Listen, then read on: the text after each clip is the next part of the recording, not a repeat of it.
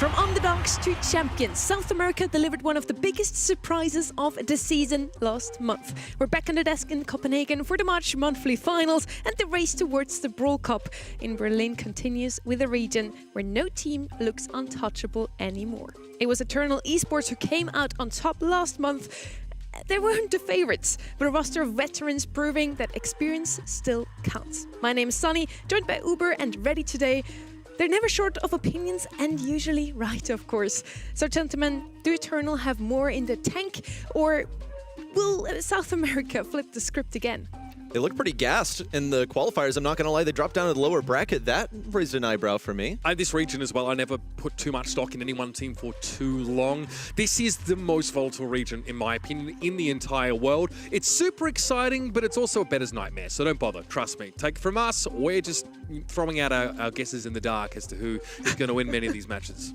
South America seems to be a super competitive region. We have pretty much the same teams in this month's edition once more. We want to have a quick look at the bracket. Who is playing today, Ready?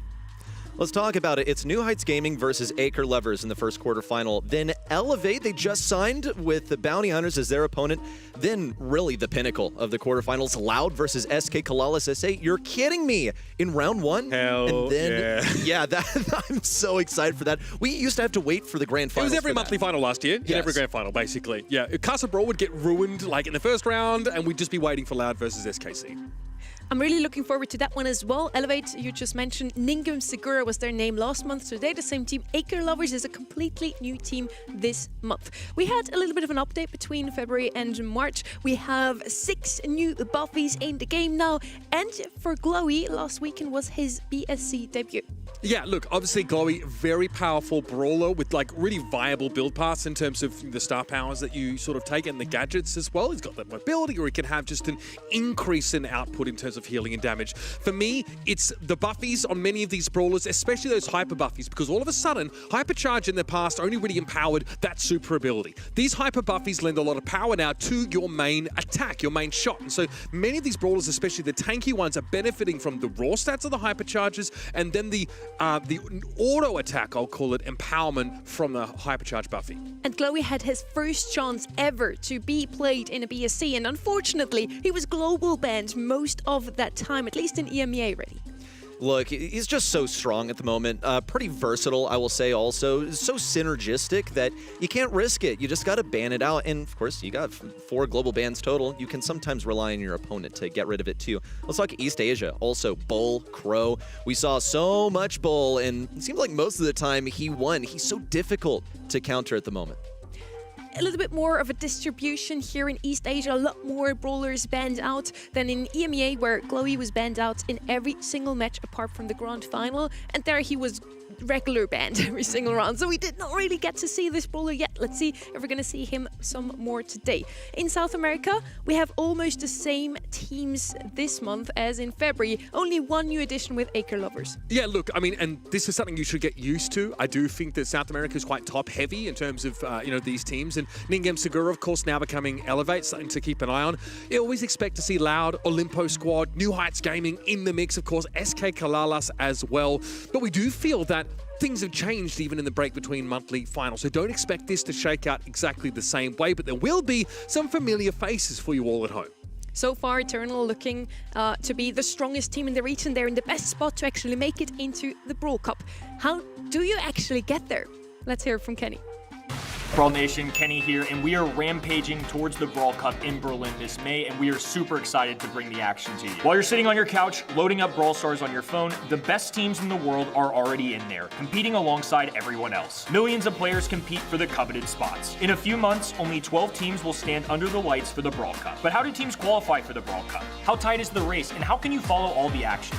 Let's get into it. Every journey starts inside the game with the Championship Challenge. Anyone can enter this limited time event that appears in the game's event tab. Then the real test begins. You need to win 15 matches before getting 4 losses, which ends your run. Easier said than done. If you succeed, you unlock the next stage, the monthly qualifiers.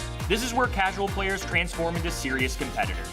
In each region, teams battle it out. Thousands of teams enter qualifiers where only 8 teams in each region survive. If you survive that and do well enough in the monthly finals, you'll find yourself with enough points to qualify for the Brawl Cup, where the top teams from each region will compete.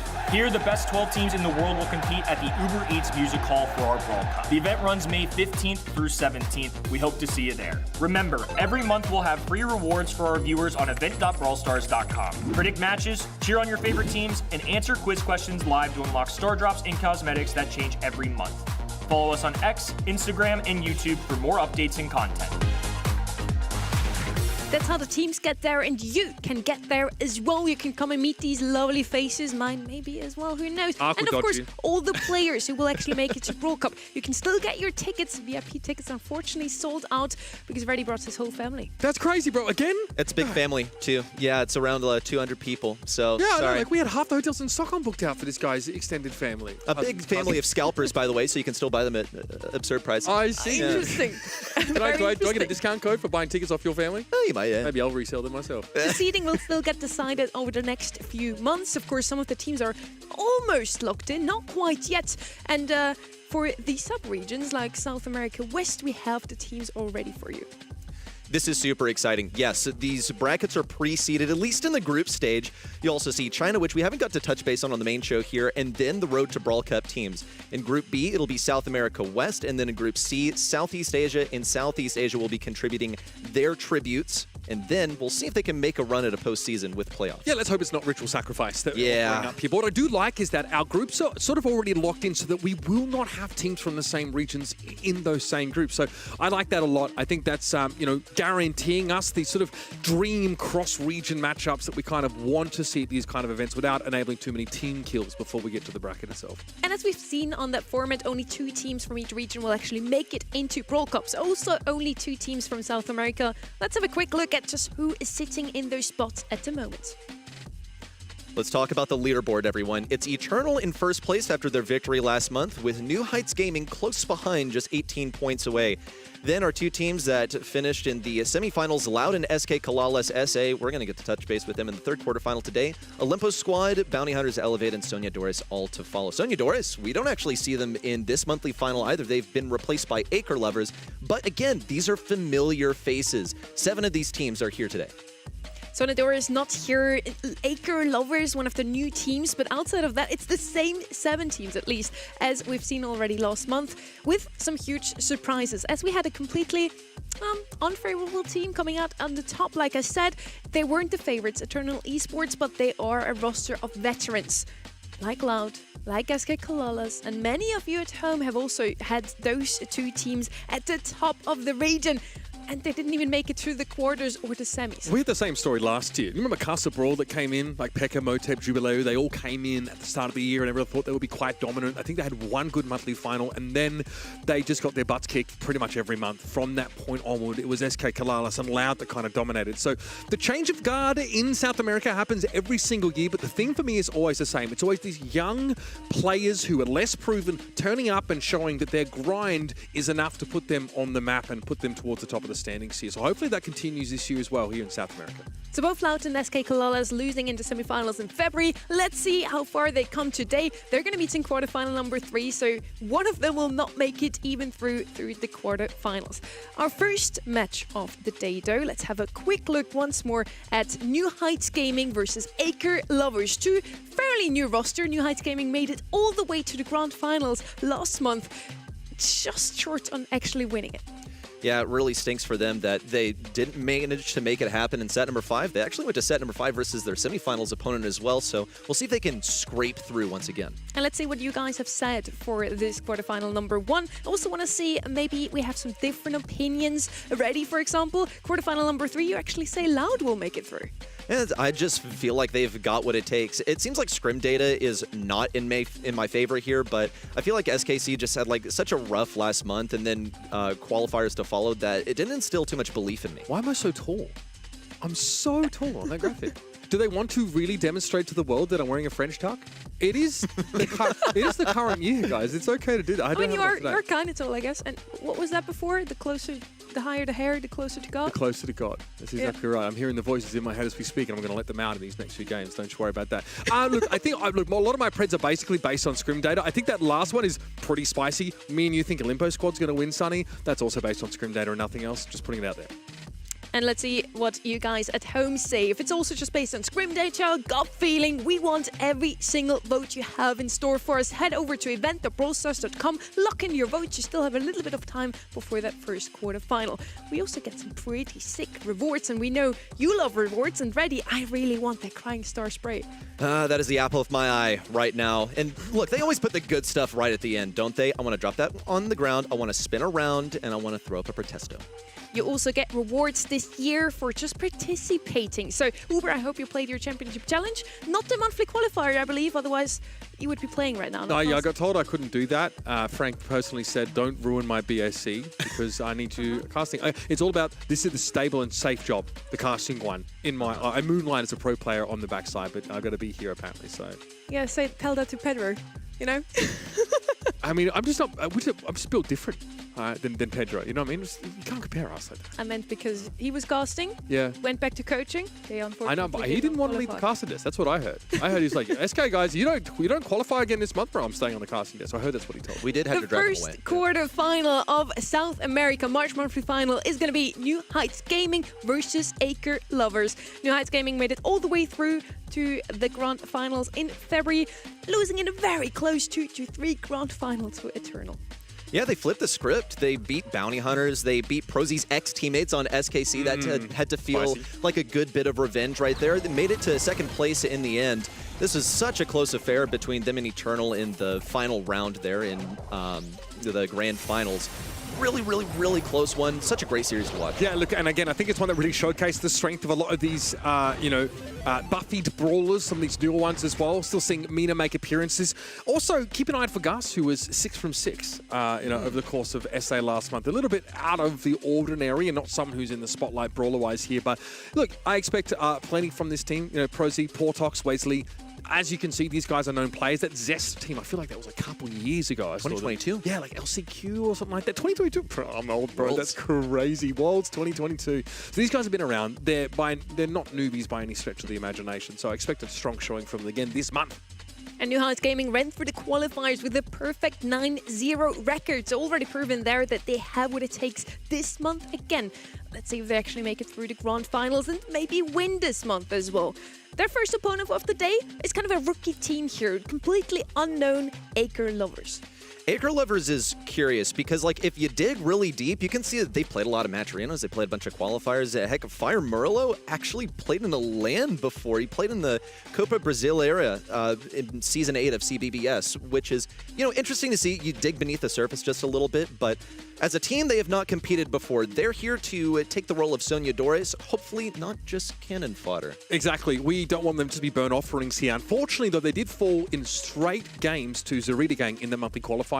They lost 0-3 to a team who didn't even make it to the monthly finals themselves. Obviously, Zarita Gang had a tough run through that lower bracket themselves. So that doesn't exactly inspire confidence. And up against a team like New Heights Gaming, who know their stuff, they've been around, this is a tough challenge. What's this now?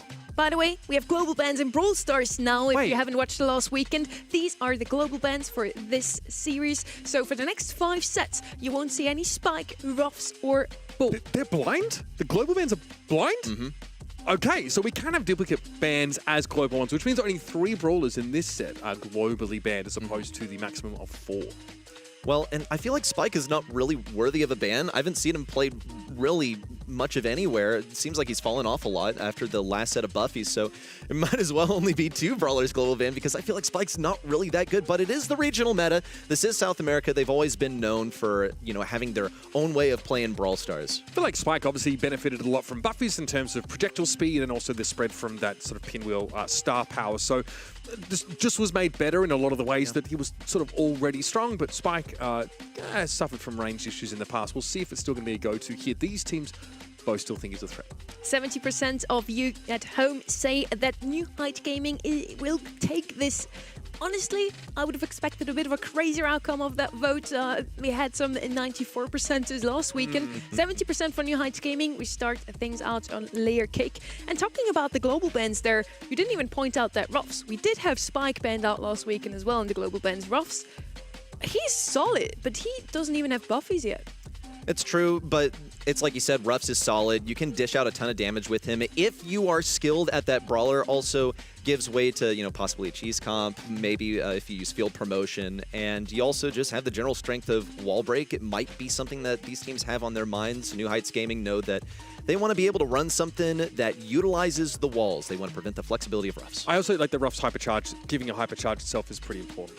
Ruffs is super strong, even though he doesn't have buffies. The third ban in this one is going to be Bull, who was wreaking havoc all weekend long last week. Also in every single one of my ranked games in Leather. Bull is so strong at the moment. BB as well. Both of them have just achieved their buffies, just gotten them. And that catapulted them to the top of the meta. Again, under hypercharge conditions, tank brawlers are very powerful because they benefit the most from those raw stats. And a lot of these hypercharge buffies extend the duration of hypercharge by 2 seconds. Bull has a really interesting hypercharge buffy in that he starts to pierce opponents with those shots. So generating more and more supers under hypercharge conditions when your enemy's clumped up is a really quite trivial matter for Bull. And a star power buffy that gives him those invulnerability frames every time he has an elimination or a reload speed increase. So like, if Bull is in the mix and getting eliminations, he can really snowball out of control now. I'm super excited to hear the two of you cast this first match of the day. Quarterfinal number 1 is going to be New Heights Gaming versus Acre Lovers.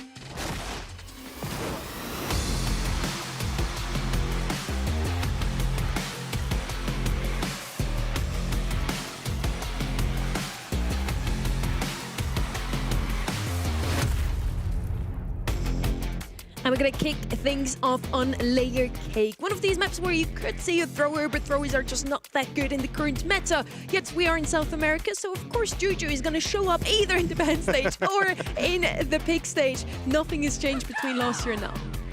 First selection of Crow out here, pretty, you know, solid. Saw this actually banned a lot. East Asia loved banning this brawler. So strong, so versatile, goes everywhere. He can play as control. He can play as a tank counter. He just does it all really fast shot speed now after the set of buffies released.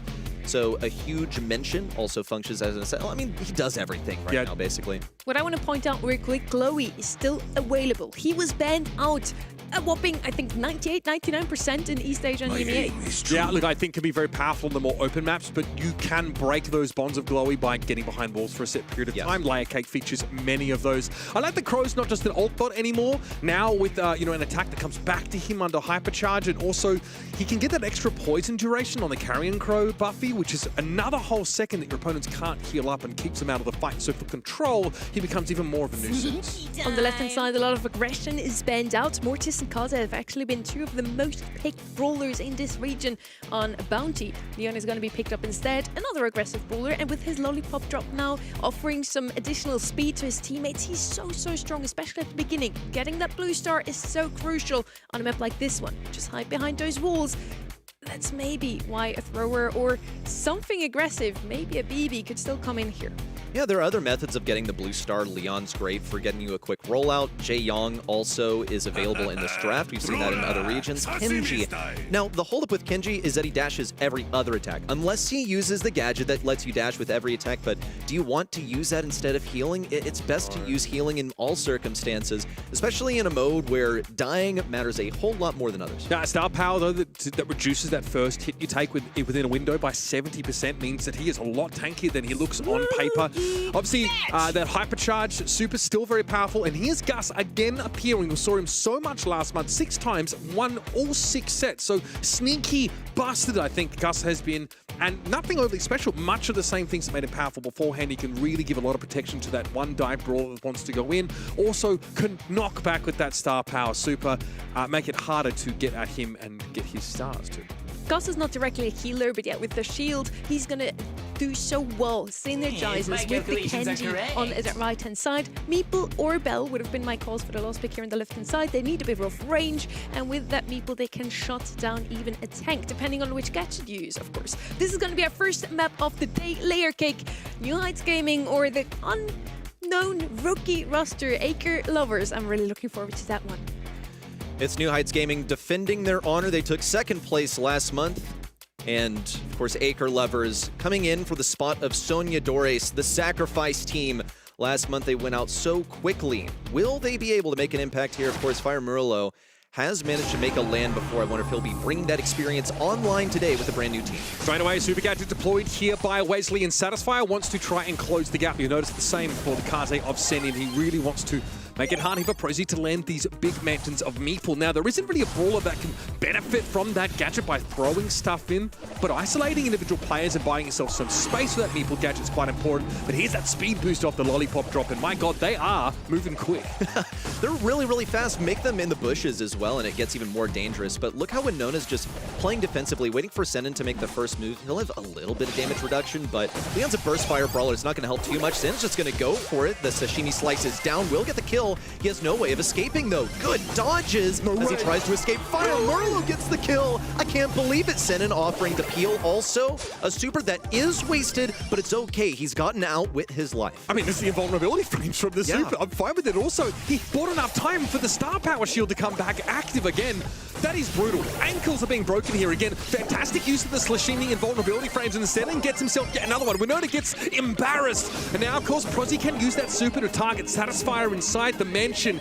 AK Lovers are ahead by 6 stars. This is ridiculous. It's far from the beginning that I expected for this match, but New Heights Gaming have earned up some utility that they can use. Senin is looking like a pretty meaty target. He knows that there's a target on his back. They actually get the kill on him. Now Winona has popped his hypercharge, and he doesn't really know what to do with it. Guess retreat. It's one of the more powerful hypercharges in the game, and they really don't have anything they can do with it. So a big loss for New Heights Gaming. They're still down by 1 star, and they have to move now 20 seconds. See, the gadget Buffy for Bo doing some serious work. The big drawback to the Super Totem was that you have to stand so close to it. But now, that extra radius means that a hypercharged Super's going to come out of the meeple now, and Senin's going to have to show some fancy footwork to dodge these shots coming in. 7 seconds, Satisfier pops the Super in theory to dodge the damage away, but it's getting dangerous. New Heights are coming up. Senin's been taken out. Aker only ahead by 1, and eventually New Heights will outstrip them at the end of the round, getting up to 13 stars. What an impressive beginning for them, though, especially Kenji pretty much soloing the left side. Got a little bit of backup from Gus, but it wasn't like Gus gave him a super or anything. He just had pretty solid dodges. The issue for Acre Lovers, though, is that they crumpled under defense. They're like, okay, 7 seconds left. We just got to stay alive. But you're not saying let's survive at 7 seconds left. Maybe you're saying that in the last couple of seconds. You'll see that Blue Star went to New Heights Gaming, but Acre Lovers lead off with a kill. It gets them 2 stars and the possession of the Blue Star. Now, Winona, I think, just overestimated the speed boost off the Lollipop drop gadget as he ran headlong into the Kenji, and the Blue Star actually got taken off them straight off the rip. So Acre Lovers, moved into a defensive stance again early in the round, and that's how they struggled in that previous one. So we'd like to see Senin still get aggressive when there's a window. Well, they managed to trap Pro for now, and combined with the Meeple Super, it gets them a pretty solid kill. Senin is deep in enemy territory. It's not going to bother Winona, but he needs a Super to get out of here. This guy's a dead man walking. No heal, no nothing to get him safely back to his lines. Donates that Blue Star back to Acre Lovers. It's a tight score line with Acre Lovers in the lead by the blue. Still a minute in the game to play. Would like to see Crow Super use on the offense this time from Acre Lovers, as it often was just used to dodge shots. There's a lot of invulnerability frames on Acre Lovers' composition, plus the bubble means they can play defensively if they need to, but that's yet another straight trade that doesn't necessarily benefit New Heights Gaming. It's still 8-8 with the Blue Star on the red side. It's interesting to see Senin posted up on this right side. You saw Prosy is kind of wandering around like didn't want to aggress him, knows that he doesn't really have anything to deal with it. You try and box a guy, he can jump out of there, get some iframes with the super. Winona has that hypercharged Leon super now at his disposal.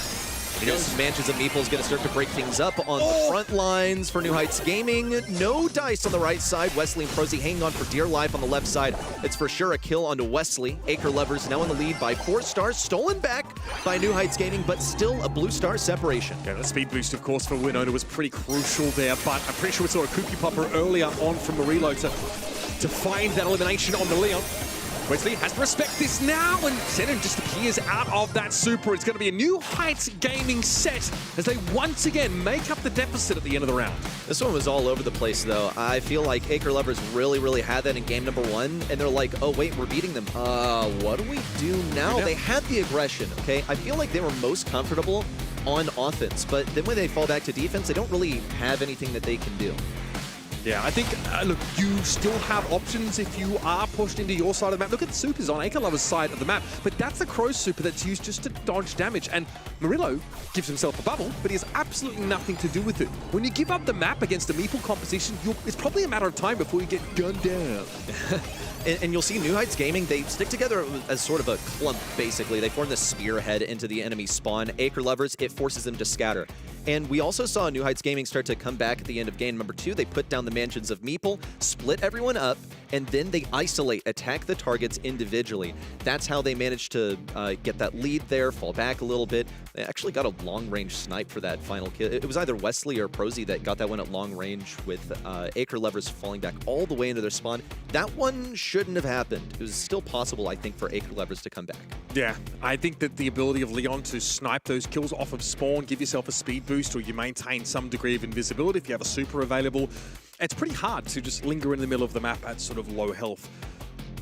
Look, Acre Lovers, I think really it's not a comp issue. I think it's really how they executed it that, and they'll be kicking themselves to not being able to get a bit more traction off that bounty set. I'd agree, pretty good comp from both teams. They can draw off. We've seen that now. Acre Lovers, let's see if they can also take a game, maybe a set. You know, it was a pretty quick first set, that one. And we're heading over to Double Swoosh now. It's going to be our second map here, so we're on Gem Grab.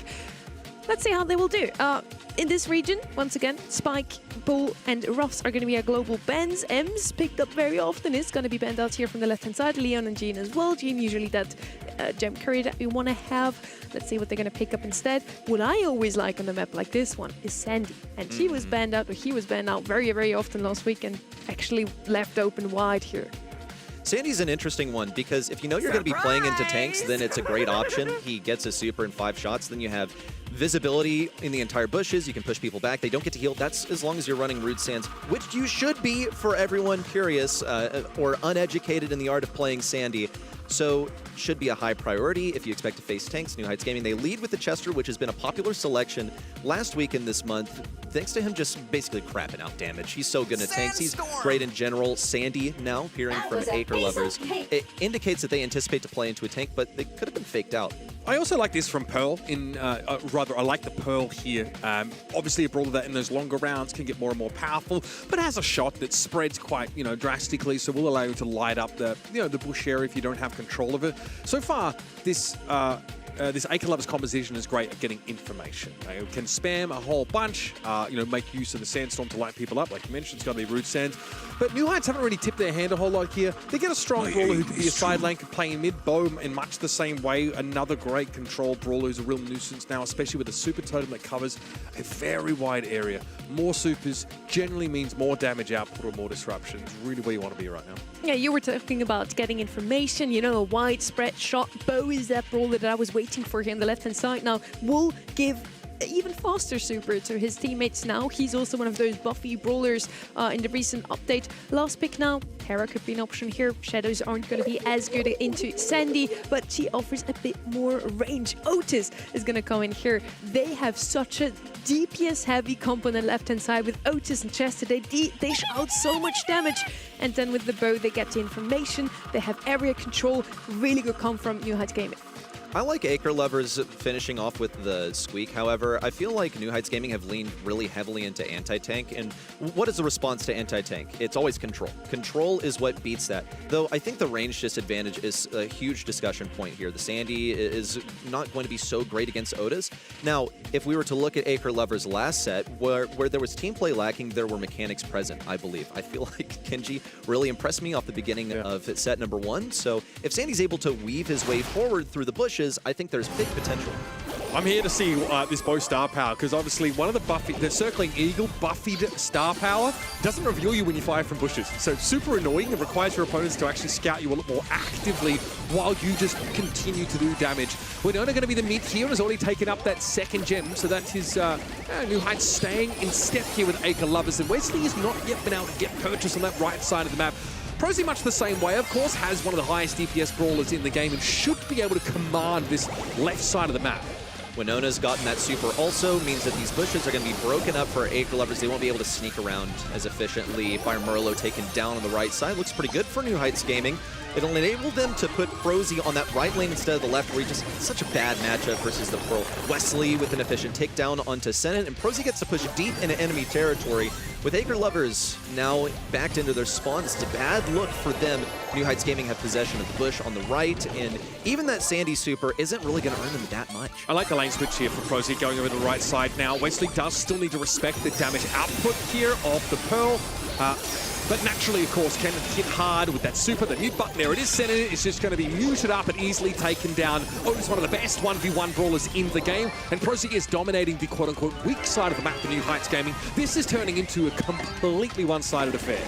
Yeah, the lanes were just off for Acre Lovers, unfortunately. Just a few seconds to go. New Heights Gaming are falling all the way back. Winona in spawn. Wesley just stat padding on the other side. Acre Lovers can't even be bothered to move out of their spawn.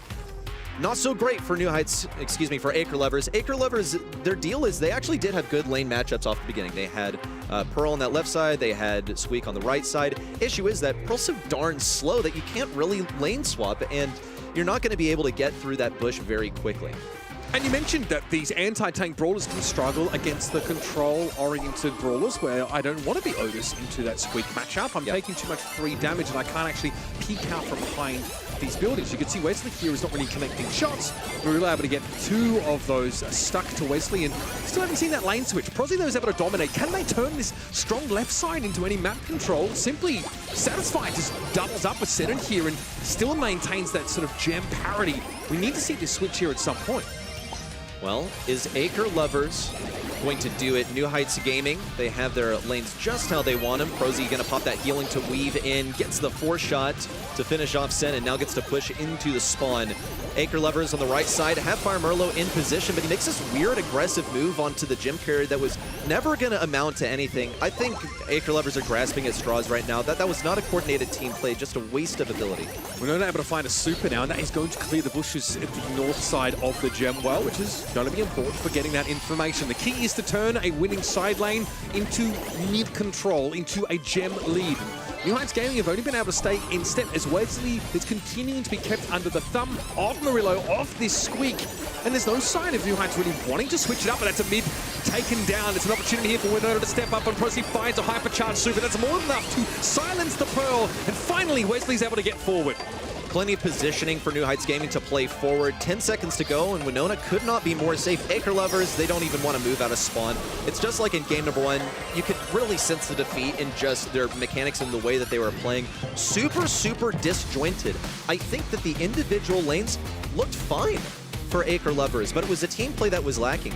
You see their gem carrier moving in without any support from the lanes to pick up his gem that is rightfully his. It spawned on his side, but there's no support. He ends up getting taken down by 2 brawlers on the enemy side. The lane swaps weren't really there. Lacking team play. It's so fitting for a team that doesn't have history together. They didn't even play in the qualifiers last month. There's a bit of an issue as well when Sandy is your mid. You don't have the range to deal with both. Like, you are always going to be deprioritized in that matchup. And that's a problem. So in all things being equal, it's harder for you to contest the gems in the middle of the map than it is for the bow. You almost need both your side lanes to be doing quite well to actually give you the required edge there. And with the Sandy supers, at no point was Senin close enough to actually get damage down as a result of those supers, or rather to build those supers and get that map control. And they just got left behind. I mean, just look at the damage here alone from Wesley. 415 DPS, like I already stated at the beginning.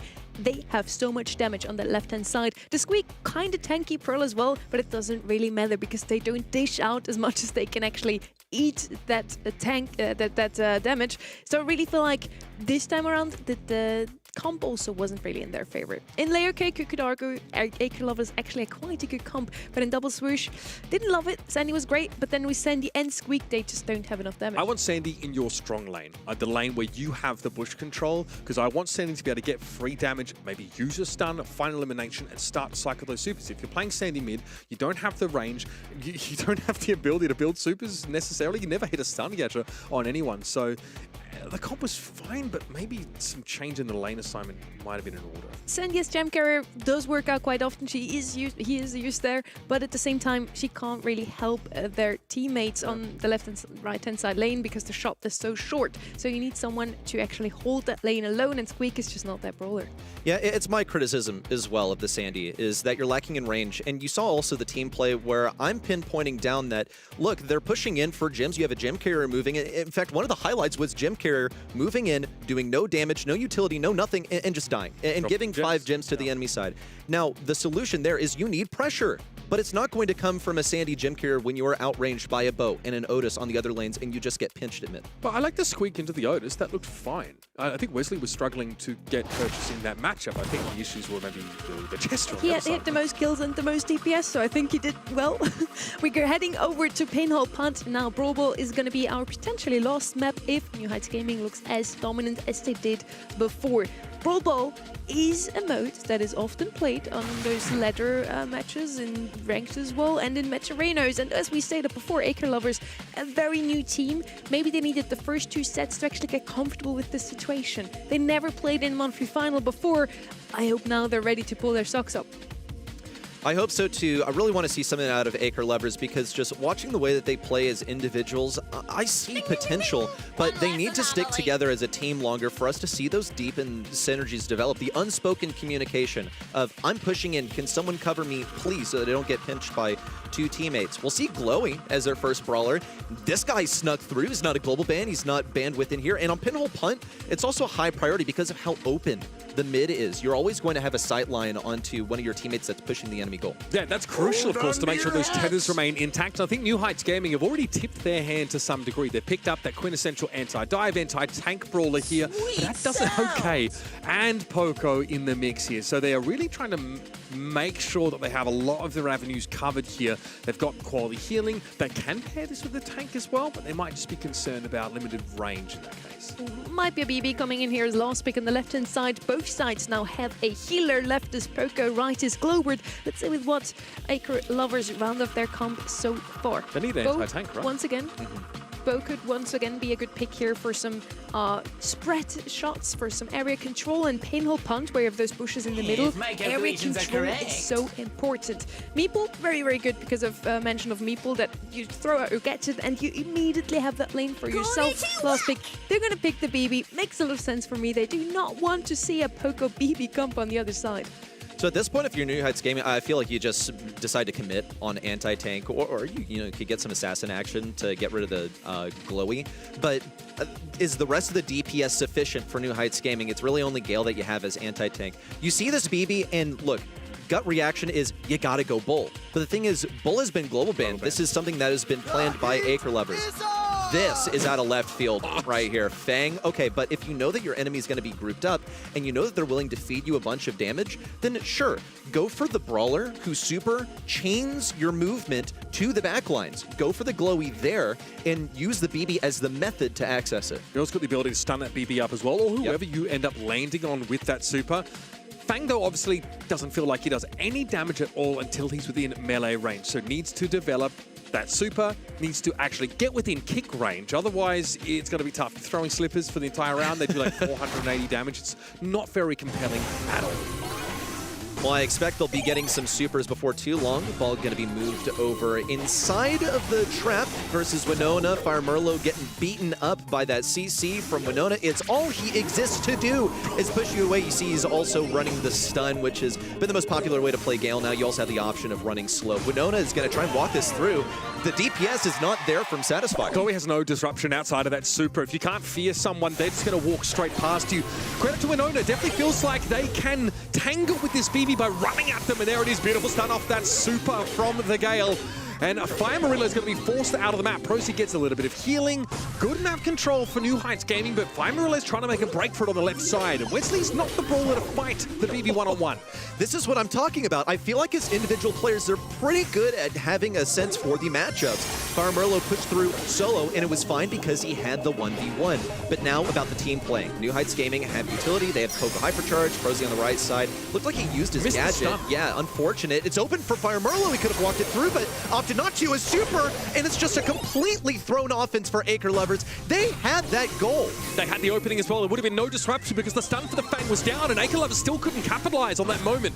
Wesley at least is trying to negotiate from a position of strength, but low as they are, they need to give a bit of ground. Throw the super out. Winona gets topped up a little more, but yet another meaningful super means that New Heights Gaming have got to give some ground. Here comes Fire Marilla though. No stun off that hypercharged super from Winona, and now they're in dangerous territory. They're making use of the Twisted Gadget to try and step up, but they're just trying to make space with their life. Look, this is their chance for a goal once again. Can Satisfyer make it happen, though? Fire Merlot sneaks around. Yeah, Acre Lovers, they had that offense. It would have honestly been kind of difficult to lose thanks to their positioning. But look at what New Heights Gaming are hanging on to. 2 hypercharges. Looks like Fing's going to go ahead. He's got 1 kill. He's got positioning in front of the goal. Fire Merlot knocks it back. Why are you passing back to Wesley? It's fine, however. He still manages to stay alive on the left side, but here's the DPS. Prosy now moving through the stun. It's completely cleared out, and New Heights Gaming are on to match point. Okay, by no means though is their comp vastly better, I think, than what Acre Lovers have. The BB is terrifying. There's plenty of healing for her next to the Glowy. Notice the Glowy gadget is the dash with the heal at the end, so that gives a bit of burst healing to Acre Lovers in a pinch when they need it, and we know just how hard it is to bring the BB down. The stopping power of the Fang stun is the centerpiece of New Heights' composition. Well, New Heights Gaming, will they be able to make utilization of that stun here at the goal line? Fire Merlot's making a nuisance. Yeah, knock him back. What? He's going to go for the breakaway. A super? Does he have the angle? Yes! So it's so beautiful for Acre Lovers. Finally start off with a bang late into the series. That is wrong. And again, if that's wrong, I don't really want to be right. That's how powerful BB is right now. New Heights Gaming have to play with a bit more of an off-the-wall composition. Prosty gets feared up straight away and is not able to get the healing that he needs before he backs off. So New Heights Gaming need to let this breathe a little more. By the gameplay, you can sense that New Heights Gaming don't really take these guys seriously. There's no other reason to be soloing in a Fang super like that. Winona, all the way on offense, should be able to get this ball passed up to him. Looks like it could be a goal for New Heights Gaming as long as Winona can pass it across the goal line. It's good. New Heights Gaming tied up here. 1 goal separation from a victory in the series. Okay, here is that BB hypercharge, empowered, of course, by the Buffy. So Fire Murillo's going to have a shorter wind-up time on many of those attacks. And yes, the balls will split if they hit an opposing brawler. Prosy goes deep here with that dive. Fire Murillo healthy enough to try and get past and get towards Wesley, who's waiting on a reload. He doesn't get it. Get another super here from Fire Murillo, but Prosy just ignores it. Pass the ball to Winona. Fire Murillo was on the wrong side of the action out of the game and stunned up, but Winona wasn't far enough forward to score. Unreal DPS from the BB, but the rest of Acre Lovers is just not really able to catch up. Looks like Satisfyer's also getting taken down pretty early by the Fang, punching deep into enemy territory. Look at him now. He's got that hypercharge right side, going right for the heart of the operation. Wesley wanted the push in, but Fire Merlot backed him away. Did it a second time. Now that left side is closed off. If Fire Merlot knows what's good for him, he could hypercharge forward. Looks like he baited that super out of Winona. That was the intelligence on the matchup. Going to go for the gadget to heal up a little bit. Wanted the next swing and the knockback to get a bit of additional healing, but won't get it now. Now has the healing from Satisfyer, the positions here, the hypercharge out. Yeah, just using the raw stats as Fire Murillo knows just how powerful BB is with that flat movement speed and damage increase. Oh, Prosy couldn't knock the super. It's an open goal, and Zenin gets it through. Acre Lovers extended a lifeline here in Brawl Ball. What are you doing? There is a player with the ball at your goal. Well, I should just stun the guy who's not there. Yeah, you know, yeah. Just stun him, forehead. It's, well, but seriously, like, no, this is not a, like, hey, I'm a caster, I know better than you. This is what he should have done. And he didn't do it. It's so bizarre and messy. I cannot wrap my head around it. Yeah, I mean, it was. I do think that this comp for New Heights Gaming has to think a little outside the box or outside the mention of Meeple to find success against the raw power of this BB and Glowy composition. However, it looked like a round peg in a square hole for New Heights Gaming in that round. Still, Zenin with possession of the ball now. Prosy able to intercept. That was a little close for comfort, though. Here's the super forward. Wesley left to deal with Satisfyer as Winona is back off respawn. Got to see that BB up and running for Acre Lovers. If they plan on making anything happen, it'll be a pass up to Fang. Looks like he has the stun active. Whoa, won't even need it. Got the timing, and Satisfyer wasn't in position to get the CC on him. New Heights Gaming, this time within 1 goal of a match victory, this time without Acre Lovers being at that same score. Acre Lovers at least getting a round off of New Heights Gaming in this series, but outside of that, it's about what you'd expect from a lesser-known name coming into the mix. Wesley with a hypercharge at the ready, so that is a healthy overshielding for New Heights Gaming. Mantas of Meeple, very timely. It's going to slow New Heights Gaming down, and Winona is going to get slurped dry. Frosty going to be knocked into the back line, still able to take Satisfy down, and has developed a super here. Needs to have eyes there for this BB because Murillo is going to run Wesley down. Even Winona coming off spawn doesn't really want to tangle with the BB, and those balls will duplicate if they hit opponents. Murillo has enough health to get through. Winona at 100 though is able to clear the ball. Acre Lovers really felt like it was questionable whether they had a goal. Also just going to let Prosy go to the other side. Prosy supering into the box. Okay. Not where he needs to go at all. Total waste of a super. He'll get it back for free because Acre Lovers love donating Supercharge. With all the HP that they boast, it's not too much of an issue. However, that could have been a bigger play for New Heights Gaming, I must say. As long as they can hang on for 45 seconds, they're in the clear. Okay, once again, Hypercharge at the ready here for Wesley. Yeah, needs that right now. Not benefiting from the overshield, but he was too low at the time. Here's another Meeple super, but not one that can really be made use of by Senin right now. It's a run up the left-hand side, but Satisfy had the damage to bring Fang down, and Wesley's in an awkward position to defend this. And Acre Lovers only really have one more chance to make this happen. And look, they have the tools for it. They have that hypercharge for BB. Wesley isolated on the left side. That's already bad business. Winona trying to be the hero. Manages to get the kill. Prosy is still alive. Senin's going to have to do this. Oh my goodness, he has it. What? You gotta be kidding me. Acre Lovers, you have the win in your hand. Super into the box. It goes all the way over to the right side. And I just can't believe what I'm watching. It's a win for New Heights Gaming, but it's some of the messiest Brawl Stars I've ever seen in a monthly final. Could have been a draw at the very least there for Acre Lovers, and New Heights Gaming have to know that they got away with absolute bloody murder in that round. That should have been a goal. The shot was a little bit off-center. We've seen it at the highest level. We've seen it at World Finals. I want to recall the Joker incident for 2024. It does happen to the very best players, but here, when Acre Lovers are fighting for survival in this quarterfinal, they're not going to forget that anytime soon. I'll let you be the good cop. I'll be the bad cop. That was really, really You're bad. the mad cop. really, really bad moments in a row. I'm still at a loss for words for a couple of these plays. Thankfully, New Heights Gaming, they still get the 3-0, so it proves that they're by far the worthy victors in this match. Look at, gross. And after one from New Heights Gaming, I mean, both sides here, this is what I said last month, is I felt like New Heights Gaming's opponents made a bunch of mistakes that New Heights Gaming capitalized on. I'm getting the sensation of that once more. I'm still yet to be convinced of this squad. He's mad. You know, I'm neither going to be good nor bad cop. I'm not even mad. I'm Swiss so cop. disappointed. Oh, of course. Always neutral. As usual. You didn't even listen to me. I'm disappointed in them, honestly. I'm going to be the mom in That's this even one. worse. My heart always beats for the underdogs. I really felt like, oh, they at least take a set. I'm so happy for you.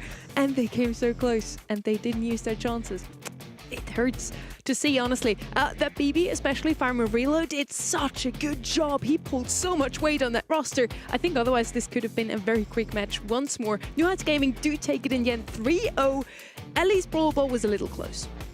Yes, like I do think that, honestly, Acre Lovers had a better composition. I think that New Heights Gaming had to sort of figure out a way, like they had to draft a counter. I think that they made the right choice, Acre Lovers, and saw that they were going to be facing a BB comp if they didn't draft her themselves. So they made the correct decision through the draft. I really don't have any concerns there. In fact, I haven't had issues with the draft across the series from this team. It's been the team play. It's being able to pinch as well, use the side lane to collapse into mid, especially on gem grab. So a lot of those fundamentals not present at the level they need to be, I think, to be winning a quarterfinal here in the monthly final. But since we're in South America, we might just see them back again next month. It seems to be a top 9 at the moment. 8 of them are playing today. This is the bracket of the day. 3-0 now for New Heights Gaming. They're moving on into the semi-finals with big strides.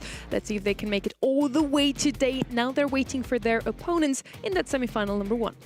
Oh goodness, New Heights Gaming, you've made it to the semifinals once again. This time you don't have to face a team that makes it all the way, right? Or was supposed to make it all the way, at least. The top side of the bracket looks a little bit more open for them. Could be another grand finals run for them, but they'll have to face either Elevate or Bounty Hunters. Elevate, you'll remember as Ningame Segura from last month. They got signed. I mean, we got word of it in the studio today, so it came in, just at the last second for us to give these guys an org. From Ningame Segura, nothing safe to Elevate. Now they're playing even better, I'm sure. That's going to be our next match. First up, though, we get a little rotation over at the desk. Here, Ark is back with us. Super happy to see you today. You've thoroughly enjoyed that previous match, I saw. Oh, you're lucky I wasn't on the desk. You're lucky I wasn't on the desk. He's the worst cop. I will not let things like that fly. That was quite a pivotal moment to get it wrong, really. It could have been, Better. Let's just put it that way. Next match, quarterfinal number 2. It's going to be Ningam Segura, now Elevate, versus Bounty Hunter Esports. Ningam Segura, Elevate, pulled one of the biggest qualifier upsets. They beat the February champions, Eternal, 3-1 in the upper bracket. Really, really interesting to see that happen. This region is just all over the place. Could see the script flip once more. Honestly, I feel like this is a massive movement actually in this region. I mean, Elevate, of course, lots of history, shall we say, just to keep it straightforward. But many people didn't see them coming back to South America, but obviously they've got actually studios now in Sao Paulo, so it makes a lot of sense. Elevate now in South America, not North America anymore. Big moment for Tufa as well, one of the veterans in this region. And again, Ningam Segura with a huge upset already in the qualifiers. They beat Eternal. Eternal's the February monthly final winner. So they're looking fairly strong, and I have them down as the winner of this quarterfinal. We'll get a look at their performance last month, Bounty Hunters and New Heights Gaming. We saw Bounty Hunters took this all the way to the end, and of course, Derp here eliminated. It was a really, really close series between these two, went all the way to a double match point. And in the end, we see Bounty Hunters fall, New Heights Gaming plug on. Now, this is what I said a moment ago when we watched New Heights Gaming. I feel like last month they profited a lot off of their opponents making mistakes. This is the same Bounty Hunters. They could make the same mistakes.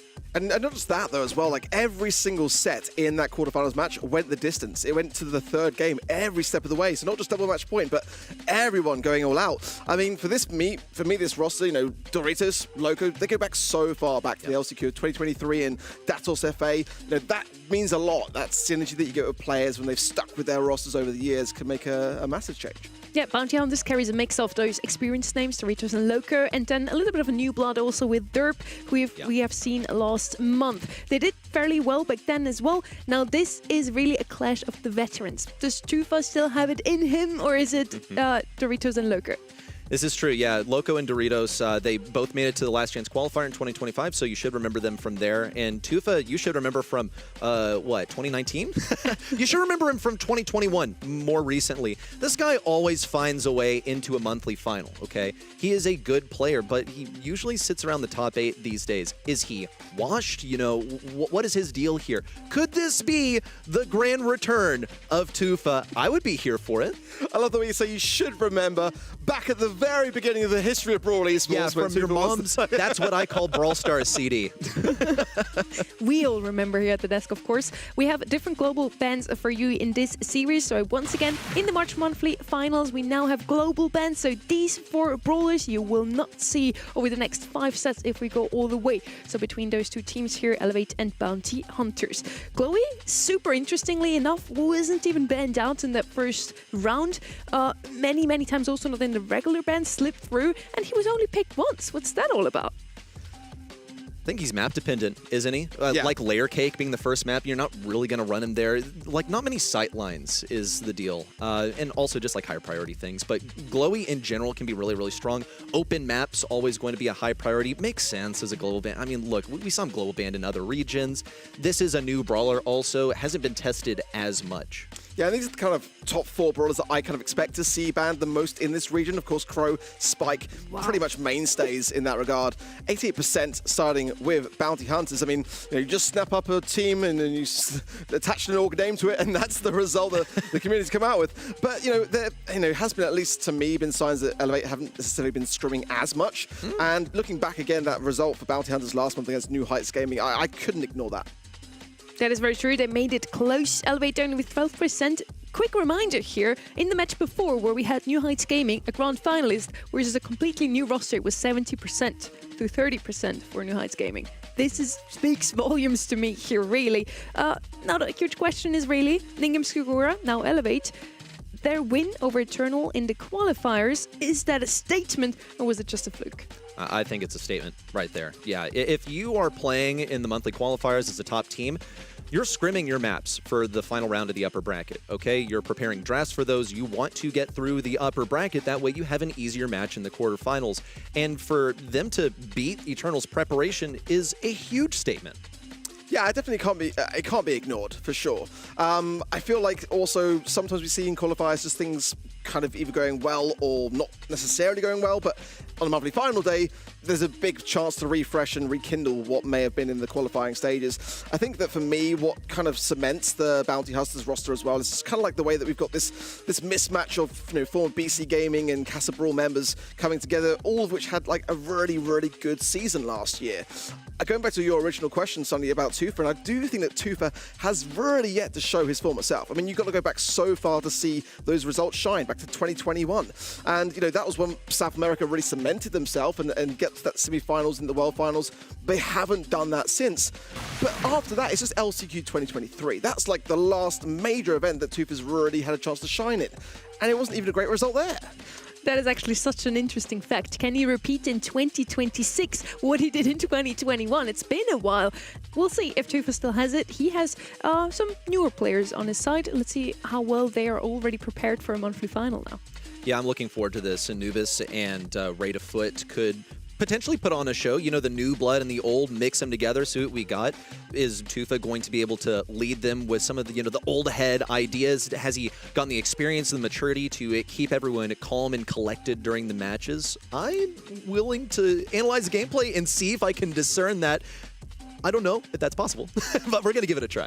We're ready for our quarterfinal number 2, and we're going to start things out on Double Swoosh.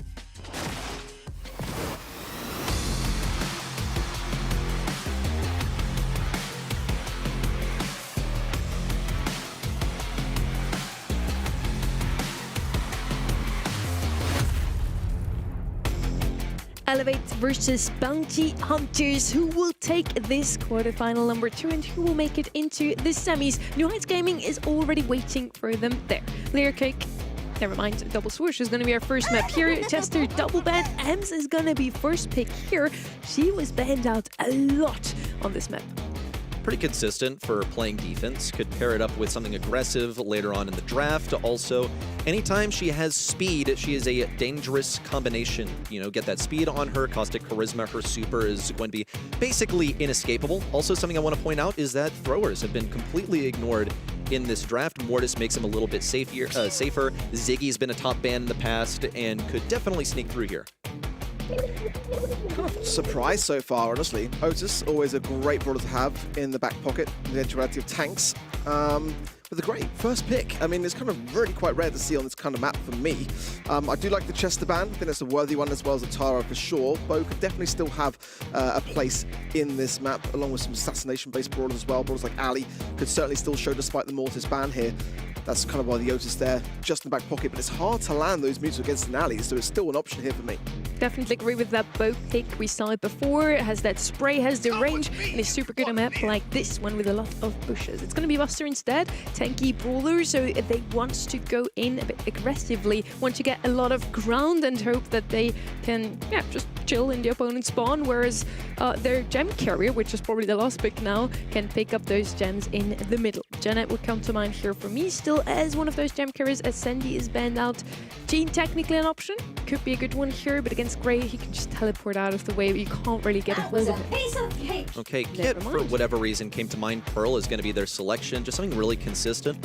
I'm not exactly seeing how this meshes together, however. Like, they can play really defensively, but are you getting the blue star? Gem carrier? Yeah, they're gem carrier, yeah. Here on, excuse me, in my mind it was still Layer Cake. Yes, here on Double Swoosh, it makes a whole lot of sense. Now Jackie comes in as the final one. That should be pretty irritating to deal with for Buster. Not going to be a great matchup for him.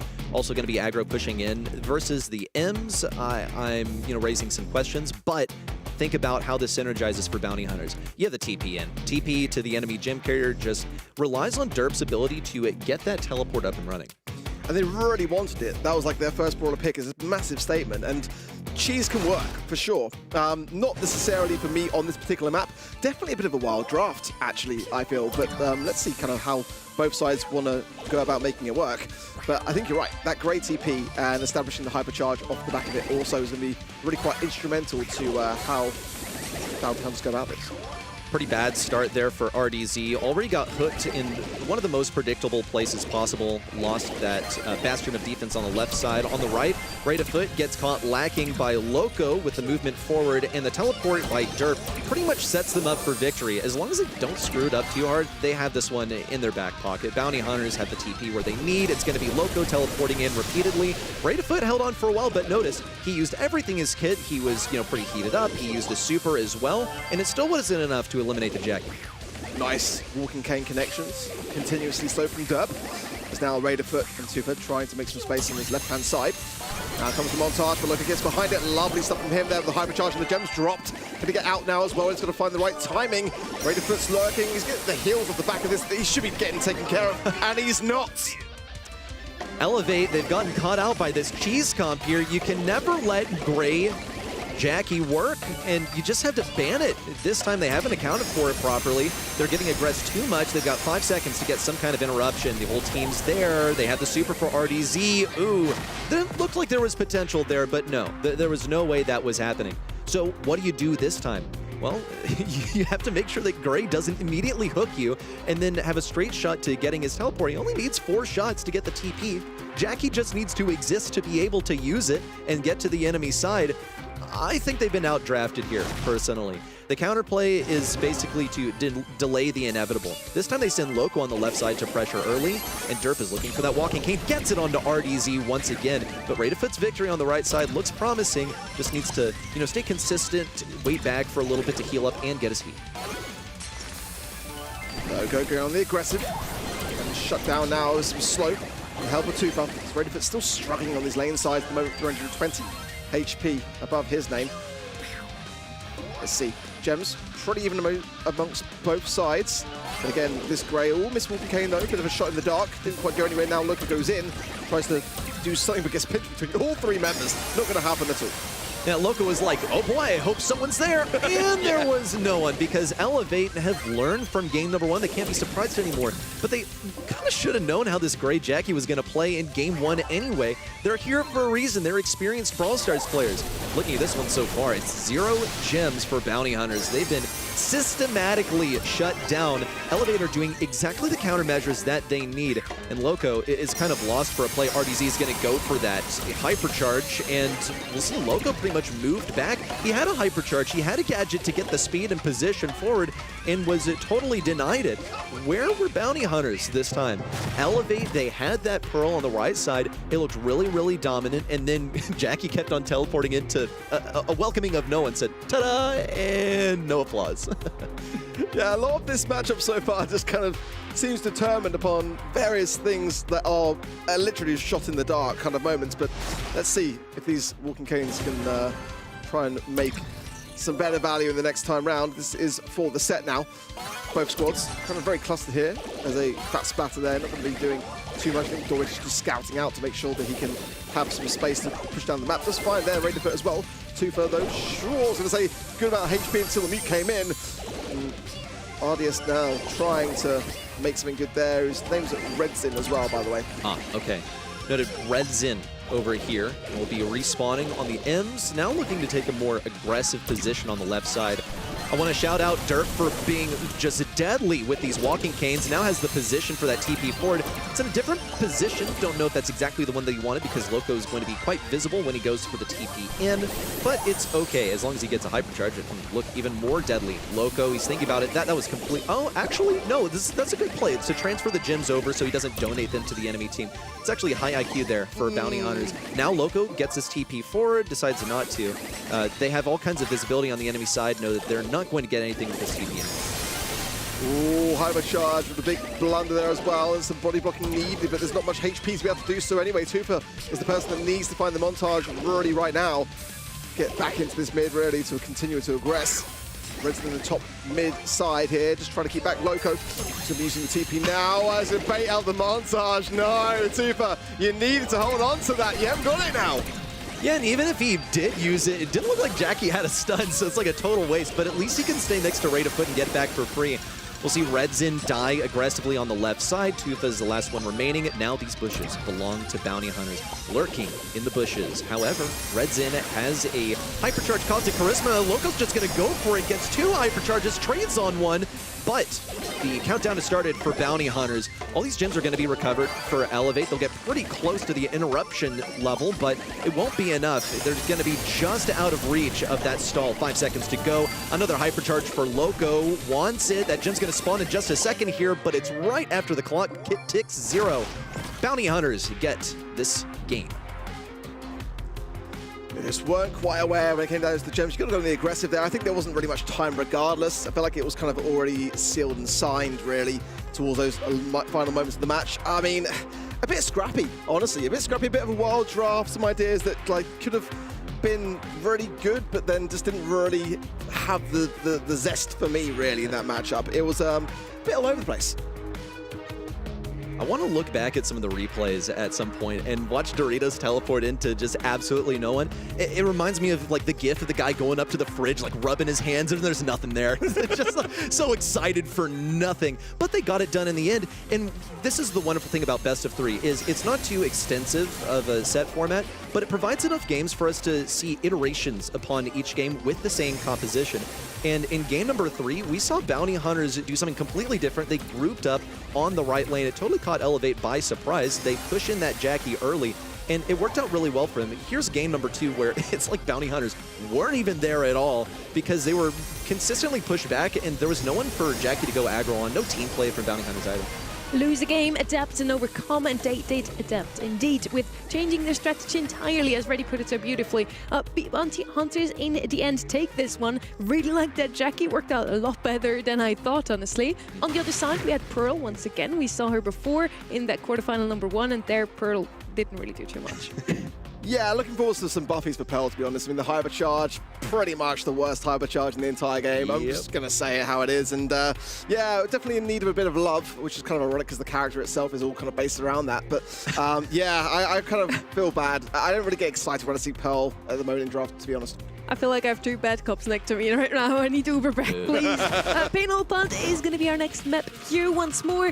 This is all about mid control, and we have many of those brawlers banned out in our global ban stage already.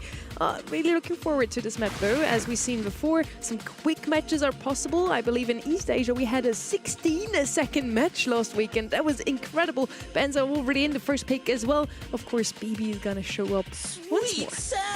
BB's here to crank up the speed, the acceleration, not because she's fast, but because she creates so much momentum for your team. You have a walking knockback, basically, and you can regenerate as long as you pop the gadget. It gets you healing. You heal off your opponent. It just does so much, this brawler right now. She's basically unkillable when she has a support at her side. It's why Bounty Hunters decided, well, wow, we got to get this Poco right now. But what is the response to the BB? The singular B is the response to the BB. So the B counters the BB. Any questions? I'm not a massive fan of being the current meta, but yeah, I see what you're saying. I'm kind of looking for more brawlers like Leon here for myself. I think that that's one that is going to get a ton of value on maps like this. I think Bo could be an option in this region.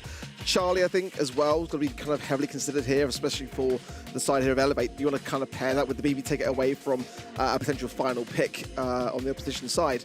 But, you know, BB, I think, will definitely go into a worse place in terms of meta when we see Cirrus come in that sense. I think that that's kind of like the biggest threat to B. So at the moment, she's okay, but she's not great. Charlie picked up next. She has huge stopping power into a BB, so it makes a lot of sense to pick her up with that brawler to not have her against you. Now, last pick, we've seen Bo quite often on this map in our previous match before, as well as in scrims. To be Meeple instead, also brawler we've seen already. Meeple's mention is just so strong in a map like this one. Could even be played with the other gadget stuns if Bounty Hunters now decide to go with something aggressive themselves. If they want to go aggressive, a lot of these options are out of the way, though I don't really see what else they could pick other than the Bull and the Leon, both of those banned out. Gale would be a good answer to BB, also banned out. What would be your last pick here, Reddy? My last pick would be to dodge and choose something else. Nice. we'll We see don't Tara come in. dodge. We don't do no, that. No, not in comp. But okay, so Tara's here is like the best thing that they've got on defense because you look at what else has been banned, like the Otis is gone, Gale's gone, you know, Ems, Chester, all of these anti-tanks are gone. So you kind of go through the list and you're like, well, like, I guess that thing is left. Also, the Poco in the B, like why that combination makes sense here. Look, they wanted the Poco to take it away from Elevate, and then they pick up the B because B is one of the greatest ways to deal with Poco. And then the response is, hey, what if there were like walls on your sight lines? Wouldn't that really suck to play into? So whenever the mansions of Maple are up, it's going to be basically unplayable for the B. You can see she's being a hard target on that left side. As Elevate accelerate up the right side, just trying to create some momentum. It's difficult for Redzin because he is facing that Tara. The shades aren't an issue, but the problem is that he will feed that super, right? A hypercharged Tara super is a game win condition, like coming in from the days of hypercharge. So far, so good in terms of positioning here for Bounty Hunters. Tara Shades that was nice in the pinch there, nicely done between Tufa and Raider Foot. Cocoon is going to land there to Doritos, so a nice catch from him. And early swings there from Redzin. Not quite sure why he wasn't waiting down the full timing of that, but going to pop the vitamin booster. Get some heals coming in and try to enforce this left-hand side. Swinging at the Cocoon, he's like, so are you done being stunned? Because I kind of want to get my kill that I'm guaranteed. On the left side, facing Loco, tried to snag himself on that optical, but looks of things, whoa! Okay, it looks like we saw a matter and antimatter fuse there. It's an open goal also for Raid of Foot. Annihilation occurred there on the left side. That is not a matchup that BB is really supposed to win, but Tara's still winning in the end because she's got her hypercharge. That is their method for a goal. She wants to get this onto both Redzin and Raid of Foot, but look at all of that destruction. Now they can get a super from mid. This is a great condition for Bounty Hunters. Ooh, defense coming in from Redzin. Nicely done as well with the hypercharge and some big heavy swings. May have the speed here to be able to push it all the way up the map and will find the goal as well. Nicely done from Elevate and a fantastic way to kick things off in Brawl. Yeah, tell me if I'm just seeing things. I feel like Tara could have grabbed the ball there and gone for a score in the back right pocket. I don't know, chat. Tell me if I'm right. I think there was an opportunity there, and if they'd scored there, then everything would have reset back to mid. We're playing the what-if game, okay? I think they could have actually tied up the game there. Nonetheless, Elevator proving pretty fearsome on this BB, which seems to be a worthy matchup for Loco, who's already backing up. Look, he doesn't want to get knocked back. Here's some worthless shades that you're going to get right through. It's a super to the left side. RDZ, otherwise known as Redzin, has fed the big shot, but it's okay. He's able to slide this through in front of Raid of Foot for the first goal for Elevate within only 20 seconds. Yeah, this is turning into a bit of a speed run, quite honestly. And we need to see something big here from Bounty Hunters. I'm looking to Loco realistically for it with a hypercharge going down or a super up from Tufa. In a good spot to allow Raid to get some value as well. Nowhere to hide for Doritos and Dur, but now Redzin's going to try to find a gap on this right-hand side to go through. Look at this continuation shots from Elevate, just really punishing. Look at this, absolutely disgusting, and it is done. I mean, that is ridiculous. That was insane for Elevate. The BB pickup was exactly what they needed. And you look across the way at Bounty Hunters, and what was their approach to this? We're going to play entirely reactively. It's like they had no composition, really. They had a bunch of ideas to play into Elevate, but no real strategy of their own, admittedly. You know, they almost did get a goal. That Tara did look pretty promising in game number 1. We'll see the first goal for the series. It was Elevate punching through the left side. And look, you don't need BB as long as she creates enough space. You see Redzin doing basically the same thing towards the end here for that final goal. This one happened so quickly that we only have 2 highlights. Just want to point that out. Yeah. But again, I mean, in terms of draft, I mean, it's, you know, BB, B, these are sort of the brawlers which I'm looking to see. B used to have a really good, strong interaction into BB, but it's kind of changed now since that BB is just so heavy in this meta and tough to deal with the additional speed which she brings, and now with the additional swings of the hypercharge. I mean, you can find yourself in a tough spot unless you've got that slow the Iron Hive. So I kind of expected it to go this way. I'm quite surprised though, so far today. We haven't seen that much of Leon. You know, it's been so heavily championed in other regions. It hasn't seemed to trickle down to South America yet so far today. Just a couple of instances of pair with the bow mainly. But are you surprised to kind of see that? And what are you expecting to see from, you know, looking back to last week to this week? Yeah, you know, Leon was a big one. I actually expected to see a little bit more Gale after tuning into EMEA. They played that a lot. Something that I picked up from EMEA is it seems like they're like absolutely terrified of the idea of a tank sneaking in, because you see the bans of like Bull, of BB and stuff, and then they draft a bunch of anti-tanks, and then they're like, okay, cool, I guess it's a battle of anti-tanks. They'll still get some assassins in there. Look, EMEA, they're the best region in the world. I appreciate you saying that, Reddy. It's taken a few years, but we got there in the end. It finally seems some sense. I finally, you know, knelt to Ark and said that it's the EU way I is look at you, superior. isn't it? But seriously, yeah, the eyes should be on EU, but there's still the concept of the dojo, right? What do you do to counter the regional meta? And the regional meta here seems to be let the good stuff through, let the tanks through, and then it walks all over you. What's happening? We are in the quarterfinals, okay? Now let's bring this to something a bit more familiar. Out in the open, Jaeyong is one that I saw a bunch in EU. You get easy passage into mid in response to the Brock, who should be able to also like get easy passage into mid by breaking open the wall. I think that's a fair response, but this, you know, it's not like there's a blue star to fight for, but this should allow also like easier fallback into spawn for the folks with Brock. Eve coming in. Love the Brock first pick. I'm really a big fan of that. Brawlers like Gus can have quite a good showing here and be potentially able to combine with some really brutal synergies for sure. Ollie's in band. It's kind of drifted off slightly for me. You almost have my interest, Elevate. You almost. Now, to be fair, I think this is probably the one place that Pearl does make some sense. You've got the ability to wall break, and you know, the gadget's got a lot of really good ability to have that additional burn for visibility within the bush, and the ability to cook. Certainly in a map like this, and a mode like this, most importantly in Knockout, that is going to help you over time just to kind of sit back and then time your time to strike. Okay, the final selection of Pierce. Nothing really to counter the Pierce, I want to point out, in terms of composition, like what Elevate's running. Not a lot of stuff that like keeps him clumped up, but Pierce should be able to pretty much churn out damage. Also, taking away Eve means that they don't have to face any like spawnables, so Pierce should have some open sight lines. I'm looking at that one. I think this is actually pretty promising for bounty hunters here. I like the way that they get into mid, though having Brock on your side, it's so good that in most cases is actually worthy of a ban. You'll see it instantly broken. RDZ comes up the left side, but watch as bounty hunters swarm into mid. They're taking a much more aggressive stance because they know that they have to, as Jaeyong. He has like respectable range, but it's not really that great against these brawler matchups on Elevate.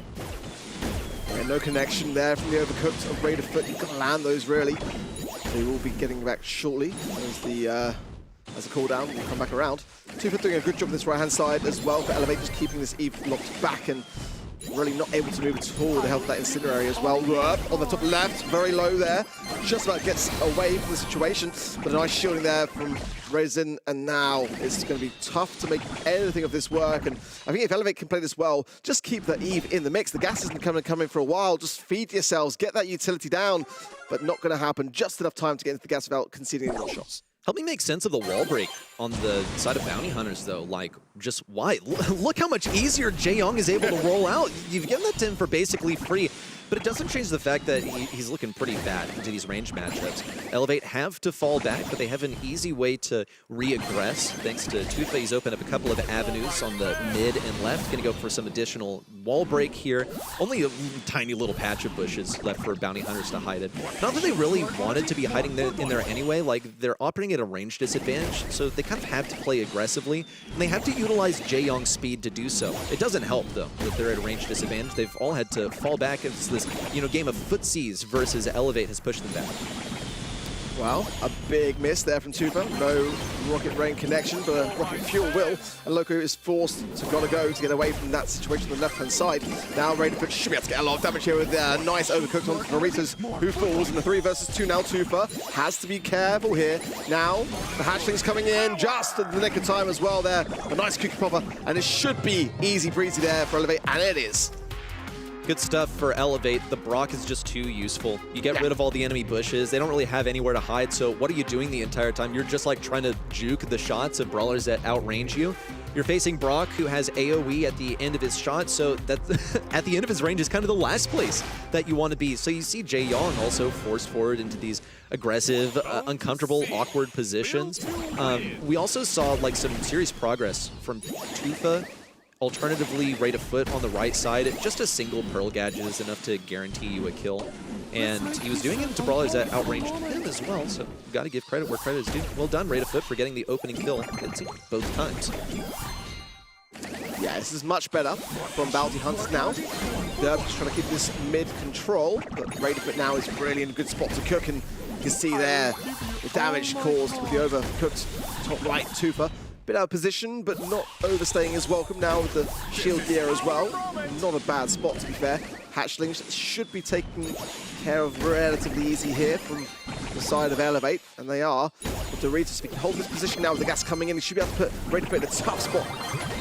Rate of fit's taken some guaranteed damage with Doritos' super, but he has the shield active. He soaks up so much damage. Something else for the opening kill would be ideal, but they have gotten Rate of foot down. Should be a kill on the Redzin on the top. Tufa now can get pinched, and he'll opt to just go down in the poison. Oh, but still fed the super for Loco. Not too great. Loco can now soak up a bunch of those shots with, of course, the hatchlings. We'll see when he places them down. Yeah, it looks like immediately. And they'll be trickling in to support Bounty Hunters with this, once more, hyper-aggressive push forward in the early stages, utilizing the speed of Jae-Young. Let's make this an unforgettable moment. Wow.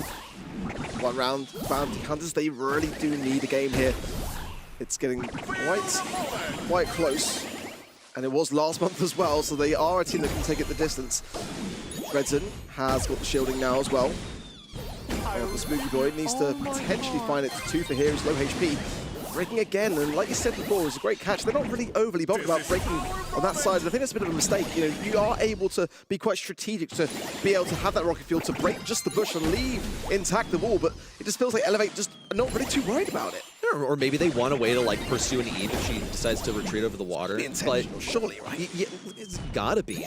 But we'll see. You know, Bounty Hunters could wrap this up really quickly with a single extra round victory. Here comes the hypercharge out from Redzin. It's massive damage. Derp is the first to fall, then Loco, then Doritos immediately in succession is a hypercharge win condition.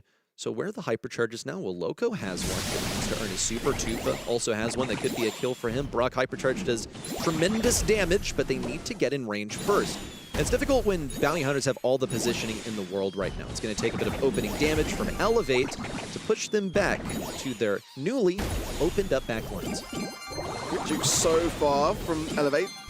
Just evaded there from Rate of Foot, but has still got a heal, and Bounty Hunters could have gone more aggressive there, in my opinion, to be fair. I felt like that was the time to strike, and they just kind of allowed Elevate to heal back up for a little bit. The gas will not be too far away. Doritos giving up position here on the left-hand side as well. Kind of, I guess, wants to try to gain more taps to get that super towards the later stages of the match, but there's another slow again onto Rate of Foot. But so far, again, I just feel like Bounty Hunters aren't necessarily overcommitting here, and maybe they should. Well, here could come a commitment. They have the hypercharge Eve pets out, soaking up a ton of damage. Tufa still has that ace up his sleeve, still has the super, taking a bunch of damage. Just one more shot would do it. Didn't even use his super. What is he, saving it for the next game? That's Bounty Hunters backing them all the way up into spawn, into the poison, and getting a game victory. It's a very close back and forth. And I'm really unsure as to what way it's going to go, to be completely honest. I think I prefer the Elevate comp. I feel like the Pearl can certainly work, but I mean, so far it is being just absolutely suppressed by this Pierce, and Doritos is, you know, in all credit to that. So I feel like for Elevate, they need to, swap lanes. They're kind of considering doing that, try to keep Rate of Foot away from him and allow Redzin to be able to pop off early. And Tufa, again, I'm not overly sold on these breaks. I kind of want to see just the bush, and that might help him out a little bit here, but this Jae-Young of Bounty Hunters is causing a big problem. It's giving them map control early on. Well, you know, maybe they'll do it this time. They have the right bush broken open, walls all fully intact. Also note the lane matchups. Rate of Foot would rather face Jae-Young, it seems, than anyone else. He doesn't mind feeding that super or hypercharge. It's Loco that he's concerned about, and Loco's reliably rotating onto that lane. Rate of Foot's going to go for some damage, gets the burn. Yeah, it's exactly what they needed. But Jae-Young was ready with the response. Like, here's a heal, and just like that, he's back up and running. Bounty Hunters forced up against the left side. Where is the utility? Where is the kit? It's what we want to see. Only Rate of Foot has it. It's not going to go anywhere. We'll be finding out in the next few seconds who has the advantage as the poison is on its way. Yeah, this is now a tough spot. Bounty Hunters have got the maneuverability. There's a lovely overcook there on the top right, and that is going to be a takedown from Rate of Foot. And Derp, the last man standing. Not going to be nearly enough there for Bounty Hunters in what is a pivotal moment really here. The first round will go the way of Elevate. One more for the set. Bounty Hunter's going to have to full reverse sweep this now. Bounty Hunter's composition, they have a range advantage on some brawlers, and then when they close in, they still can't seem to capitalize on it. They just don't churn out the damage like Pearl does when that poison closes in and forces everyone into shorter sight lines. Elevator's still waiting for some opportunities, just fighting at long range. It's a slow, steady, kind of quiet game so far. Bounty Hunters, they don't really want to make the first move. Ooh, and Radafoot has popped the gadget. Gonna get a little burn on a Jae-Young. He can't heal it up immediately now, had to wait a little bit longer.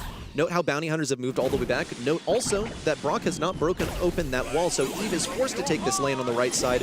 It means that he can't rotate over towards Radafoot easily. It feels like it's working better, and Tupa's able to go so deep to the right-hand side. Overcooked again, Dorita's low. The burn, the Jae-Young support is there, but now the gas coming in leaves him nowhere to go. And Radafoot will seal it, and knock back into the gas as well from Redzen, leaving just Loco. And this is surely going to be a round going the way of A, and most importantly, the set for Elevate. They needed that, and they capitalized.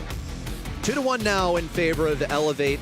We had no reservations about saying that this was going to be a close series, and it appears to be delivering so far. But Elevate looked superior with that composition. I'm not sold on the Pearl, really. We've seen it a lot in South America. This is what I said earlier, the dojo, the regional meta. But maybe now I should start believing in it, because it seemed to do really, really well here. They also had like a bunch of survival. How are we liking the Jae-Young? Do we believe in that pick? Spencer, he's great. I love the guy. That's fantastic. I mean, uncanny resemblance. Yeah. For me, I think that Jae-Young's in a really good spot right now, actually. And certainly nice to see it's kind of tripling down to South America as well. I think in a map like this, it makes a ton of sense, right? You got the heals, you got the additional speed, and certainly with the gadget as well, it's very, very... The Weekend Warrior gadget's devastating. So you got the whole kit, and then I was kind of a bit disappointed, actually, despite the way the Doritos were playing, the Pierce didn't get more on the scoreboard, actually. Same for me. Jae-Young usually in a good spot, but not really in this matchup. I didn't really see him heal his teammates up too much in that long game where you really want to have those heals. In the long run, Elevate takes it as soon as the smokes come in. The Pearl actually works out better than we all are kind of liking her. I think I can hear that from the two of you. She's picked up so often in South America, and we don't really feel the vibe. I gotta say, you have to credit the teammate. Oh, wow. Nah, okay, no, we're not gonna do that. We're not gonna do that. No. Nope.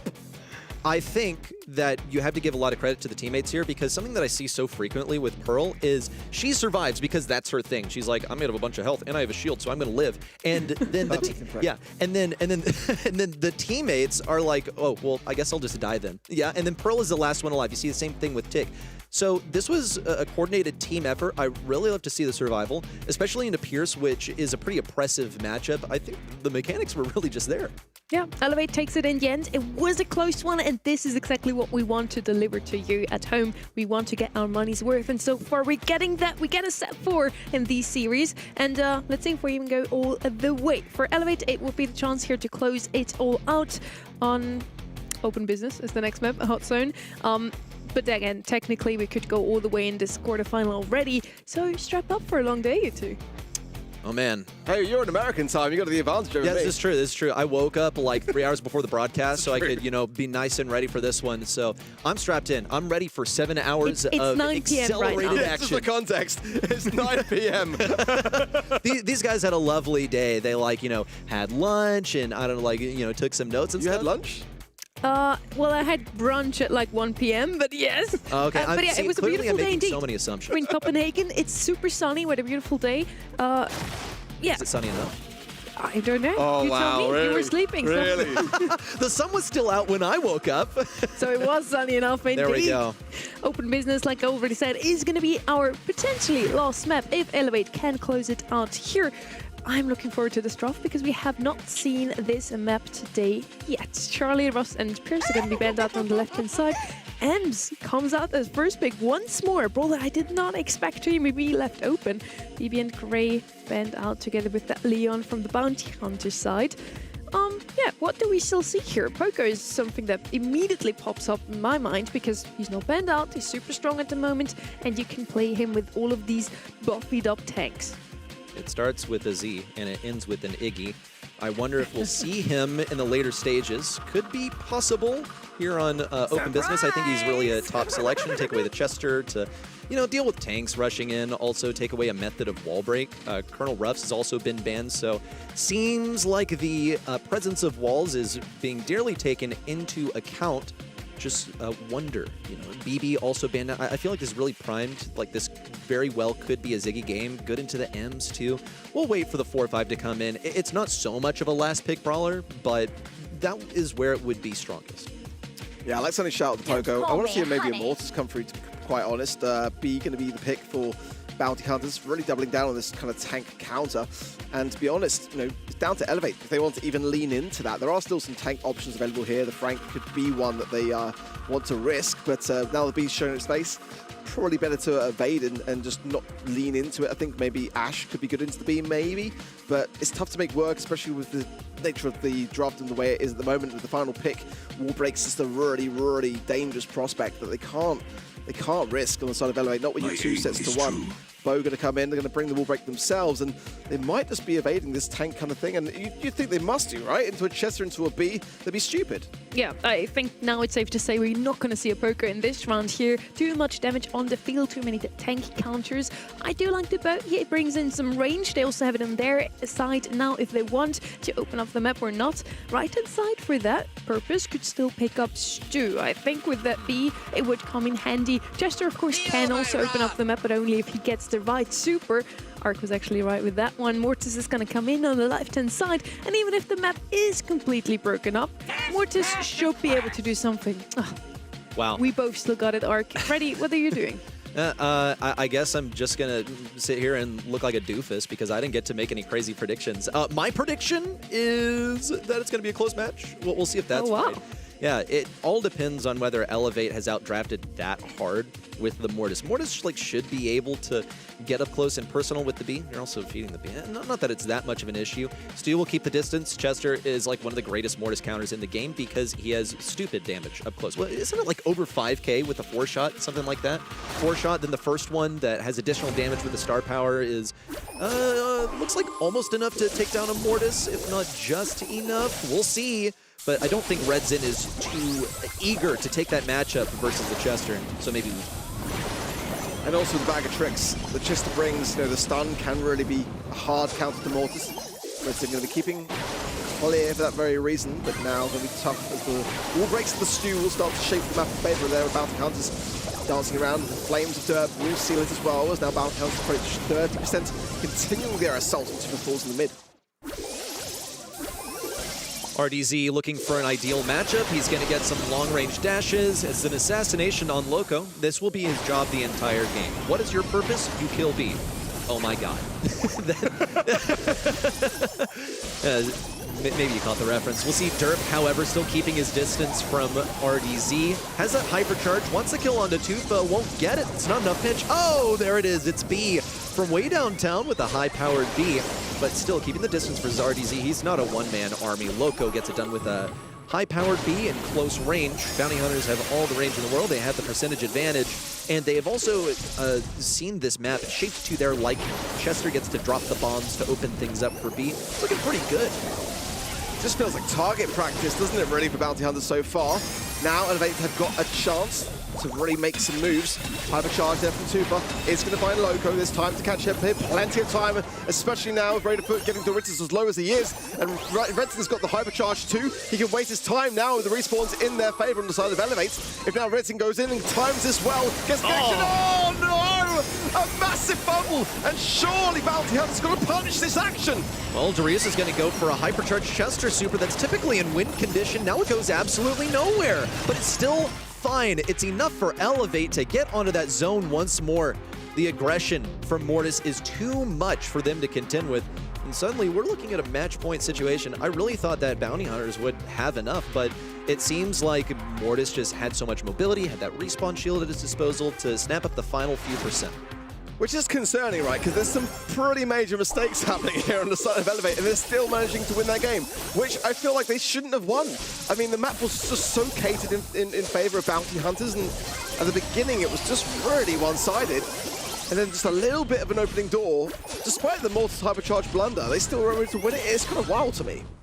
I feel like this is Bounty Hunter's game to win because they have such good counters from Mortis, but he's just never there. He's actually been slowed down through the wall by Radafoot. Lots of pop rocks just to do something. Force Radafoot forward versus B, who just can't seem to line up the shots. Does finally manage to get that dagger there, but look at how much Elevate have surpassed them in terms of percentage. Tufa has quite a bit of controlled derp. Avoiding these shots will get the kill, but now Radafoot is fresh and spry to assume his role. Elevate are beelining their way towards a match victory, and Bounty Hunters are basically nowhere to be seen. Yeah, it's quite poor, isn't it, really? Derp very low HP now will fall to Tufa. And a lot of poison splash, but it's not enough to deter Loco. Just find some tabs. Hypercharge here for Red Sin. Gonna maybe use it now. Glad that he didn't.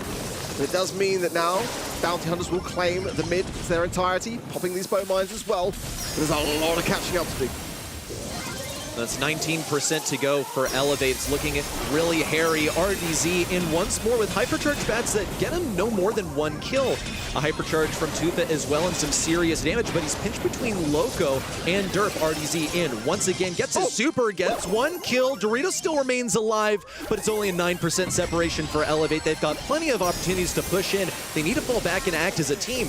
Red Zin is going to be able to push in once more, counting up to 100 if he can get the victory. Already spinning! It's a win for Elevate. Presumably the first win in a monthly final for Tufa in years. Could the king be back? It's the performance that you want to have to start the day off when you just get snapped up by a major org, isn't it? And the smiles say it all. But it is just the quarters. Plenty more still to come. And not the smoothest, it must be said. But I think seeing how well Bounty Hunters played last month, I kind of wanted to see them go a little bit further. This could have gone to the final set for me, for sure. But I think a few mistakes on both sides. It was definitely a close one, but at the end, Elevate closes it out in a 3-1 series. And yes, Tufa might be back. Also, new orc curse, not for them. Elevate is coming in strong into their first match in South America. Elevate now moves on and they face up against New Heights Gaming next. That's going to be a banger. I'm already looking forward to that one. Now, who was the standout player for you? Why did Elevate take this one? I'm looking at Red Zin, just so frequently the playmaker for the team. Yeah, here he is spinning on Mortis, saying that, oh, too bad, so sad for you. We're going on to the semifinals. Look at the jubilation as well. I'm so happy for these guys. You know, not to pick sides here, but if we're going for the story, the return of Tufa, so much of a return or, you know, a resuming of form for the guy because he kind of fell off from his prime. And hey, just getting a monthly finals match victory is a big advancement over where we've seen him in the previous couple of years. Look at that though as well on the scoreboard there. I mean, it really came down to playing the objective, and that's kind of where Elevate thrived. You expect Dorito sort of 11 takedowns. I mean, that's like the entirety plus more of what we saw on the other side of the field there. But not spending time on the zone, you know. I feel like they had a good comp. The Stu works in this region, as we know. I mean, the best Stu player in the world is, you know, Kaya Dog from South America. So, you know, I kind of expected to see a bit more in that last set and to have it go the way to the fifth and final. And yeah, you probably noticed it. We really wanted to see that poker. That's why we had to show him once more, right? But in the end, I really like that Mortis pick. Ark called it, and it did work out super well for them in the end. Overall, good drafts from both sides, honestly. I want to see more also from the other team here. Bounty Hunters, I still feel like they're a little overlooked at the moment. They had some strong showings last month already. Yeah, absolutely. I mean, like I said, coming into the match, you know, in that double match point we saw last month, every single set was decided in 3 games, so it went the complete and utter distance that it possibly can. I feel like, you know, I fully agree. They're kind of a bit underlooked at the moment, and they could have been a team in the grand finals here today, honestly. And ready, we already talked about it. Now up next is New Heights Gaming for Elevate. Let's see if it's going to be even closer in that one. Oh man, I'm excited. I feel like one of the criticisms of New Heights Gaming is that, you know, they had opponents that made mistakes. Elevate made way fewer mistakes.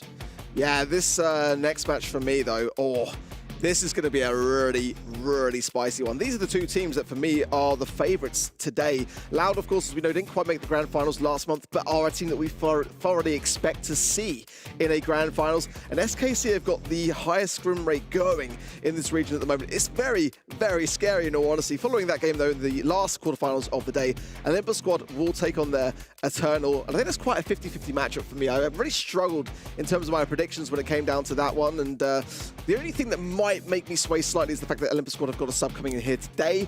So we'll see. Sometimes we've seen that happen across the regions where a sub comes in and actually makes wondrous things happen. I mean, a memory from last month was East Asia, last year rather, when that happened. Yeah, the quarterfinal number 4 is going to be a banger. You definitely have to stay around for that one. And you also have to stick around now because we have Uber back on the desk. I'm back. Yes. I mean, that was... Look, I feel like that game could have gone either way towards the end, but we've been getting very excited about this next matchup. I'm super excited to see some household names throw down again here in South America. It is former number 1 versus former number 2 in the region. Loud versus SK Kalalas. And as we mentioned so far, Loud is still the most experienced and historically dominant SA roster. But they didn't look so dominant last month, did they, Ark?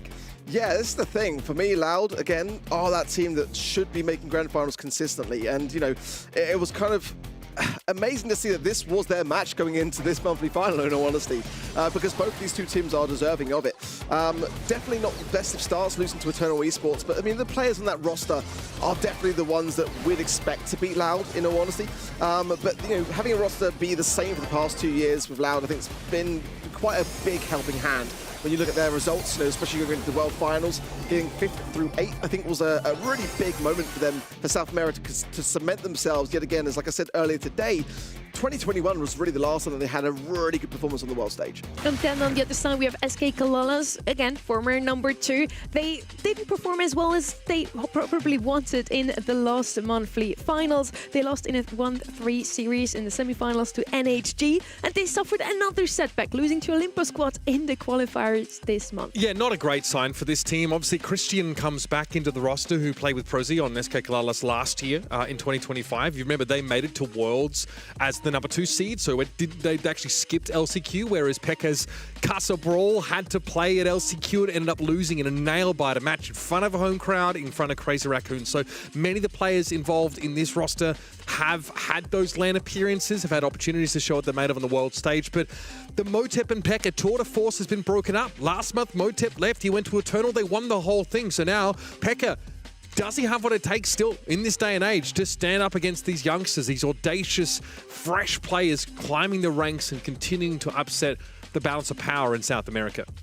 So coming in today, Loud looking not as strong as maybe last year, but their scrim rates are decent. On the other side, we have SK Kalalas. They are breaking records with their scrim rates this month. Realistically, Loud are still the favorites, though. They have the experience. They feel super secure.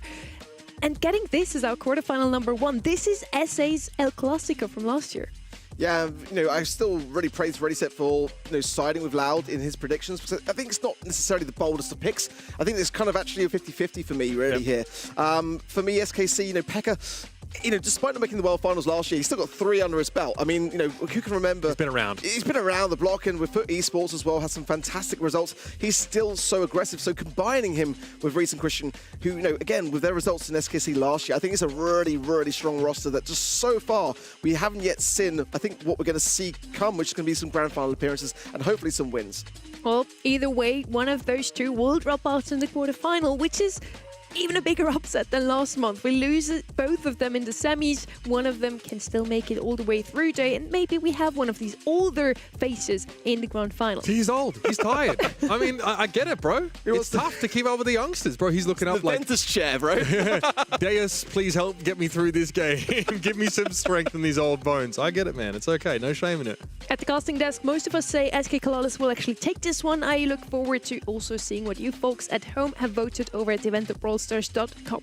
These are the global bans for this series, so for the next 5 sets, if we go all the way, we won't see any of these brawlers glowy banned out once more here in the global ban stage, and Bull seems to be a heavily I do not want to see this brawler today. Brawler. He does everything. Like, he has wall break, he has invulnerability frames up close, he has damage that cleaves now as well, he has a built-in heal, damage reduction when he gets low. It's just everything really to work with.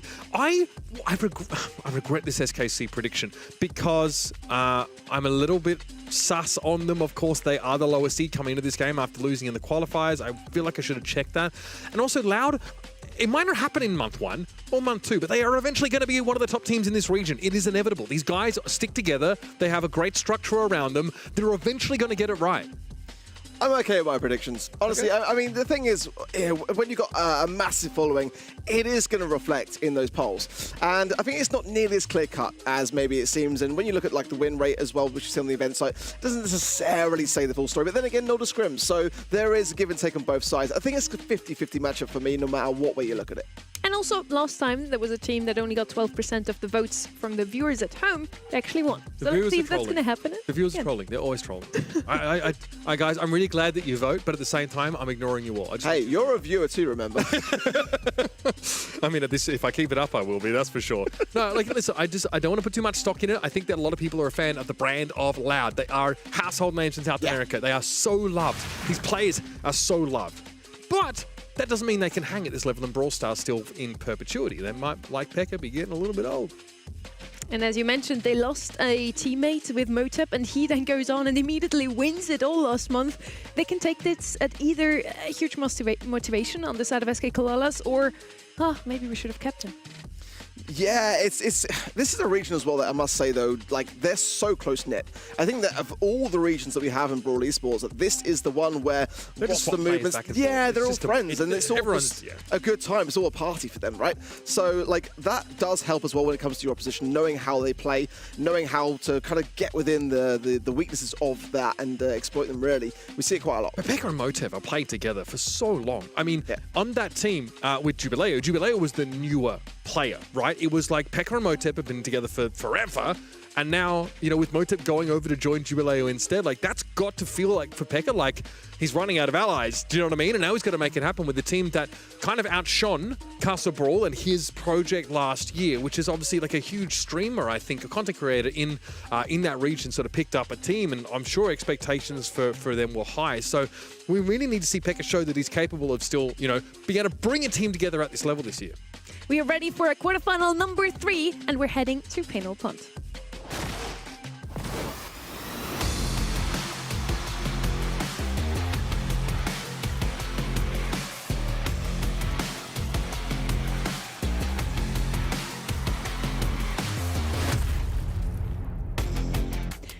I can't believe I get to say this. It's Loud versus SK Kalalas, and we're just in the quarterfinals. We really get our money's worth today. We're going to kick things off here with Charlie being picked up on the left-hand side. Banned out a lot of those spray brawlers, mid-control, area control, Spike, Crow, Chester on the left-hand side. Leon double ban, also an interesting one. We haven't seen him in competitive for quite some time, but that buffy really must have helped him. I think the pinhole, the lollipop drop speed boost is pretty oppressive on a map where position means everything. And also he just keeps sniping kills out of nowhere. Leon is really dangerous, but it's no surprise to see Otis still hotly contested here. Last month he was the second highest pick rate brawler at 30%. Looks like nothing's changed.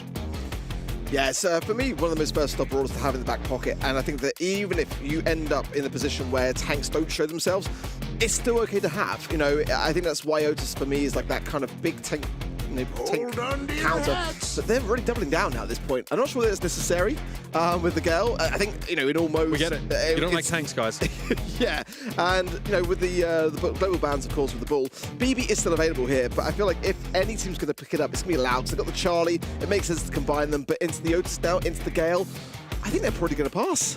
Both Gale and Bo are brawlers that we see this month a lot more often than any month before. Gale didn't even get a buffy. He's just really good into tanks. And guess what? Tanks are kind of strong at the moment. One of those would be BB, maybe Kaze. It's going to be Meeple once more. I think we have seen him every single time today where we have seen this map. So Meeple is also the punish when your opponents are heavily indexing into anti-tank brawlers. You pick someone who's just got good range and is broadly very good at trapping people or taking map control and has a super that basically doesn't really care about map topography if you want to do damage. That Meeple Hypercharge is still unbelievably powerful, something that's kind of easy to forget as it popped in sort of late last year.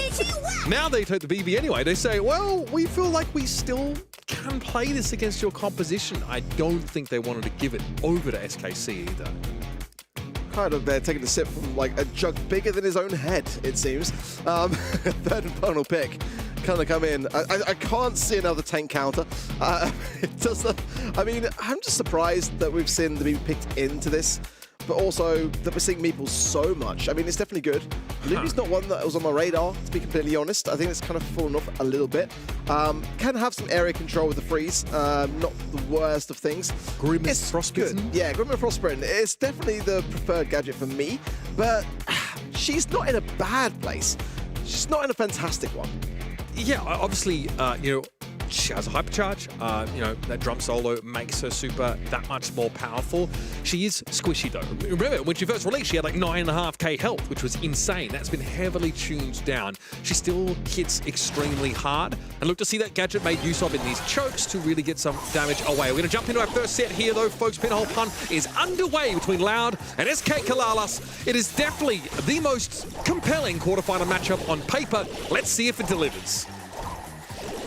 Reese does find a connection there to Firecrow, who pops the vitamin booster just in the nick of time there to get the additional heals. Nice pressure as well. An open goal for Firedog. Easy breezing the first 24 seconds of play. Yeah, I mean, that's pretty impressive and a great start off an early break here for Loud. They've also got that Charlie Super now in reserve. And look at it, Mantis Meeple fulfills a similar purpose. Locks down two individuals and immediately the BB damage comes in. Firecrow's able to close the gap. Grim and Frostbitten keeps Loud at arm's length for the time being. But RHC doesn't really have the health to step up and take a bunch of free damage on this Lumi. So patience is going to have to be a virtue here for SKC, but now they're losing players while in their half of the map. Not a good sign. Yeah, really not. Oh, the bump there as well from Christian onto the left-hand side and then straight into the bubble there of Firecrow. It's just looking so straightforward. Loud are all over this one. Reese now just tapped down. Edinho. Oh, that was a bit of a mistake though. Gotta be said.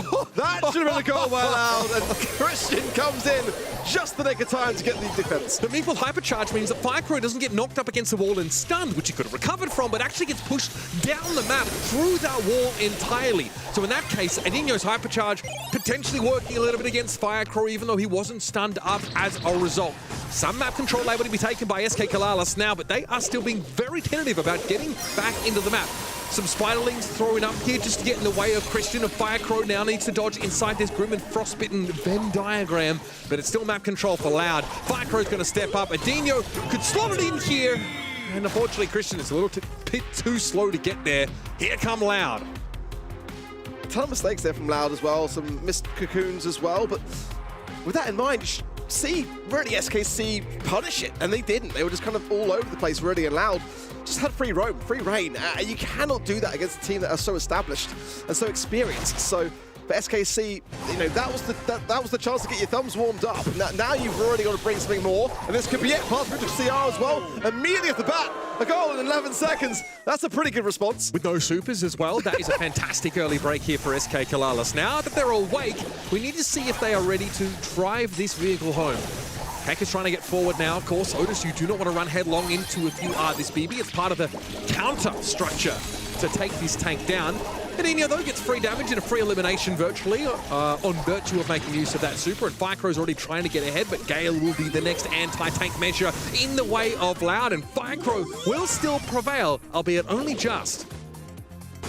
Wow, Dino now coming to support as Firecrow's too low already here. The mechanics doing a pretty good job of ring around the rosy, and now the wall coming through. Look at this. He does fall in the end, but that was an entire motion around the map to come there to defend. Now, pushing the ball out. No connections then just yet through the wall, but it's going to allow Christian to come back off the spawn here. Cardo has the hypercharge you might need on this defense. Okay, nice catch there with the cocoon. Firecrow wants to come forward now.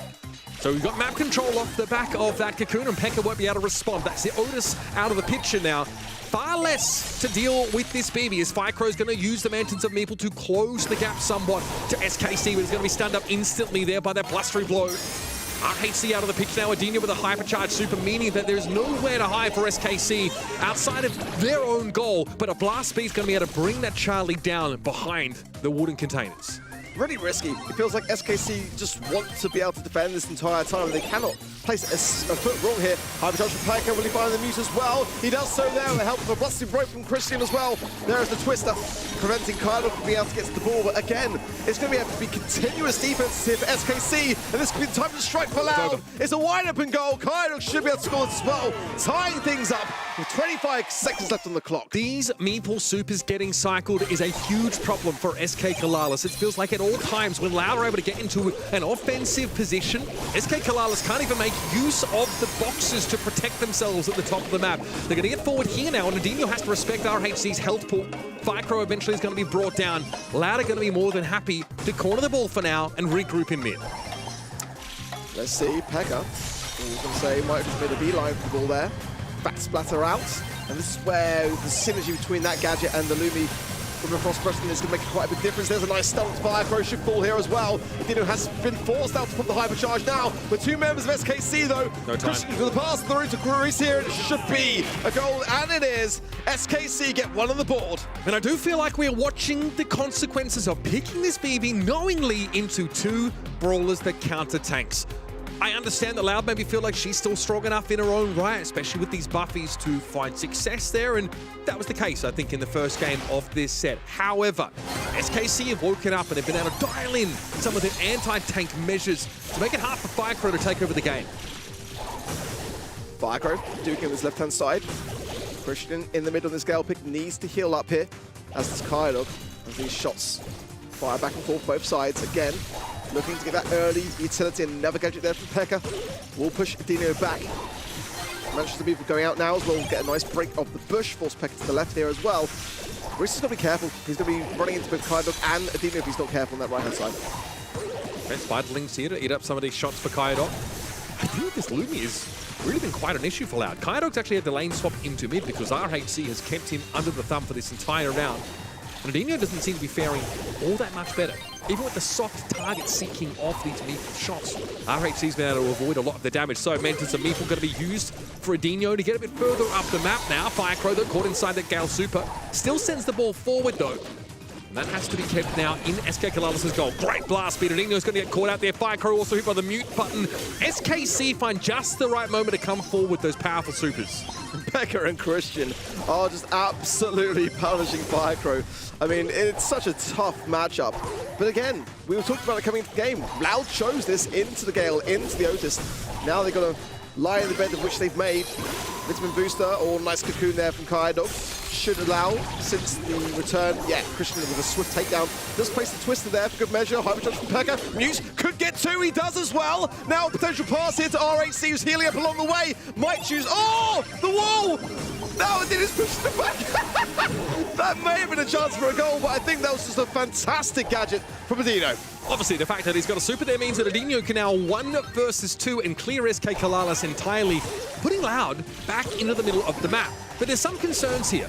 It's a lack of damage output from Loud's composition, especially from Kaidok, who, as you know, the DPS of Charlie increases the closer she is to her targets, which she doesn't want to be against this. Now, going to be run over by the blast speed, and Pekka's going to come forward yet again. Firecrow needs to get into this game somehow, but they're constantly being juked out and forced away by this Gale. Loud have to come up with a plan to take this in overtime. Hypercharge now for Adino as well. Pushing out with the gadget. Firecrow muted out. This is punished at the moment. Everyone's low on the side of SKC. Christian will fall here as well. Adino. Now there's going to be a chance for an easy goal here as well. The cocoon is there. Fantastic stuff from Loud and a great response. And you can see just how much depends here on that Meeple being able to find those supers. Not only does Adino save Loud from losing the set with a fantastic gadget into super, but that hypercharged super later on in the round meant that as long as you pushed up, you would have this really lopsided, advantageous scenario as the attacker. And at the end, it felt like the BB was just there to attract damage, just to soak shots and pave the way for the Charlie and the Meeple to come forward. Nice to see that SKC started to sit into things better, it must be said. Took some time, but towards the end of that set, it just felt like it could have gone either way, actually, for me. I feel like when you've got, though, a Gale and an Otis and the BB, then Firecrow was punished a lot of the time, but I don't think you should really be losing that set. The BB was a bit of a question mark in the end. The Lumi was one at the beginning for me. We didn't really see her come into this draft. Surely you pick both, for example, if you just want spray and a lot of area control, but she actually worked out better than expected. She's just horrendous against these Meeple Supers. I think that Lumi is amazing at controlling chokes and these tighter angles, but look at this. What does RAC do here? Nothing. They just get caught in a cocoon straight away. I think as long as you can get your team in front of the SKC goal with a Meeple Super ready, doesn't have to be a hyper, you're probably going to score. Getting into that position, though, against these very effective control brawlers in Gale and Lumi, that's more than half the battle. Yeah, you can see that as well. Dino had a fantastic game.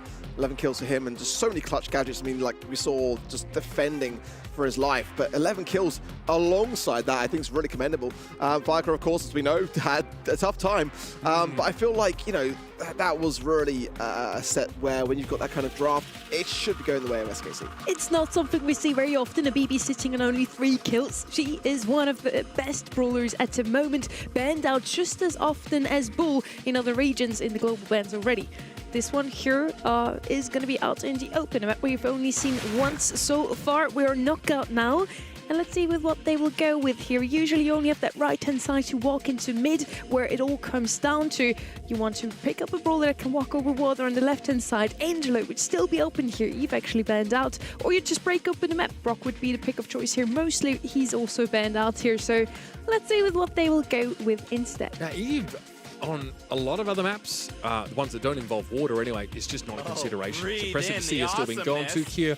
Angelo, as Sunny pointed out, has the ability to traverse those waterways without suffering any penalty, and so is a pretty decent option on this kind of map. It is really hard to get to grips with them. Gus has been picked so much on this map over the years. Really, really powerful, but lately actually has not been performing very well at all. We saw him in the first set. Still quite potent, but there's concerns that maybe Gus is getting power crept by a lot of these, buffy, empowered brawlers. Crow here, open. Quite a rare thing, really, to have at this kind of stage of the ban process. Gus coming through, great shout. Let's see how they combine it. I think with the Pearl, probably their best option if they want to go for that. One that is certainly up there in the highest pick rates here today in South America. It does kind of make a lot of sense, though, when you have that kind of big brute and a shield on top of it. It's very, very dominating, and brawlers like Angelo are going to have a tough time kind of landing those shots into it. It's definitely a pick which, as well, Loud are quite savvy to choose themselves. They choose the Nanny. I don't mind the pick at all, but I kind of feel like it does leave the Pearl open to Loud to be able to utilize. Squeak could also be quite good one to have on this map, yeah. You know who's sneaky? Yeah, Squeak is sneaky good on this map, actually. Has a 73% win rate this month. Mina's banned out. I think she would have been a go-to option, in the absence of any other approach here. I don't think we're going to see Jean, though it has been picked up, of course, just doesn't really have the damage required. Okay, we're going to get it here. Okay, so alongside the Angelo, your damage per second, you have burst damage from the Angelo, but your DPS from your comp is actually really low right now. I want to roll this out for you a little bit. Usually we don't see Nanny too often, but into Angelo, she's so good because of that return to sender gadget. What do you play against the gadget? Either Jean or Tick. That has been the case for Shooting Star and now also for Out in the Open. Really like the Jean. We have some healing on that left-hand side. Byron could follow up to have even more HP. Or Squeak. I really like that shout from you earlier. Pearl coming in here. Also, Brawler we mentioned already. She's also going to be super good into that Nanny. That return to sender gadget is not going to do too much anymore. Like Bow, Crow, to some degree as well. Those are an option. And yeah, having that spammy damage that pops the return to sender is obviously really potent. Firecrow also is going to be able to get a lot of bush information. Probably has that vision gadget to make sure anyone revealed will be lit for longer. Pearl also does that. You have to give up heat as Pearl to do that scouting. You don't want to spam shots randomly. There's that Squeak that makes its way in. Like I said, has a absurdly high win rate right now, because once you have that mid control, your opponents can't get out of their side of the map. You can really punish these chokes out. I like the comments on both sides, but I definitely gravitate more towards the SKC one myself. But certainly when you got the Pearl, the magic puffs from the Jean, and the heals of which that brings, in a mode like Knockout does go quite a long way, but I think a lot of this is going to pivot on how loud Fairweather is to Angelo. It's always a good brawler pick on this map, but you do have to land those shots. I mean, it's very punishing if you don't in the map that it's just so encouraging to be pushed back on. Yeah, and you also can't really bother shooting the Nani. The projectile speed is slow enough that Nani has time to respond with the return to sender, and you can almost, obviously, one-shot onto Angelo. You've got to respect it. Still, Pekka here. Yeah, see, there's a return to sender. Firecrow says, thanks for that. We'll wait for the cooldown of that gadget if you have another chance to use it. But now, this is what you have to do against the Squeak. You cannot give up their map control, so you need to take it. Loud's composition, though, is pretty bad at fighting their opponents behind these walls. Firecrow is going to try and develop a magic hand and pull someone out. But outside of that, Loud actually have to wait for the gas. Yeah, I like the aggressiveness with which Kyodog has really started laying into the early outset of this match, but I worry massively here for SKC. They've given up so much control on the back foot, and the gas going to be coming in really, really soon here. Pekka as well, if he wants to utilize the peep, he's going to have to be immobile by doing so. Oh, big tap here from Kyodog as well. Nowhere to go now. The splash from Firecrow. Turn to send the pot. Gets a kill of it. What? Are you serious? I mean, you have to have known that gadget was available. Here comes the gas, though, again. So Loud are able to take the round in virtue of just, choking SKC out of the map. But, I mean, we know we're going up against a Nani here. Kyodog was really playing it very close there, choosing to fire at a Nani that he knew had gadget. Well, now the magic hand of Firecrow is going to be really quite a dangerous prospect. And then it's top left as well, when everyone is kind of bunched together. He's got a lot of choice. Got to heal up, though. That is the #1 thing he's got to focus on doing at the moment. Dino as well, pushing up that right-hand side on full HP. I mean, it really looks so comfortable so far for Loud. Yeah, I mean, I think this gas makes it hard for SKC to get back into the map in a meaningful way. There's just not enough damage being done. No. Well, this is how you get back into the map. I don't approve of that. Yeah. What do you think? I mean, the jump pads are there for a reason, Ark. I don't know why that's so funny. Pearl has literally got a super which can capitalize in moments just like that. And where does ever jump pads the answer, Like, I mean, come on, guys. Come on. We're trolling in the Brawl Stars Championship. we have to be. Again, if SKC can't get into the map, I kind of get it. It does feel like they've deterministically lost the round if they get out of this center area. But they don't have much choice. Dino is quite impressive. There's a nice little return to center. I like that. Kyodog, obviously, that super's so important for Angelo because you can't afford to shoot at the Nani if you're not full health. You won't get one shot if you are full health, but also you can't charge up your arrows if you're healing. So Kyodog actually can't do anything if he wants to get their health back and doesn't want to use a super in order for that healing to come. Well, I felt there that SKC may have chosen to go on the aggressive to secure that onto Kyodog. A break as well. So far there from Pekka, but I don't think Adinho minds, really. Yeah, no, it's going to probably be helpful for him, but definitely means that there's that a bit of escape maneuvering. And so far, as I can see, taking some time really to secure these kills, and that's not great. 2v2 now, Pekka does need to find this. Gone to Kyodog. Pops the gadget from Surely as well. This could be really quite dangerous. Everyone is low. It's a 1v1 now, which Pekka should win and does. But that shouldn't have been nearly as close as it was. Yeah, somehow Pekka is not able to body block the shot that comes in from Kyodog, so the Gus just ceased to exist. You've got to respect that Angelo damage. Good to see now SK Kalalas valuing being in the map that much more and maintaining this control of the bush. Kyodog sees the peak go past and isn't too bothered about it. Firecrow is able to hide behind the barrel and avoid it. Some of the grass at least is removed, but Loud I think are pretty unbothered about that Nani super. Yeah, I think the barrel is quite key. Good squeak shots down to Firecrow. Back control. Back as well, but if Firecrow can find a connection here, ooh, nice jukes there from Kyodog. No, Pekka doing a great job on that left-hand side there and jump back away. Keep coming in. This is getting nasty. Yeah, this is great. And this is what SK Kalalas want to do. They get that early damage. They turn it into map control. Nice little jukes there from Firecrow to avoid the peep, but this squeak is about to get really annoying. Firecrow doesn't have a reliable way to get into the map, and now it's his gas stuck here. Kyodog didn't have enough space to heal back up. Pekka started to look dominant now in these last couple of seconds. Nice little super there from the Pearl, but SK Kalalas have the numbers and therefore the damage. We are one game apiece in this set.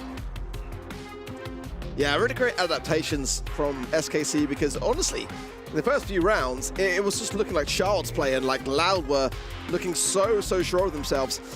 Those nanny shots really did pack a punch, and Kyodog was struggling on that left-hand side to Pekka for the majority of things. And now, straight back in, an early tap there from Kaidog, straight down the line. Christian already so low as well. Pekka falls back. This is a perfect start for Lau so far. Yeah, the first 20 to 30 seconds of these rounds can be a big predictor of who's going to win. And Loud, once again, are able to get that map control, start to lay it on a little thick. Once Kaidog doesn't take enough damage where he's forced out of the map, because Angelo takes longer to recover in many cases than other brawlers. He can't shoot while doing so, which is kind of important. Kaidog is going to have to be a little careful here. Magic Puffs are going to help keep him nice and topped up, but man, that was close. Yeah, RAC is running wind-up as well, the long-range shot, and I'm just kind of surprised because the sticky residue on this map really is quite pivotal. But the way he's playing it, you can't really argue against it. Peep coming out now for Pekka, trying to find maybe Firecross some break here as well, circling around, potential more damage, still circling around, got to find a target, Kaidog jumps away with the Master Fletcher. Oh, there's the magic hand. Finally, we get to see it. Firecrow is able to take down RHC effortlessly. And Loud able to convert on a great start to that round. One round away from taking his set. Let's see. Kaidog finds some early taps again. Too long range. Some big vengeful spirits down to the mid there as well. It's going to give Loud the control. Dino can choose to break, but we'll probably leave it. Yeah, exactly. Seems to be like SKC want to break that themselves, so Loud would be more than happy to leave it there for that reason. But they are still in a very, very advantageous position. Yeah, I think RHC wants to wind up to be able to contend with the sharpshooters that they're expecting to see on this map. I think the residue gadget might just be win more when they already have that map control, when they're already punishing those chokes. So obviously, every now and then, we're going to see those super long-range shots coming out of RHC to maybe contend with the range of someone like Kaidog. Pekka's gone down, so that return to send the threat is now off the map. Kaidog could start to fire these shots into bushes with impunity. What's Pekka thinking? I don't understand that logic. You're fire through there with Magic Hand, and he's running in a straight line. It makes no sense. I mean, that's not the craziest thing in the world, mate. Come on, it's a hypercharged Sheen. When do you ever see one of those three Magic Hands ever hit? Never happens. You don't want to, because you don't want to run the risk of pulling more than one player in and getting blown up instantly. There's the set, though. Loud, again, land the plane. Bit of turbulence midway through, but they got off to a great start. They made sure they maintained map control and were genuinely pretty oppressive for SKC to play into. I'm getting triggered. I'm not going to lie. I'm getting super triggered on the desk. I just don't kind of see why SKC are making some really great moments for themselves to give themselves a chance to breathe and then just throwing it all away. I mean, there was some very questionable plays in that last round, and it's like all that hard work and then just to kind of just give it on a plate just makes no sense to me. It was tough. I think, you know, Pekka is so crucial in this composition. I think that return to center is really important to deter this Angelo from just firing willy-nilly. That obviously, that round was already over, so we kind of understand that running headlong into the Pearl was just a way to try and get things over quickly. But we did see, like, this end state here was really quite nice. Obviously, Adinho eventually goes down. It's a trade, and Pekka hits a nice shot across the map on the diagonal to clean up Kaidog. But the talent's there on SK Kalalas. They've got that individual skill, but yeah, having to fight into the middle of the map, when the gas comes in, you're at an extreme disadvantage. Loud with the mid control more often than not. Immediately from the start, they just push in and push their opponents all the way back into spawn. Even though they had the map broken open with the nanny, it did not matter. They did not get back into mid. And as Ark put it, they came close a couple of times already in the previous set, but in the end, they just can't close it out. And it's hard to watch, honestly. They're looking so strong in scrims, but somehow they can't put that into the monthly finals. Yeah, I don't know what's going on, honestly. It's like a really odd thing to see. You know, normally when teams have been putting as much time as they have into their practice, you kind of expect to see some of that come through. On the day, nerves can get the better of people, but this is not a team which really should be getting nervous in that regard. It just feels like it's just being sloppy almost. I just don't understand like why they're not being more cautious against a team like Loud. It's the Gus for me. If you lose map control, Gus doesn't really have the damage. He doesn't have a super that also can guarantee you burst damage or an instant elimination opportunity. You already want to have that map control to abuse the Squeak, but if you don't have it, your Squeak does no damage. Your Gus can't really get good shots. You might try and snipe someone with Kooky Popper or bubble yourself to try and, you know, bully into the map with a numbers advantage, but there aren't a lot of levers you can pull to regain that map control once you lose it. And Loud understood the assignment. They just said, we're not going to let the Squeak be oppressive. We're going to keep him in his half of the map. Gus is really good if you can enable another brawler. So if you have a super available, you usually don't want to shield yourself. You want to shield that BB in your roster or something like that to then push in and give your team some room to breathe. And that was really missing for SK Kalalas this run. Yeah, I mean, I just felt like the draft still, though, regardless, was decent. It just didn't really have that ability to have an early start. That's what Loud had, using that Angelo gadget into the map immediately. Get a strong establishing start, get that position. Yeah, the positioning power was really all from Loud from the very beginning through until the end of most of those rounds. So they had that head start, which just we didn't see on the side of SKC. And if they had like an Eve, they could play the diagonal on their side of the map and get across the water, right? But without any water traversing brawlers, you're at a disadvantage. They were super clever. They banned out Eve themselves, Loud, and then picked up Angelo. So they made that impossible. We're now heading over to Open Business. Could already be our last map in this series if Loud closes it out here. My gut feeling still tells me that this is going to be a close quarterfinals. I want to see some more of these two teams. So let's see if we're going to head into a set 4 of that. Gale, Ziggy, and Chester are going to be banned out on the left-hand side. Leon, Spike and Crow on the right side. We do not get to see Spike or Crow today at all, I feel. They've been either global banned or banned out in the regular stages. First pick now for Loud. Ruff's usually one of the best picks. Super solid, a good first pick. You can't really go wrong with him. Can decide to open up the map. Just throw that hyper to your teammates so they can get hyper themselves. Poco is going to be the first pick instead. A very risky first pick, I feel. They already point into the direction of a tank comp. Yeah, they're pointing at the BB. They're not slick at all. I'm sorry, but obviously having taken the Poco here, they have to ask themselves, are we going to have to use one of our picks here for an Otis or like a tank counter? Because if you're savvy as SK Kalalasak, I think you're going to be saying, if we don't take the BB now, we are not going to get her. I mean, I quite like that pick for SKC. I mean, I'm surprised it wasn't one of the bans, to be honest. I mean, I think that, for me at least, it's kind of better than the Gale ban. Gale definitely coming forwards, no doubt about it, but I mean, I'm just kind of, interesting. Pick BB here, right? There's no Gale, and you've got the Otis. Yeah, just pick B at BB. I mean, it doesn't always necessarily work, and there are still options. I mean, Shelly could be just a hard counter as well here. It's you still have to think that way. It's picking the brawlers to what you see rather than kind of what would be normal for the map. Griffin coming in to break definitely wasn't one that was on my horizons. Could be paired with a Pierce, but the Pierce being global banned would rule that out. So I don't know, not really sure what their thinking is. Bro does big deeps. Two tank counters now. Care about the walls. Maybe they just hope BB's not going to be picked up on that left-hand side. Now, we have so many options to break open the map. Griff is not one we see too often, then if only as a tank counter. Rolfster Stu would definitely be higher up on my board. But let's see if on the left-hand side, BB's still going to come out. It wouldn't be the first time to play a BB into 2 tank counters.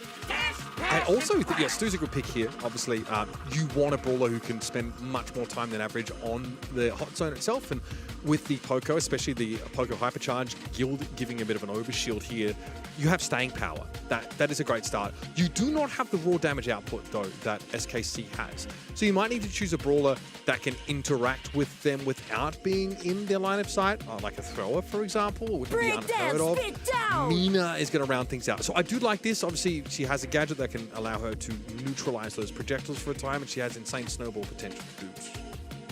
This is going to be such a tough match here for SKC. I mean, you're looking at so much mobility from the Stu, from the Mina, and, you can go with a B here, a B, but, I mean, that's what you would normally combine with the Griff, but it's going to be awful into what they're looking into and as a comp, and if they were thinking of it, it's just been really outdrafted, and they're going to have to deviate away from this plan, in my opinion. I'm not even sure, realistically, it's going to go BB. I mean, yeah, it makes sense. Finally. But, I mean, I don't know. I feel like, especially with the Stu, I mean, Kaedok on that brawler, literally the best player on it in the world. Mina, going to have very much the same kind of attributes, and the Poco as well. It's going to be hard to run this down. They're going to give themselves the best chance by bringing the BB in. I don't mind it, but it's going to be a bit counterintuitive with the Griff as well. How are they going to be working that out? They're going to be super mobile on the left-hand side. Don't really have the most range, and we do have a Stu and a Griff on the field here. Going to be an interesting one. I really like both comps. Would probably go with SK Kalalas if I had to play this match. So maybe, hopefully, they finally get a set on the board. Okay, Ficro's already going to come forward early. Fat Splatter, of course, just to do some ticking damage, but Loud take priority. They are the first team on the point, and they'd like to spend as much time here as they possibly could. Pekka with the Vitamin Booster, though, to shrug off some of this poke damage, and Firecrow with a timely shield gadget to try and pressure Christian on the left. This is exactly what Pekka has for breakfast for me. This is the perfect brawlers to land him on already. 2 baseball swipes and a clear up on aisle 5. Firecrow, the last man standing on the top left-hand side. Low HP, can't go on the aggressive just yet. And Pekka already running shield gear, by the way, on top of everything. Nice. As if BB's tanking this wasn't enough. We're going to lose the game to a last point. Cloud, this economy? Dino's forced back here. Gadget from the Poco, though, to yield a bit of extra healing. Dog as well wants to spend some time on this point here. Christian's dealt with here as where Loud can now start to find their lead. Good damage coming out, and the Otis wasn't really able to hang. Look at how broken up the map is on this right-hand side, which means that, well, Riff is going to try and do what he can to navigate this catchback used. But yeah, it's the Mina gadget that blocks those spinning bills. And now Loud able to get into that lead. It's 13% and counting arc. Yeah, the windmill of Mina is just absolutely brutal. Nothing seems to penetrate it. Big heal coming out as well as Pekka just beelining now for the Storm. Hypercharge, inbound, big swipes, but again, Loud are in the lead, and look, he's going straight to the spawn, actually going to go down to the Poco, and that's kind of disastrous. Yeah, I mean, the healing is massive here. It's so necessary with all the poke damage that's going to get taken by this Loud competition, but they're at 90% and counting now. Hypercharge catchback could be cycled through multiple times. RHC doing big damage, but Kaidok still wins his 1 versus 1 and is able to dodge away from much of this damage. There's no way for Pekka to interact with Stu, and he understands that, so instead, he tries to surge ahead and take out the reinforcements. Kaidok eventually falls. Pekka, though, does go down. A hypercharge super here from the Poco should give Loud all the staying power they need to close out this round. And it felt like they should have secured the kill on Kaidok. He was left on the zone for so long, able to heal up and be present for when his teammates came back in off the spawn. It just gave Loud a bit of an edge. And now at a match point, I just don't really feel like I've seen enough so far from SKC. I mean, you haven't seen anything from them. Nothing, about as little as possible, considering that we're in our third set of Brawl Stars here, Ark. Can you show us what you're made of before all is said and done, SK Kaladas? Because exiting here in the quarterfinals would be unthinkable for a roster of this caliber, for a team headed up by Pekka himself. Basically royalty in his region. Nice little beeline there. Pekka takes over towards Dino, and Poco is handled. SK Kaladas will be able to catch up on some of this deficit. Pekka going the aggressive, giving some swipes for the hill there for Dino. It's going to go quite a long way into keeping Kaidok on that top right-hand side. Windmill gadget out yet again from Firecrow, just getting more valuable objectives on the zone. It's been boosted for Pekka, hypercharge as well, just leaving Firecrow on the low HP straight down the middle. I mean, Firecrow is stuck in the bush on this left-hand side. This BB is a problem. Kaidok eventually is going to be able to bring her down, but there's still RHC to contest with. And that's a lot of damage here off that super. Kaidok's able to dodge it, but simple geometry, my friend. That spitball's going to be able to take him out. Nadinho has to respect the BB, who once again is in space. I think it's Pekka speeding a lot over to the Poco, and you can see now Vidinho popping the hypercharge. Christian on the left-hand side goes down here, and Kaidok pushing his way forwards. Pekka jumps straight up into the air with the helping hand of that Mina, and it's Loud all on the zone. Loud are behind here by a couple of percent, but they can absolutely bring this back. A healthy lead for SK Kalalas now, though. They'll look to try and extend on it, but that's Mina gadget. They're able to block a lot of the damage coming in. Oh, Pekka's caught inside the tornado. Easy free damage onto the BD, you'd think. Firecrow, though, has to expose himself to danger in order to get forward and complete that elimination. And Adinho cannot stand on the point. So SK Kalalas get one big step closer to taking this round away. With Pekka cycling onto the point, there's not much that Loud can do. BB is busted. You heard it here first. Yeah, I'm watching that, and I'm always thinking that, do you know what? Maybe there's a way that SKC can still not win this game. That's crazy to me. That should not be in my mind, but I'm waiting for it to go wrong. Okay, I mean, in fairness, I think we're able to see now just how powerful this BB can be, especially with like good damage output there from the Griff. I think like opening up with a fat splatter to deny some space here away from Loud is good, but yeah, Pekka's definitely the problem. I do feel this team rises and falls on him at times, and this is definitely one of those. Yeah, Pekka really needs to bring this home for his team here. In my opinion, this is the brawler which is the playmaker in that regard. And so far, so good. Taunting as much of his time. He's going superly aggressive, but look at this. Loud, getting a much better start here. Oh, beautiful tap there from Firecrow, sealing the fate there of Christian. And look at this. I mean, this is looking like a much more convincing game for Loud so far, but if they lose control, that can change. Pekka knows he can't afford to take these 1 and 2 hits from the Mina, lest Firecrow have a massive burst of damage to Zen. Oh, caught inside that Hurricane and ceasing to exist. Even Adinho getting involved with some of that damage. Looks like Screeching Solar was the option, so can assist with damage output when it's required. Gadget here from Adinho now, and this is a massive lead from Loud. It looks like they're looking to convert on it. Pekka steps up. enough damage there from Adinho again, who catches on with that super, and it's 79% and counting. You've got to feel like this could be curtains for SK Kalalis. Christian needs to heal here as well. Gadget there from Firecrow. Nice wimble. 10% needed now for Loud. And this should be the moment. This should be the curtain call. As Loud, all three on the zone. Still the fate of SKC. Nowhere to be seen this month. Absolute catastrophe. A team which should be making a bigger dent than that. And quite a disappointing Loud, thoroughly deserved, through to the semis. El Clasico, by the way, that's what we said, or at least this was in years gone by, but the game of Brawl Stars changes very quickly, and so do the fates of many of its teams. Loud, though, looking again to assume their spot as a top dog in this region and demonstrate some consistency. It's a really solid set. I think there were times where, sure, the individuals on this SK Kalalis side were able to find success. Pekka with 11 eliminations here in this game.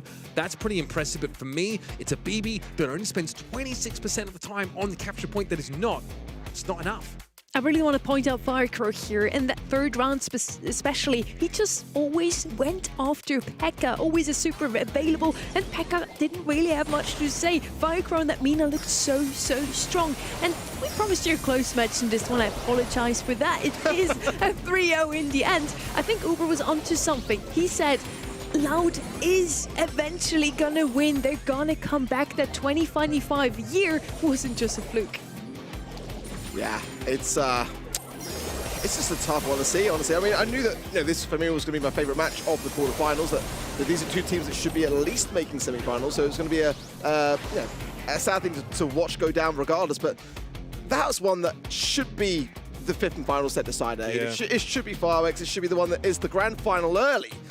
And it was nothing to be seen. I told you, I said I felt bad about my cred at the start of this game.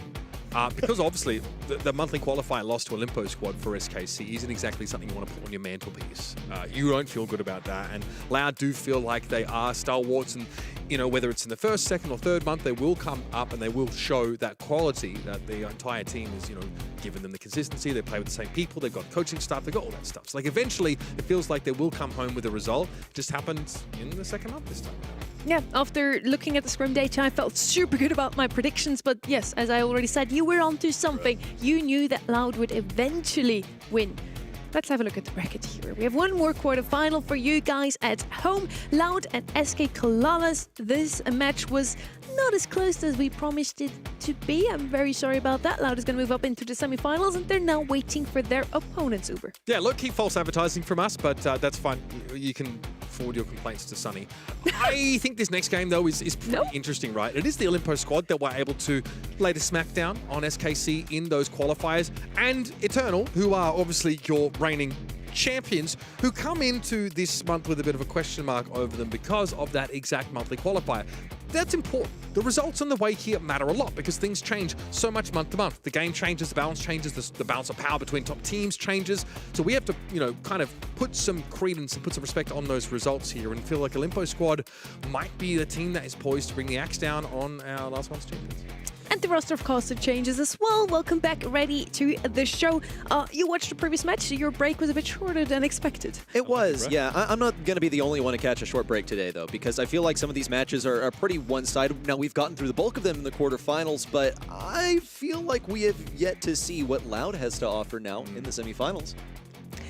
We're gonna see who Loud will face in the semi-final. It's either gonna be Olympo Squad or Eternal Esports. Olympo Squad on the one side, they took down SK Kalalis 3-1 in the monthly qualifier, which is a huge statement and also my reason why I picked them. Once again, their stats in scrims also looked super nice, and it's kind of that new generation that we see rising in the other regions. Yeah, look, I think that there's every reason to expect Eternal to perform well. They are the remnants of that BC Gaming SA squad for the most part. And there's a Olympo squad team for me. They are going to have a sub, of course. Meliodas is going to be involved, but that's a player, by the way, who's been around a ton in the SA region. Has ringed for like a bunch of different teams. This Olympo squad roster, though, mostly intact from last year. They were the newcomers, the unknowns. We had no expectations of them, and they came in, honestly, they threw some pretty, big haymakers across the course of the year. Now, did they feature in the postseason? No. But now coming together again in this second crack at a Brawl Stars Championship campaign, albeit with a slight substitution, I still think they're poised to do damage. And this is a rematch from last month's quarterfinal. It was already Eternal versus Olympus Squad, and back then Eternal took it 3-1. Olympus Squad now wants revenge. It's a bit of like schadenfreude, right? Like laughing at the misery here of Olympus Squad because they managed to make it through the upper bracket. And what did they get rewarded with? The same darn thing as last month. That 3-1 them there. Eternal go through the lower bracket unexpectedly. But it could be that Olympus Squad are that much stronger this month. We'll review how they performed last month. Of course, we already know the outcome. We then saw Eternal go on to face New Heights Gaming. There's a celebration right there. This, I guess, predicted team to take all of it. And the jubilation also from Jubilee, the man named after it himself, seeking to assume that position once more. This is a really solid team, though, and I think now with Motep joining the ranks last year, with Christian obviously going over to SKC in like a straight swap, I think that Eternal have definitely won out on that exchange. Right? I do think that they are the winners of that little sort of back and forth. But this team already lost to Elevate in the qualifiers. So, you know, and by the way, it wasn't that impressive. It was a 3-1 loss for this team. So that's concerning. Should furrow the brow, so to speak. But overall, we think that we should expect this team to continue to be strong. Top 4 team at the very least. So victory here is almost a necessity. So on the one side with Olympus Squad, we have a team who has a lot to prove. They're improving steadily. And then on the other side, we have Eternal, who's already proven themselves last month. But they look a bit shaky coming into this month. As you said, they lost to Elevate, dropping into the lower bracket. And ready, as you said it, unfortunately for Olympus Squad, even though they now made it through the upper bracket, they have to face the winner of February. Typically, you get rewarded for going through the upper bracket. Not here, not in SA. No. In SA, it's a big old like mess. The top 6 are messed up and rearranged to every single month.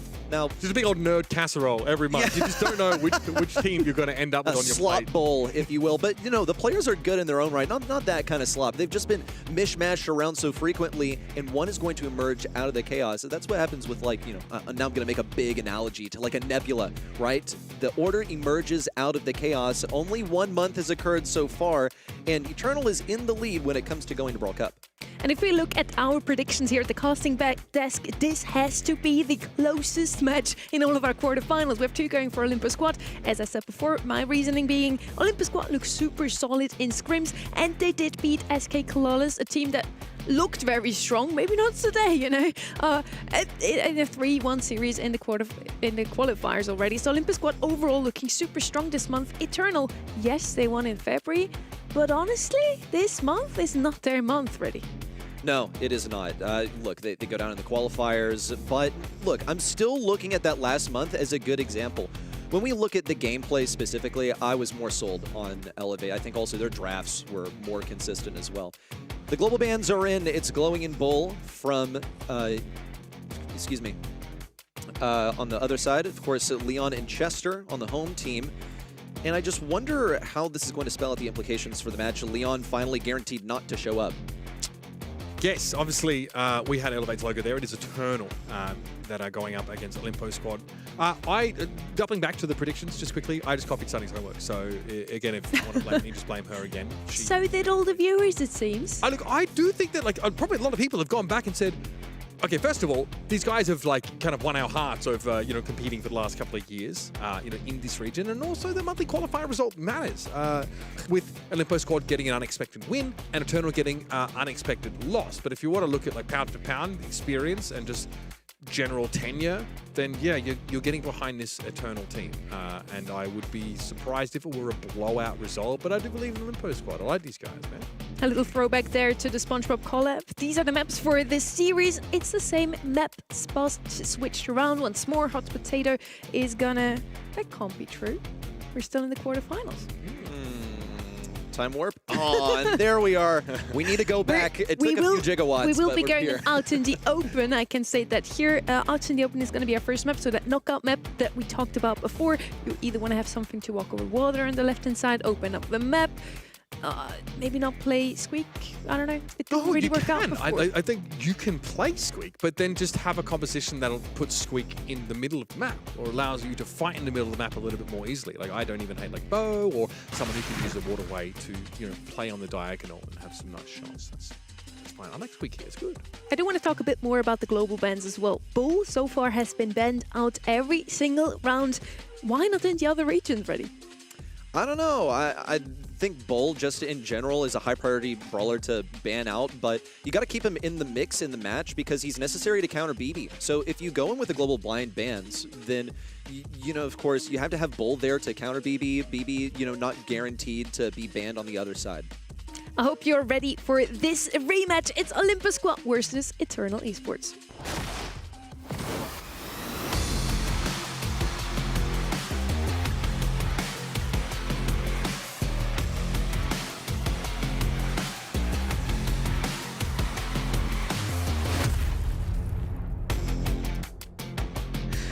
Olympus Squad versus Eternal, and we're gonna start on out in the open. We're knockout. You don't get any second chances. Eve and Angelo banned out this time, so you won't get any brawler that can walk over one on the left hand side. You don't get a second chance for this one either. That's gonna be clipped. Uber. Okay. Good impression though. Do your worst, I guess. I didn't even know the Crow made that sound, honestly. I can never hear it over the music.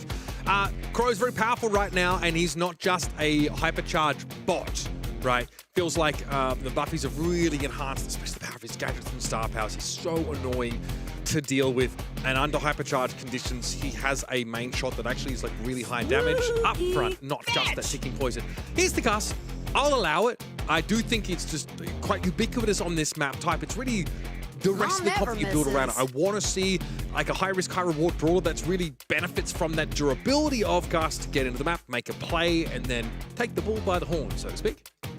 Okay, and the Bell as well. Bell, I think, should be pretty useful against like a Jaeyon, for example. You know, something to take the early position here and out in the open, get in mid, set up. Note that like Gina's not here, Bell isn't going to be you know, possible to counter that, but it should still be pretty useful in the long range matchup. Notice that also Pearl has been a repeat offender on this map throughout the day, and it's a great way to deal with Pearl because look, you outrange her, you're going to line up those shots. She's slow, and then you can mark her. She's guaranteed to take more damage. It's a preemptive counter, and I think it's quite weak in close range, so if this is the vehicle for a tank, I'm all here for it from Olympus Squad. I do want to point out something we didn't really talk about yet. It's actually not Ice Crow playing for Olympus Squad in this monthly final. It's Meliodas. So it's going to be super interesting, especially for you and mine predictions, Uber. We said Olympus Squad is going to take this one.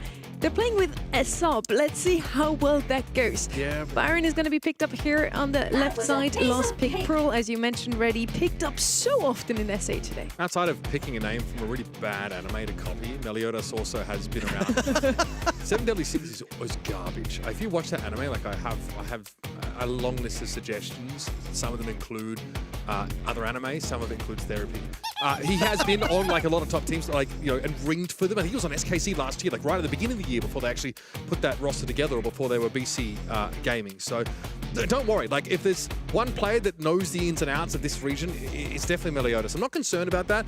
I kind of like this setup as well. Now you do have a brawler that can be a bit more of a bully that can really benefit from that healing of the Byron. But I think the Squeak, we've got the Squeak in Gus comp. We're doing it, so I hope maybe you're going to spam reverse polarity and get bell damage to get into the map. You just don't give up the choke. Just maintain that map control. Yeah, we'll see how they make their way into mid. Everyone, it's a rematch. Eternal and Olympus Squad in the quarterfinals once more. Though Eternal made it a lot further. They beat Olympus Squad, and they took the whole darn thing last month. We'll see if they can do it again with a strong start. They've already taken over mid control. That residue in the main way of getting into mid is so troublesome for Olympus Squad. They even said, no. Surely they don't get, like, the budget Crow Super, the welfare Crow Super on the left side. But he's threatening it. Okay, so we have a different gadget choice here for the Squeak in this game as opposed to the previous one where we had the wind up. This residue is very powerful in controlling the choke even further. It does feel win more a little bit. Golden is going to be slowed up here though, of course, by that Jubileo Super, and pretty quickly dragged off his horse. Good start here for Eternal, but it all begins with that great map control assumption. So let's see the residue once more. I'm looking for it right now. Eternal haven't managed to rush out the gates just like they did last time. Meliodas shifted way over to the left side. He gets the burn on Jubileu. That's a kill confirmed as he falls all the way back. Yeah, by the heat of the oven, mind you. And that heat's going to be building up once more. we'll see him shift over to the right side. Olimpo squad just, oh, look at, okay, so it happened off screen, but he broke open the wall for easier entrance to mid. Really huge issue for Golden that first round that will now be eased. I also like this comp for Olimpo squad. Every single brawler has ticking damage that persists, so it's harder for Eternal to actually heal up and get back into the map. And very quickly, that shield has burnt down. Motep will cease to exist here. Now Olimpo squad not only have won a round, but they've also found a way into the map for free with this wall break. Yeah, it's a big deal. Something that Eternal don't have is a way of getting into mid quickly, but they have a way of shutting down one of these chokes. Just Jubilee needs to have that gadget ready. Here comes a super. It's going to impact Golden, in fact, and the slow is here. Coway would love to get the takedown, but he's got the mark on Meliodas. It's all he really needs. Plenty of damage here from Brawl as Jubilee is forced back. Not quite the kill confirm that you would usually reserve that Byron super for. On the right side, Golden gets to press forward, make it 2 kills for both Meliodas and Brawl. The confident jump forward from Golden to secure the game.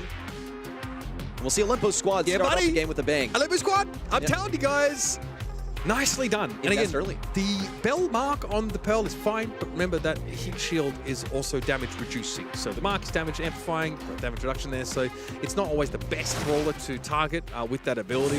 And it was a hypercharge used to that effect. So now, of course, we'll go with a reset. Now down to our second round. The map won't be broken up as much. There won't be that easy access yet for Olimpo squad. Note the lack of residue, but here comes Jubilee to replenish it once more. They won't be able to get over to that left side, and Eternal will get to take up a ton of space. What Jubilee was lacking is any cover to hide behind. He's going to need that barrel pretty badly, as Motep is forcing things up mid. It's getting a little bit easier. Look at all the pressure on Golden on the top side.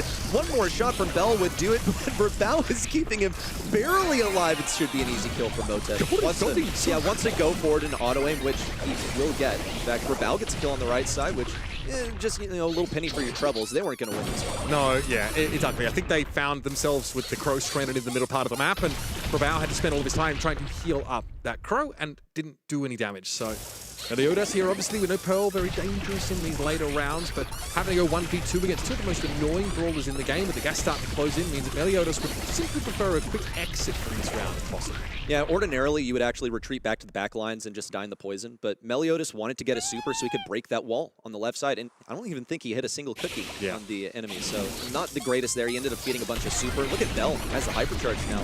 Could mark Meliodas right now if she wanted, if it weren't for Golden pressing up confidently from the right side. He's got the very fast movement speed, so it makes it much easier for him to win this right lane, at least as far as positioning. But Eternal aren't out of moves just yet. They still have the Bell hypercharge, still with Motep's Gust super. Now, they've got to hit some of these shots. So there it is, the overcooked gadget doing that sort of ticking damage over time on Jubilee. But Meliodas has to make use of that super in a bit of a weird way, just to try and avoid getting taken down. Yes, they've opened another way into the map, but they are struggling now to fight through that residue. They can't come forward. You can see that squeak gadget's going to be a big problem. Golden tries to dive on in. Brawl, they're going to be caught inside some more of that squeak damage. And Meliodas has really struggled to find himself in a position to command attention, let alone do damage. Trying to play the middle part of the map, but you see much of that heat is being used up by Meliodas, who's trying to spam their way into a position of respect. Brawl going to go down here, of course, to that super. Meliodas not long for this world either. It's like night and day. Eternal much stronger on the second run. I still wonder when we're going to see that traditional lineup of Byron healing a Pearl to the enemy side. Yeah. I feel like we see that quite a lot. Looks like the combo is more often actually the Crow being healed up because he just does a lot of stuff. That's the highest priority brawler on your team. As long as Pearl can keep that lane at a stalemate on the left side, then she's kind of winning. But you see the same dynamic that I pointed out earlier, that a lot of times Pearl, her objective is to survive, and then she survives, she outlives her own teammates, and she's not going to win the 1v3 or a 1v2 or whatever she may be. We have a nest egg there. You'll notice it's placed such that Olimpo squad will be punished for over-pushing in Eternal's direction, but Olimpo squad seem confident to play this diagonal.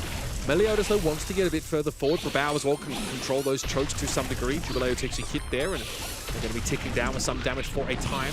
Overcooked should be available yet again for the Pearl. Meliodas wants to get aggressive. The damage is pretty extreme when you have high heat, and Jubilee has just found that out the hard way. Nicely done for Meliodas, though. He's on the profiting end of that interaction. It's a 3v2, and make that a 3v1. Olimpo squad at this point are just focused on getting the supers that they want. One for Meliodas would be pretty good, but it's on Motep's terms. He gets to walk into the poison and bring this to the next round. Eternal 1 round away from losing this set. The opposite goes for Olimpo's squad. They're one round away from winning things, getting the advantage over the team that beat them in the last monthly final. Dolman here as well, just wants to cheekily poke in some of this damage. Pro attack range is really easy to underestimate. Here's Motep, bubbling himself. Meliodas really unbothered by it. Gets a bunch of damage in the Gus's direction. This should result in some map control, or at least the opportunity for Meliodas to come forward. Obviously, using heat means that he doesn't have access to that damage reduction or that heat shield, but that'll become available to Meliodas soon enough. It's similar to the Kenji star power in a way, like really lets you stave off those hits and lets you gain some space. Here's Rebala with a hypercharge pop. What's going to be the play? He's going to try and get a super behind these walls, potentially. No, in fact, just uses it on Golden. And he needs to keep himself in the game. Very, very low is this Byron, and that's map control being given up as a result of the damage taken by Olimpo squad. Golden's one shot right now, pops a shield, but still Motep is able to only trade with him on the left side. Profiting interaction for Eternal. They survive this round. It comes down to one crucial round. Be careful. You've only got one life left. Meliodas managed to get his super off of all that, so it makes an easier rollout for him, but the windup on that super is so long that, honestly, I don't know if it really helped him that much. At least they'll have an easier retreat, but generally speaking, retreating is the last thing that you want to have to do. Hypercharge popped for Cow ABR, gets him a guaranteed mark onto Meliodas, which is pretty much the best thing that he could have asked for right now. Sets him up to be a ripe target for anyone on Eternal. Yeah, you just don't have that innate tankiness that you are trying to abuse as the Pearl. Even if, like I said, your shield does give you a damage reduction, you don't want to run headlong into too much of this damage. Cower, though, takes a pretty generous tap from Meliodas, and Eternal are forced out of the map for the time being. Olimpo squad don't have the same ability to punish the choke as Eternal do, so the game isn't over necessarily yet, but here's the dive! And what a connection there!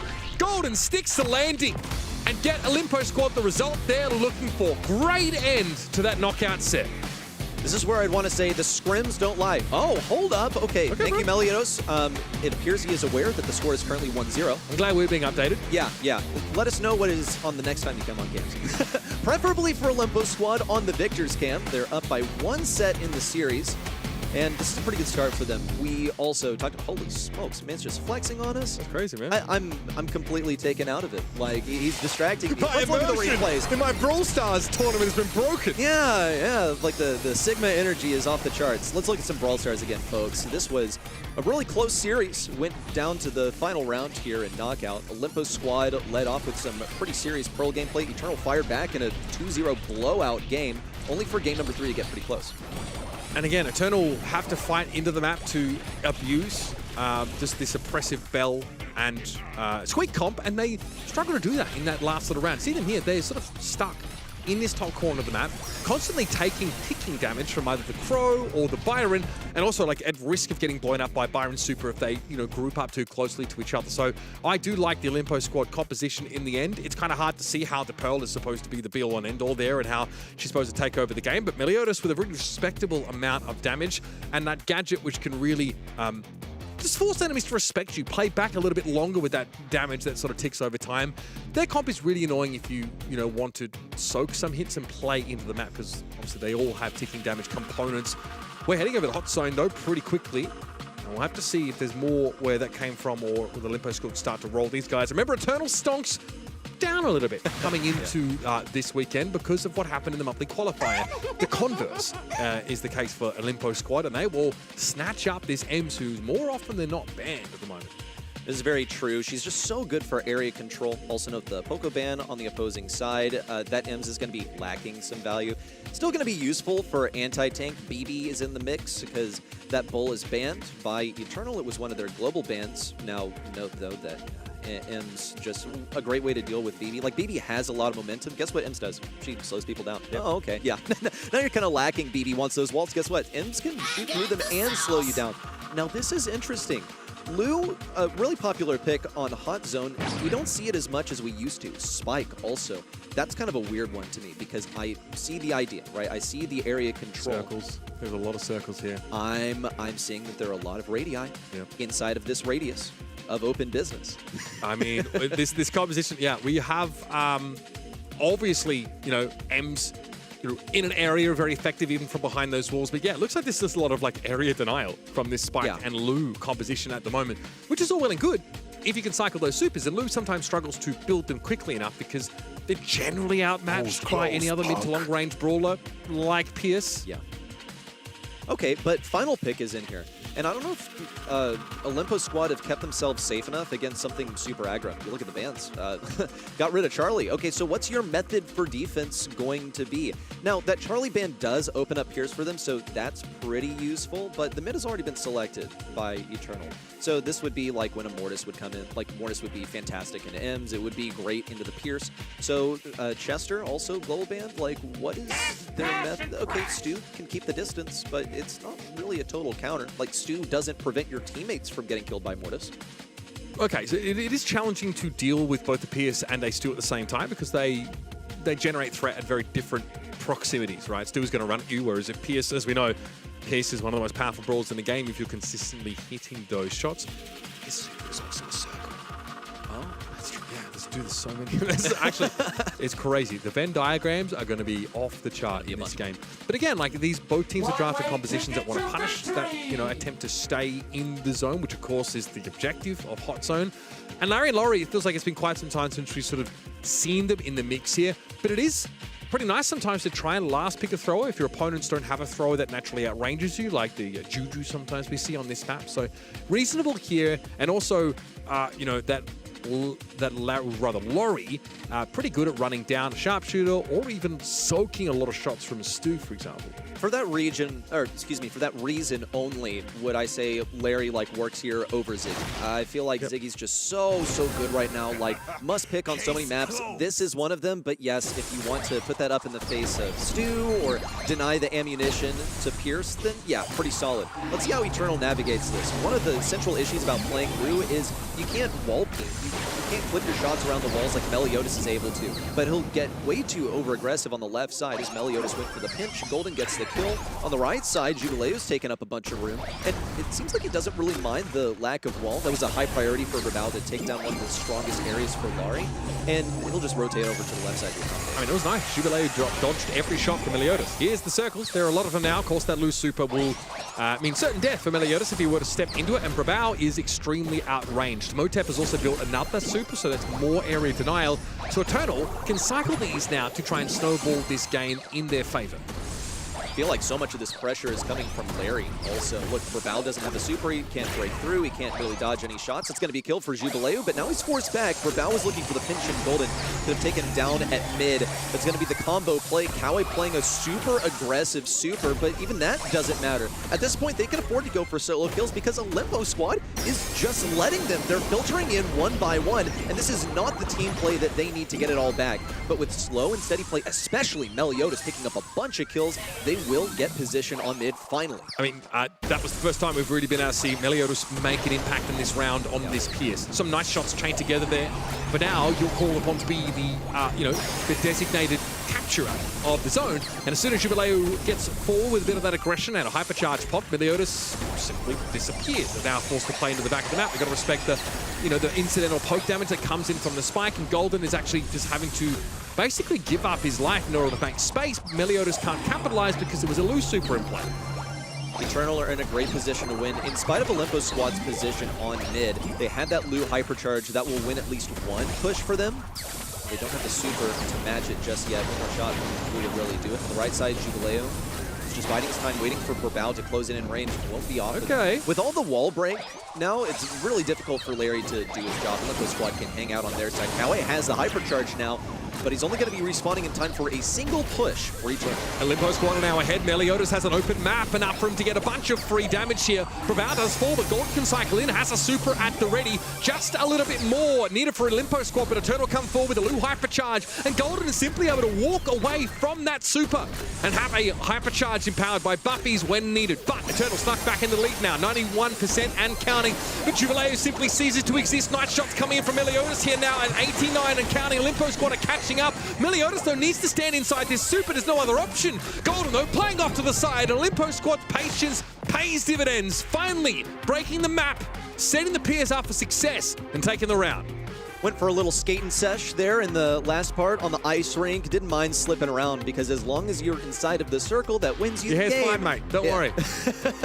Just get on the objective. It's all that matters. So what went wrong for Eternal? I'm scratching my head at the moment. I think really Olimpo squad, they are running a more late game composition here. There are a bunch of ways you can break walls in Brawl Stars. Stu is one of the methods. He's a slower way to do it because you can only do it with the gadget. That's a long timer, even though his super, you get it pretty quickly.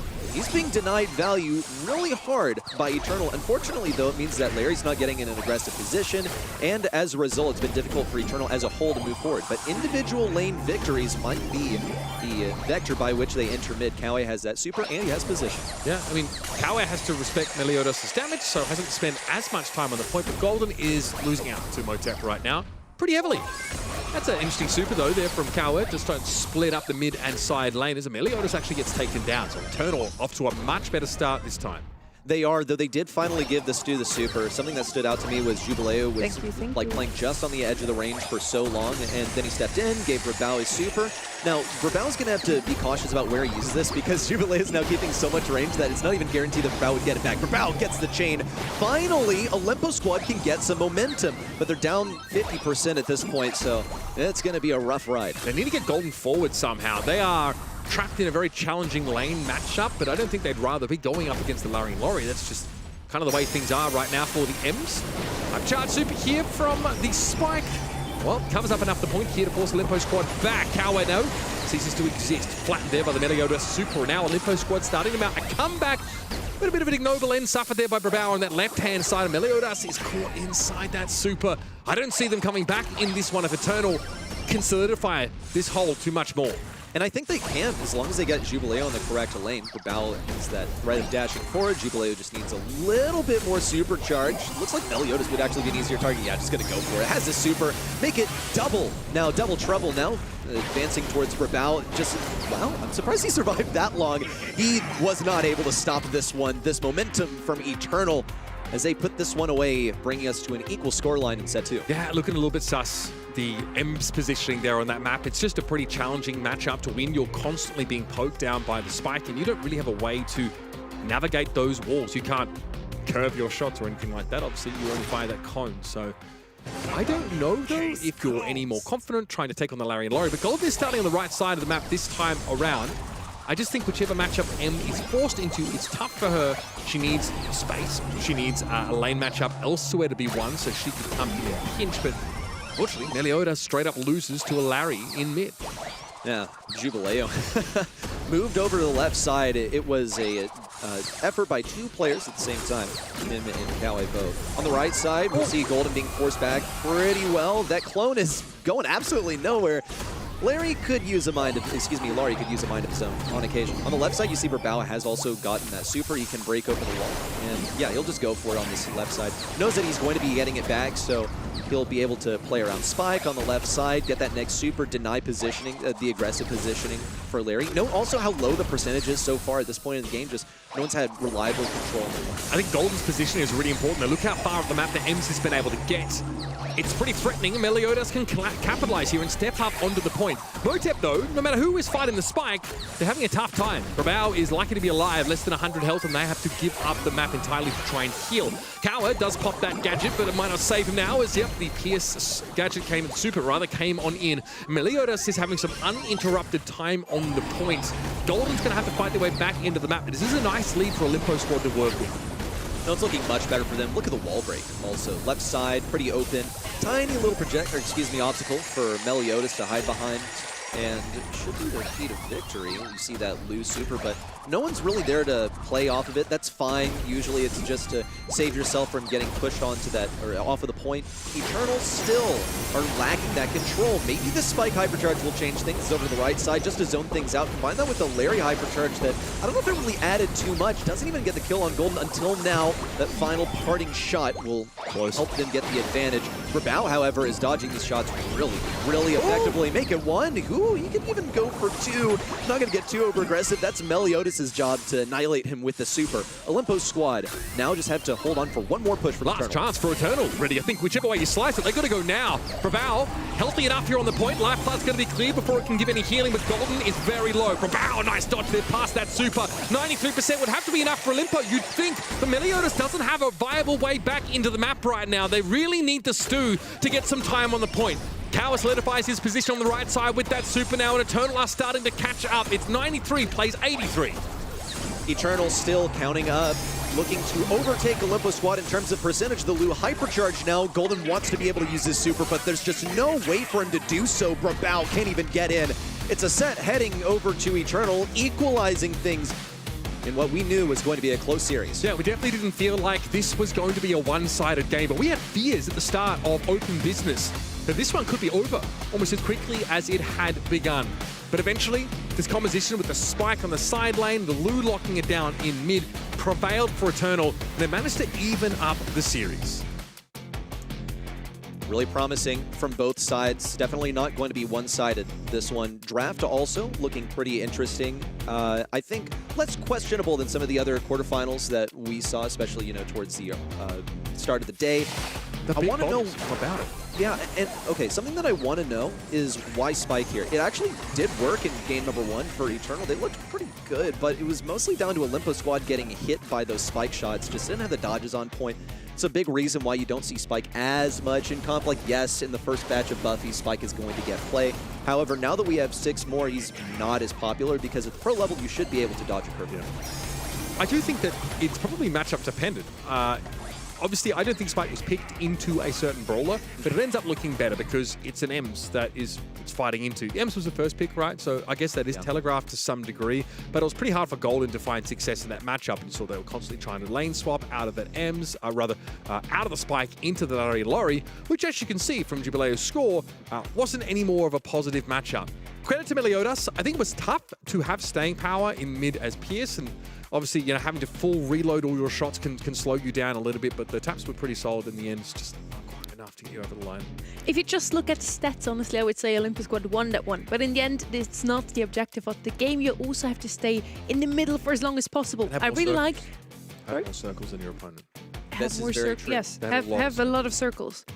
It's a thing. It's a thing. You need circles. So Lu should actually be picked up here. Terra, every brawler with a circle. Anyway, I really like that Pierce finally comes through. We haven't really seen him too often today. He was a heavy favorite in the EMEA region and could also come out here on Layer Cake. Let's see, so far in this South American region, Pearl was the most picked brawler. Interesting. Yeah, I mean, I can see why in some circumstances, but Pearl is not like a brawler that succeeds on its own. It usually needs some assistance. It's going to be greater than the sum of its parts once you pair it up with something like Byron. So will it be present on Layer Cake? The Byron is open. I also noticed that, I guess, yeah, Glow is banned. Okay. Jean makes sense. You wouldn't want to allow that to go to the team that has Kaze on their side. That's a really powerful defensive brawler. Kaze's going to be snagging that blue star. So can you make it to mid before her? I don't really think so. So it's going to come down to getting offense and getting towards the enemy. And Kaze has a big circle. True, it's massive. Ziggy has a lot of circles though. Then that Every super is a attack. moving circle, which I think is very powerful. Obviously, the go-to thrower on this map with a 79% win rate right now on Layer Cake, someone you should be looking out for. Then you got options, right? You've got your thrower here. Do you want to dive base brawler? You know, Crow's banned out. That's not really an option. We've seen Ali even used on this map. She's also been banned out. So you see that, you know, despite Eternal's attempts to remove all those dive-based brawlers from the game, they're still going to have to reckon with the Kaze here. And Bell, I think, is a pretty reasonable follow-up. Nest Egg on Bounty is just incredibly good, because once you get that map control, you now have a brawler that can allow you to snowball even further into the leads. They already have something to pick up the blue star on the left-hand side. Kaze comes in very early on, tries to pick up blue, and then after that you lean back, try to get your supers whilst not feeding your opponents. Because both Ziggy and Jean have such impressive supers. Jean is basically a free kill if they do manage to hit it. Yeah. The tick comes in next here for the left-hand side, and that's kind of what I was waiting for, something to counter out that Jean. You can just spare that tick head, save it for the moment when Jean finally has pull. On the right-hand side now, I would like to see some aggressive as well. They already have the thrower, they have something with range, the spray. it's a mirror matchup almost. If now on the right-hand side we also do see something like a Kenji and Ellie, as you mentioned before. Where are the... Kenji's exactly what I was thinking. I just think it has the sustain to deal with these brawlers. Yeah, thank you very Good much. job, You can't Brady. see it, but Sunny and I just shook hands because, yeah, just the comp is pretty telling. I think she should generally be able to, you know, survive Akaze, get up close and personal with the Bell and the Tick that are weak there, dash out of the way of the Tick mines and play aggressive, enable these Eternal players to move forward.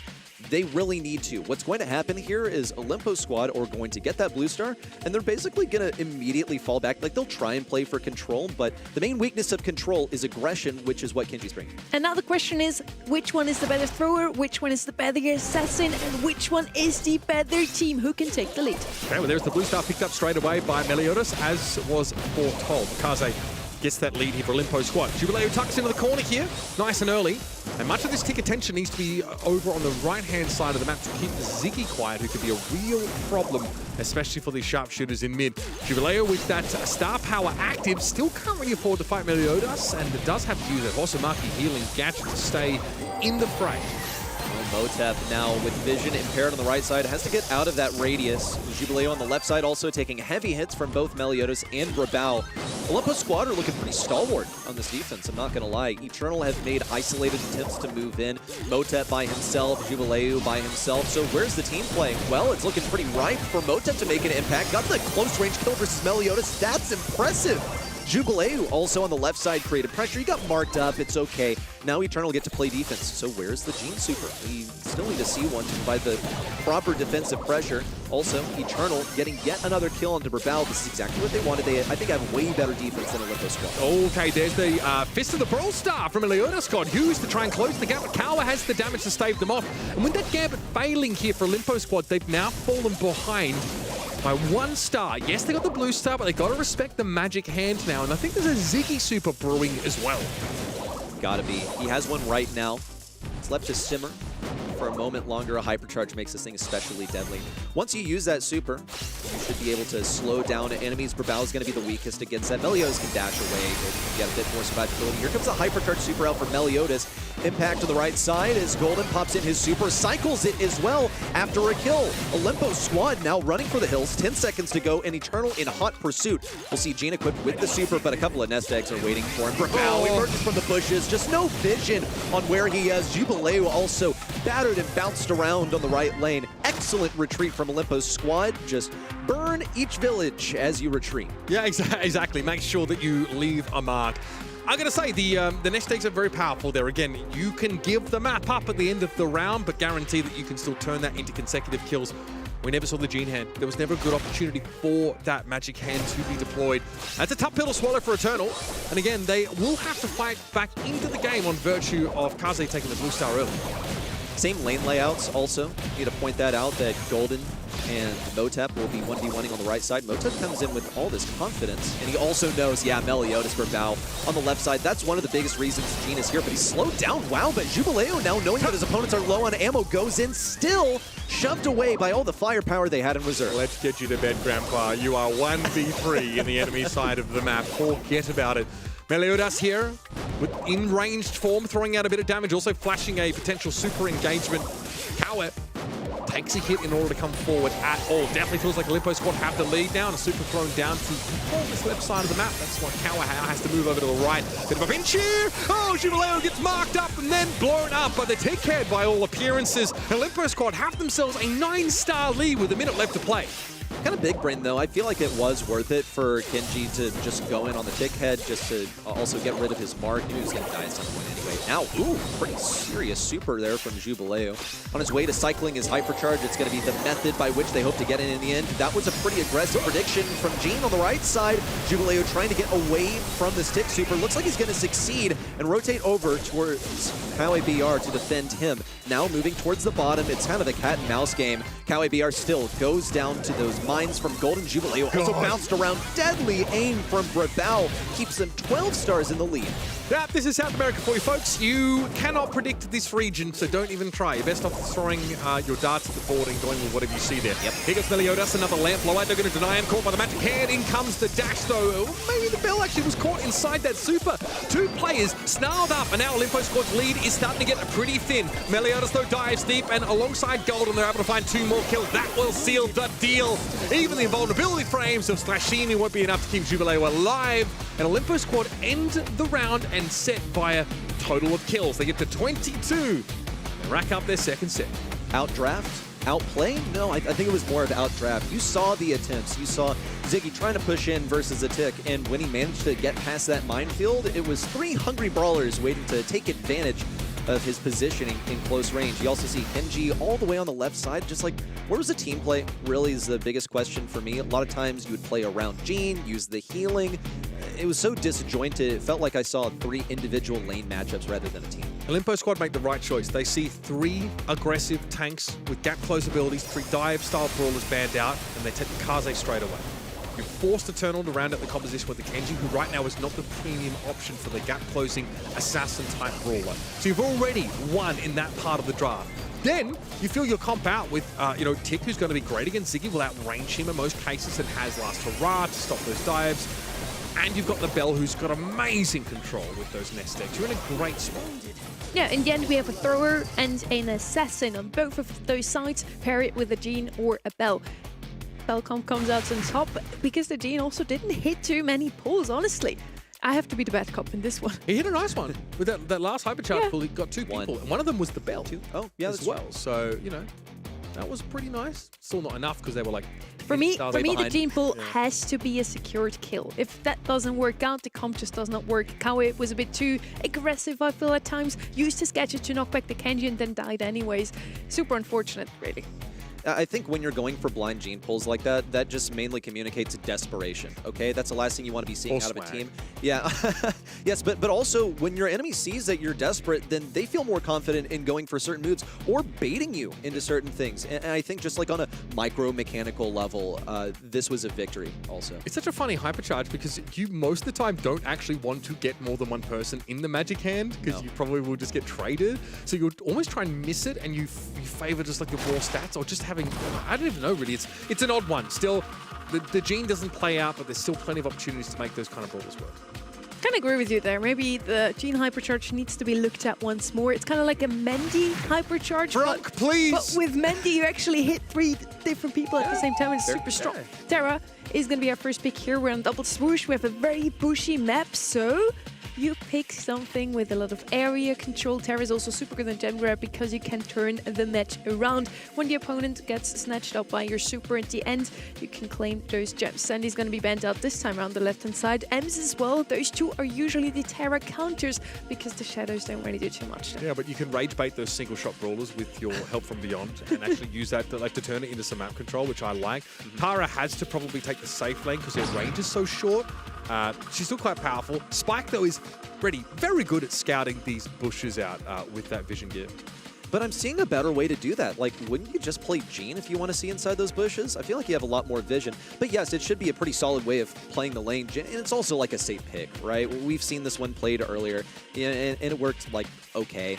I think it got the set victory. Buster. Okay, so moving on to what you play into Tara. You can see from the bans of Eternal, they just wanted the Tara first pick. Okay, it screams Tara, this one. The only thing that they're missing is the Pearl, not necessarily a Tara counter. But Buster is able to punch through all those shades. He's immune to any kind of CC once he uses his super. So that's, of course, if he's paired up with Kevlar Vest. Now, on Eternal, they pick up the Mortis and the Max. Really interesting. Is the Max just a delivery mechanism? Get that Tara her hypercharge faster? Very quick picks here. Max probably going to be the gem carry. She can dash out of the way. It's an uncommon one at the moment, but with Janet and Sandy banned out, who else do you go? I'm kind of waiting on the left-hand side now for Bo or Otis into that Mortis. Nah. This is South America. What am I even trying to do? Hey, it's good. So nice. I love this. Also, Nina's Buffy's are kind of disgusting. Yeah. Because I think after she pops super, if she has her Bear With Me gets empowered quite heavily by the Buffy. So I guess she's also good replacements to Sandy and Ems into that help from beyond from Terra. Usually these are D-bans against Terra. They have a little bit more range. Nita's gonna do just that. but Nicho's not going to do too much into that Mortis. Yes, of course, he's going to get Bear eventually, but I heavily side with that right-hand side comp right now. Interesting. I'm trying to be more of a Nita believer lately, so I guess I'll just put some blind faith in the Nita. That's a rare skin for Golden, by the way, the red-nosed Nita. But let's get a look at it. How does that Nita fare into the Mortis? It seems to be exactly what it's here to counter. Mortis going into the entire enemy team isn't going to get any kills, but it is going to get him supercharged and some hypercharge for later. Here's the matchup that Brawl wanted versus the Tara. It's exactly what this Buster was picked for. So far, so good for Olympus squad. They've at least gotten that Bear down, but no kill on the Jubileo. He's now closer to a super. It's not faux fur, is it? It might be the stun catcher on the Nita. Could be good. The socket power against the Mortis is quite nice if you can get it off. Golden with hypercharge doesn't actually opt to use it there, but still able to deploy the Bear. Jubileo is just going to dive constantly. There's Brawl with the super. Motep does not see that coming. Slow-mo replay drags the max in, and that's a gem carrier that is gobbled down. On the right side, Golden does have that stomp, but it's not going to stun anyone. It's just a deterrent, everyone. And on the back lines, Brawl gets the best of Mortis. He's not really able to stun that Mortis unless he does have his gadget ready. And even then, it only brings Mortis closer to you. This could be the big chain for Jubileo. There's no Bear to deter. He can go in with the super, but he doesn't have hypercharge. That's what you want at this stage of the game. Deep in enemy territory, Olympus squad have 10 seconds that they need to survive. Jubileo sucked in, gets the heal, but it's fine. The super is here for Brawl. Olympus squad move on to match point. Bro, Eternal Windmill slammed their composition. When they saw the Buster, they immediately picked up Mortis Max, like straight away. Like no concern whatsoever.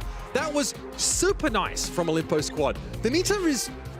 I don't really know how it's supposed to fit into the composition necessarily, but I think Bruce the Bear's great for that level of map control and soaks shots up, but that was convincing. Slow-mo replay is still one of the most underrated gadgets in the game. It is so dangerous for Max to get too close to the Buster. Yeah, I think it's really worth pointing out that Nita's Bear, like, look, it's not going to get damage on you typically, but it forces you back. That's area control that you get. And when you get it, when an enemy pushes into you, it's not really difficult for Golden to move over to deal with Jubileo. It's not really challenging for him to play the range game. Now, just defending on the left side. Thought about rotating over towards the right. Motep super low, gets tripped up by the stick around from Meliodas. On the right side, Kawe BR is stuck. Brawl wanted to avoid taking damage so much that he got out of range, but it's fine. Meliodas gets in with that final shred of the spike. I might want to avoid taking damage enough to uninstall the game at this point. This is, it's getting pretty rough out here for Eternal. 5-2 is the score. Jubileo trying to close the gap, but doesn't have any information about who is inside the bushes and where. Olympus squads are proper snakes in the grass right now. Meliodas is completely unbothered by this Tara that looked to be attempting to take some map control on the left side. Jubileo is very low. Here comes Brawl. Hypercharge super at the ready. So none of this Tara damage is going to stick. Kawasi wants to get close enough to build up a hypercharge because one good super from this Tara could be the difference between victory and defeat. Help from Beyond very quickly sent back Beyond by all this cleave damage from Olympus squad, and Eternal don't look like they have a plan.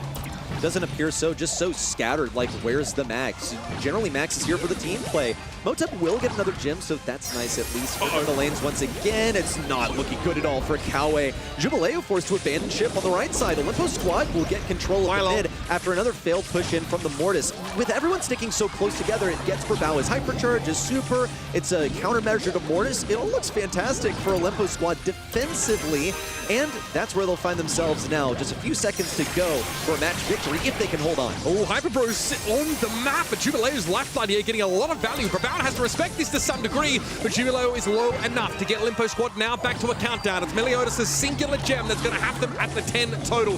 Help from Beyond again is going to be dealt with. Kawa has no mechanism with which to take this map control on the left, and so it's up to Jubileo yet again.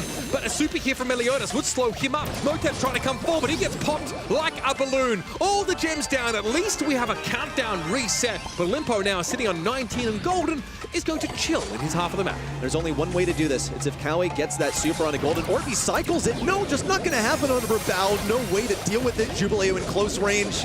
Here's the celebration as the clock ticks down to 0. Olympus squad, revenge achieved.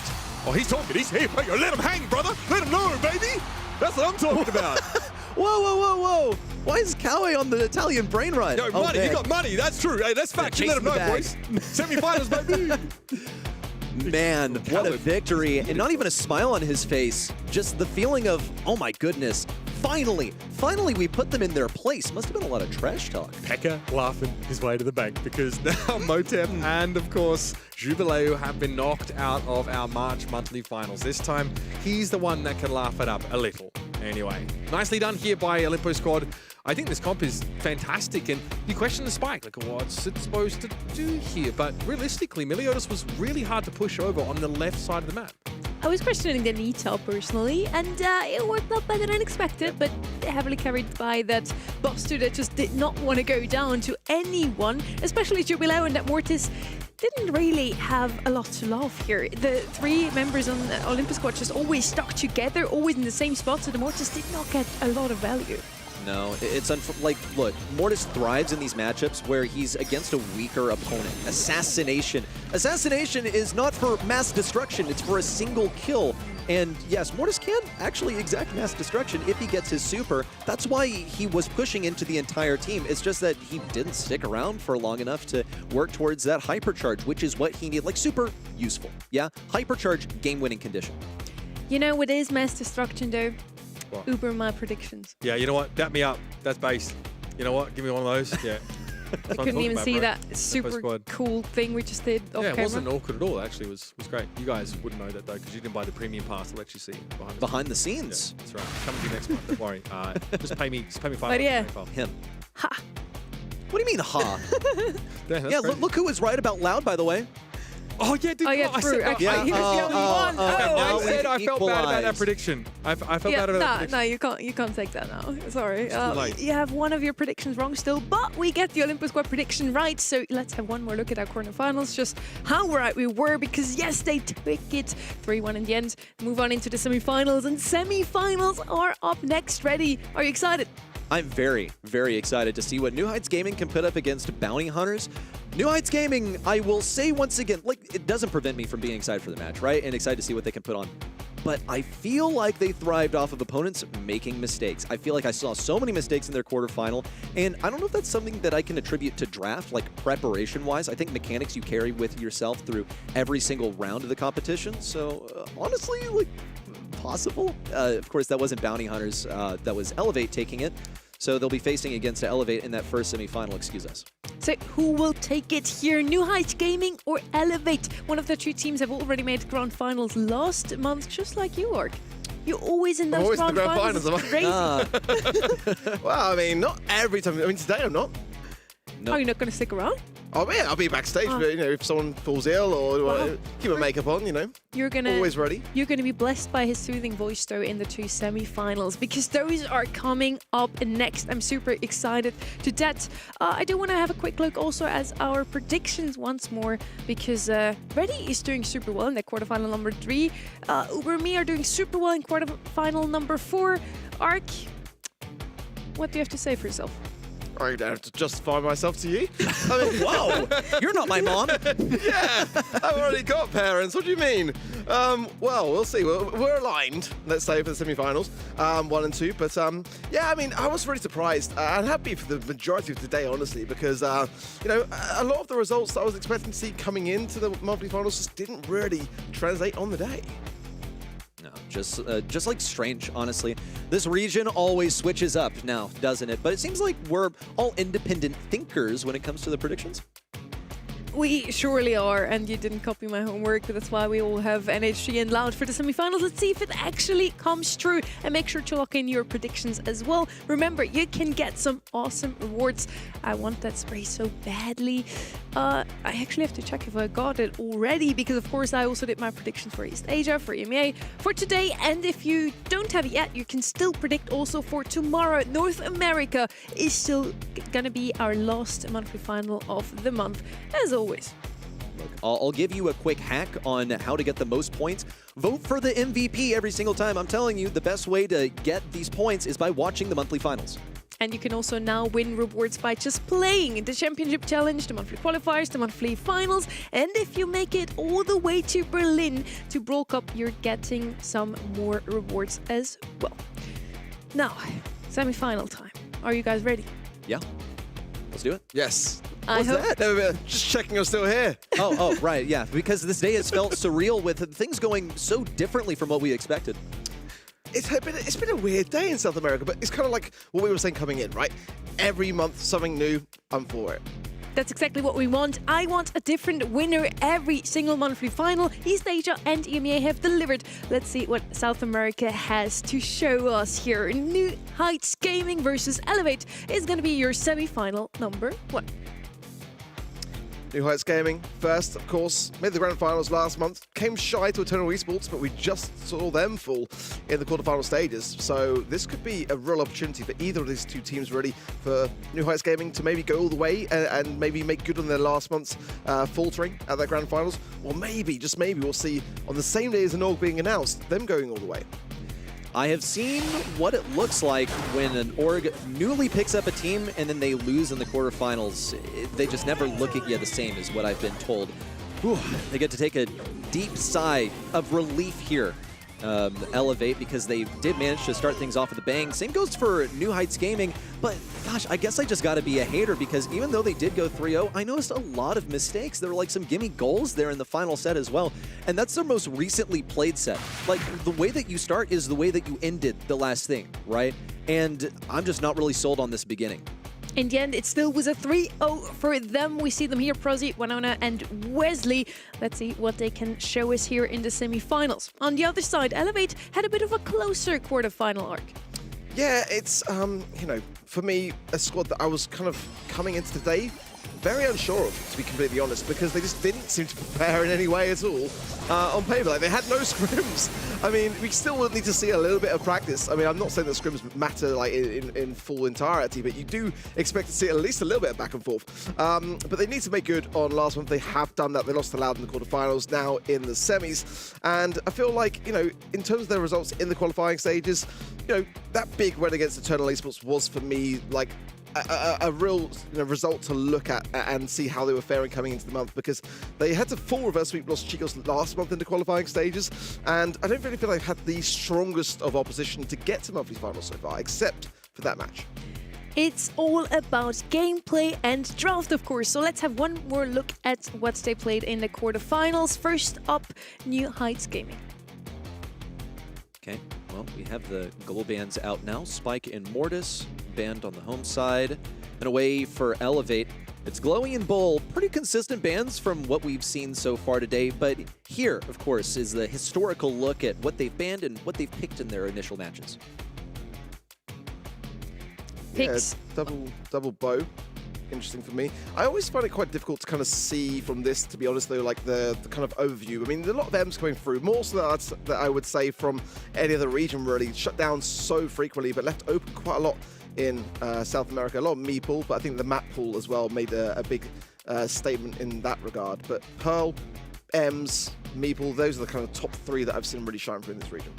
Pearl was the most picked brawler so far in today's monthly final. Ems picked up quite often as well. She was banned out in the other regions, so it makes a lot of sense. She's super, super strong. These are the global brawler bans for this series. Glowy once more banned out. Bull, I think so far still with a 100% global ban rate.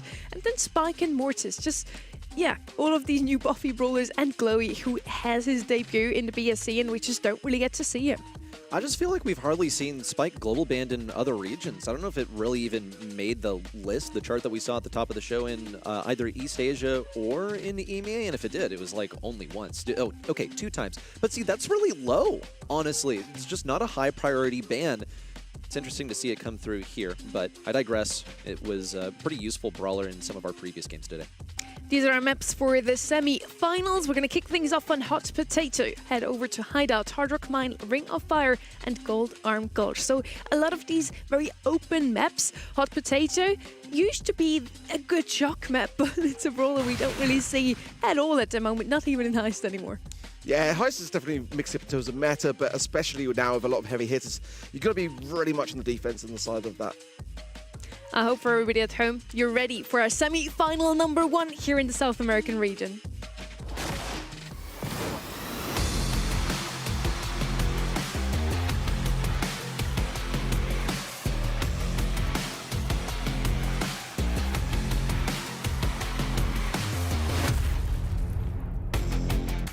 New Heights Gaming versus Elevate. One team wants to make it into the Grand Finals once more and wants to win them this time. Last month, 3-2 for them, a very close match. On the other side, we have a team that needs to beat the new orc curse allegations, and so far so good for them. They made it through the quarterfinals. We're in hot potato. Crow in the left-hand side, already a really good pick when it comes down to a lot of damage. Reek on the right-hand side, he's so strong in that middle, can shut it down completely if the opponents don't decide to just break open the map. Which I think they probably should. Shade also really dependent on the walls here. Feels like a big commitment. Are we gonna see any wall breakers? Because look at the bans. Yeah, I think Colonel Ruffs is very playable here. You can play Griff if you wanted. Lots of different ways that you could do this. I wonder why they're committing so hard on this. They at least have the last pick, so it looks like their plan could be bait New Heights Gaming into picking some wall breakers, and then they punish with their final selection. Yeah, honestly, I'm kind of a bit confused. Like, I just don't really understand like why the commit is there so heavily from Elevate, considering that the draft can just change the entirety of what they've already established. Melody, love that for them. The Ruffs as well. I think it's just going to be that continuation of the hypercharge, handing it over to the Melody. That's a really dangerous thing. With the Chuck band out, I think that is such a good strategy, which for New Heights Gaming, I'm feeling really comfortable with. The Ruffs as well can deflate the Shade, can deflate the Rico. Yeah, I'm much preferring what I'm seeing on the left. I was about to say, let's pick something with a little bit more range, because we have the Ruffs on the left-hand side that is going to try and break open the map. Super good against both the Shade and the Rico, and they're going to go with the Thrower. All three brawlers now rely heavily on those walls. Hopefully for them that the Ruffs doesn't get to Super too early. Once again, if they break open the map quickly, the left-hand side roster is going to look a lot stronger in this one. Well, Ruffs just needs to hold back and play defense this whole time. Or, you know, I think initially he probably should march forward. No reason to use sandbags here, in my opinion. Just to go ahead, get those asteroids landing down, maybe initial positioning on mid. We'll see how it plays out. New Heights Gaming and Elevate, only one of them can go to the Grand Finals. For New Heights Gaming, it would be a return. For Elevate, it would be a Cinderella story here tonight in SA. Wow, Tufa and Audius looking pretty good in that pinch there. Wesley on the defense, gonna land these shots. Tufa using his heals off the back of the splash. Now connecting with the save. And this is where Barry can get a ton of value. Nice knockback as well. Gonna heal himself up continuously. So a bit of a waster there, going straight into the eye of Wesley, and gonna be punished for it. It'll be a treat for Prosy. He's a little stronger, a little healthier now, but what is the most successful avenue for him to get up mid? Well, Rate of Foot is threatening to clap him to death. Now he's going on defense. This would be the moment for Prosy to move forward, but RDZ fires back with a super, a laser that gets them positioning on mid. So much has been denied to New Heights Gaming. However, they have not managed to keep them away from the safe. Elevate has yet to crack open the first shield on New Heights Gaming safe, and the same can't be said for New Heights Gaming. Winona has pushed forward so reliably, now threatening to move things down to 50%. It's a pretty good defense there from RDZ and Rate of Foot, but all they've mustered is the control of mid, nothing more. The connections, they will find as well. Wesley down the mid.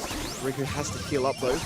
Winona, who's also down as Portox. Probably recognise him from previous years in the monthly finals. Going in onto the safe now with the hypercharge, but has going to have to wait things out. Safe crack there. Quite punished. Didn't get the most amount of value now. The hypercharge to Berry. Really going hard on the defense, but so much now for making up to do for Elevate. They're just really behind here. Nicely played also from Ruffs, breaking that wall on the left side. Rate of Foot's going to move through. Prosy, he's just determined to get position. Winona gets a hypercharge, now a super. Only one defender. Elevate's home safe has been broken open once more, and look at the damage pouring in. Nothing you can do about that unless you have a stun. They just did not come equipped with the defense for when someone was on their safe. They were all playing around the wall break. And Colonel Ruffs is going to get it eventually. Okay, their method is we want to take down the enemy safe before all of our walls are gone. But it only takes like 2 or 3 Colonel Ruffs supers to break the whole thing open, which is not really that long. Definitely some learnings to Elevate. This set still up to grabs, of course. Right outside, Wesley just trying to, again, get that early break. Good slow there from Prosy. Keeping that defense strong. Rico just trying to find some angles here. There's some big taps there from Wesley mid as well. As the Melody getting the damage. The first crack is already there. The New Heights Gaming. Okay, New Heights Gaming, though, looking to exchange, not by, of course, their own desire, but at 77% on their safe so far.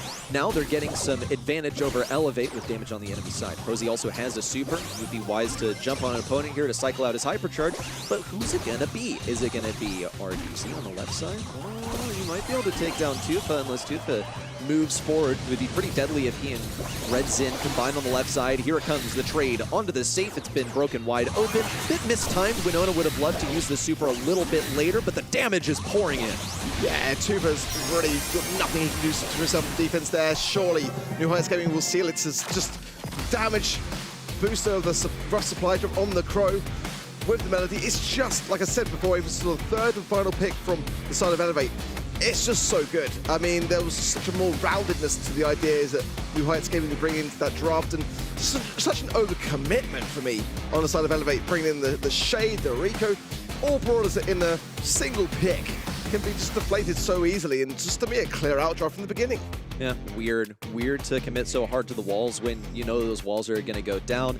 A lot of times you see the Colonel refs banned to permit for this kind of thing. The commitment to the walls so early on in the draft. You usually spend an entire draft getting the conditions just right for a single one of these brawlers, and then Elevate decide, actually, we're just going to like throw all three at the issue, see if we can win earlier, but they simply couldn't. New Heights Gaming, I like their composition more. I just agree with you here, Art. This was better rounded, this is better educated. Also on a team perspective, Elevate, they went for this ill-advised base race at the end, which like anyone can see that's unwinnable, so in their minds, they probably already lost and decided to go for it. Maybe. I mean, we already saw it coming, kinda. You don't just pick up Rico as your first pick. You don't want your opponents to know that breaking open the map will lose you the entire game. On the left-hand side with that Ruffs, Crow, Melody, they have so much damage. They have the Ruffs to break open the map. Just a better comp, and yeah, we then saw it coming, right? Ruffs is just going to break open the map. They should pick something with a bit more range. They go with Barry last pick. Was that the solution? No. To an open map too. Double down. They already started the draft here, didn't want to wait for us, unfortunately, but we still get to see the bands here. Charlie Gray and Ruffs on the right-hand side, they went with Crow first pick on Hideout, which is super interesting. He's kind of squishy, he's in a good spot in the meta currently, but we see him a lot more often on Heist, for example, not really on Bounty. Yeah, but it's South America, Sonny. I mean, if Crow is not banned pick, Crow is that is just the number one in this region. Where's Juju then? I mean, let's be honest, it's not really the meta for it, but South America will play it where they can, but even at the moment, it clearly is just that bad. Definitely still here. Gus is open here. Could be a potential opportunity to be able to have on looking towards really New Heights Gaming combined with the Kaze, give her more of a chance to stay standing. So that bell mark really is to lock onto the Kaze, to eradicate the aggressiveness of which she can bring to the table. Some of the more kind of boring brawlers are available here. The bow could be an option here. Maybe again on the more side of New Heights Gaming, but could be an option. Yeah, Gus, yep, I like it. Take it away from the other side of the field, because that pairing with the Kaze is dangerous. Also with the range, like you could possibly kill a Kaze early game. She goes for that blue star, and she's fast, but she's not that fast. You can't outrun death sometimes, and if the shots are there, then it could be an early range steal. Piper now for New Heights Gaming, very interesting. Piper, I think, should be a worthy matchup for Bell. I think Bell still wins this matchup, but Piper still has that cheeky gadget that can guarantee you a kill. I think it takes Piper 3 taps to kill a Bell, especially if you're running the star power. That gives you a bit more health after you've gotten a single shot. I think another thing worth considering is that Pearl was completely taken out of the playbook here. Same for Jean, because Bell is great into both of them. Probably two things that were considered, especially as defensive options, that had to be thrown out by Sync Pick. They decided against anything to really enable their Kaze, like a Jaeyoung, for example. Gonna go with double sniper, and honestly, they have the better snipers on the map with Pearson Piper. Well, Piper's my favourite brawler. I'm just still not overly sold on it in the current state of affairs, but let's see if Portox can just continue to pop off with it. His teammates can continue to help support him on that bottom left. Big taps from Readyfoot onto Wesley. Should be out range really, but these Pierce shots do need to land, and now in that spot, it'll be much tougher for Wesley to do so. Bit of a stalemate now, but Winona, there we go. And that's the gadget we were talking about. It's homemade recipe. It can guarantee a kill if your opponent's low enough on HP. Wesley punishes RDZ for getting too aggressive. Prosy looks for the retreat, but he tried to double dip. Wanted the damage on Tufa at the same time. Should have just gone for the escape. It's fine though, it's not too costly. Elevate had that blue star and 3 stars, but it pales in comparison to the now 11 for New Heights Gaming. 5 stars on top of the Piper, making him a prime target, of course. Let's see whether we can get some Crow utility coming in to be able to really do just that. But so far, nest eggs of the Bell popped at just the right time as well. There's a nice connection there from the homemade recipe to giving the hypercharge over. And I think very much behind here and struggling to really find anything to say about things. Will the Piper stay standing? Popped. Not the greatest there. I think that was the last tick of damage. Ooh, look how lit up Ray to Foot is. One more from Wesley would have done it. Walked over that ammunition recover. Hopefully it was going to go to the right side, but it ended up not doing so. At mid, New Heights Gaming are getting ready for this push on the left side. They've already thrown in that Kaze super switch forms for Prosy to attempt to get the kill. All he did was drop Reds in pretty low. He's able to now move over towards Ray to Fit, activates a buffer zone, even pick up a kill. Wesley has tons of firepower to keep Reds in back. This one's in the pocket for New Heights Gaming. A 20-star victory. It just doesn't get more dominant than that. Yeah, it's not even close. It's just really so one-sided so far in favor of New Heights Gaming. But Elevate, the new roster announcement of today coming in the South America region, they need to bring more to the battle than this. It's not impossible. I think the draft's just decent. It's not my preferred side of the draft. I think the Piper has got some weaknesses that they're not really exploiting enough, but so far, Portox on that particular brawler is popping off.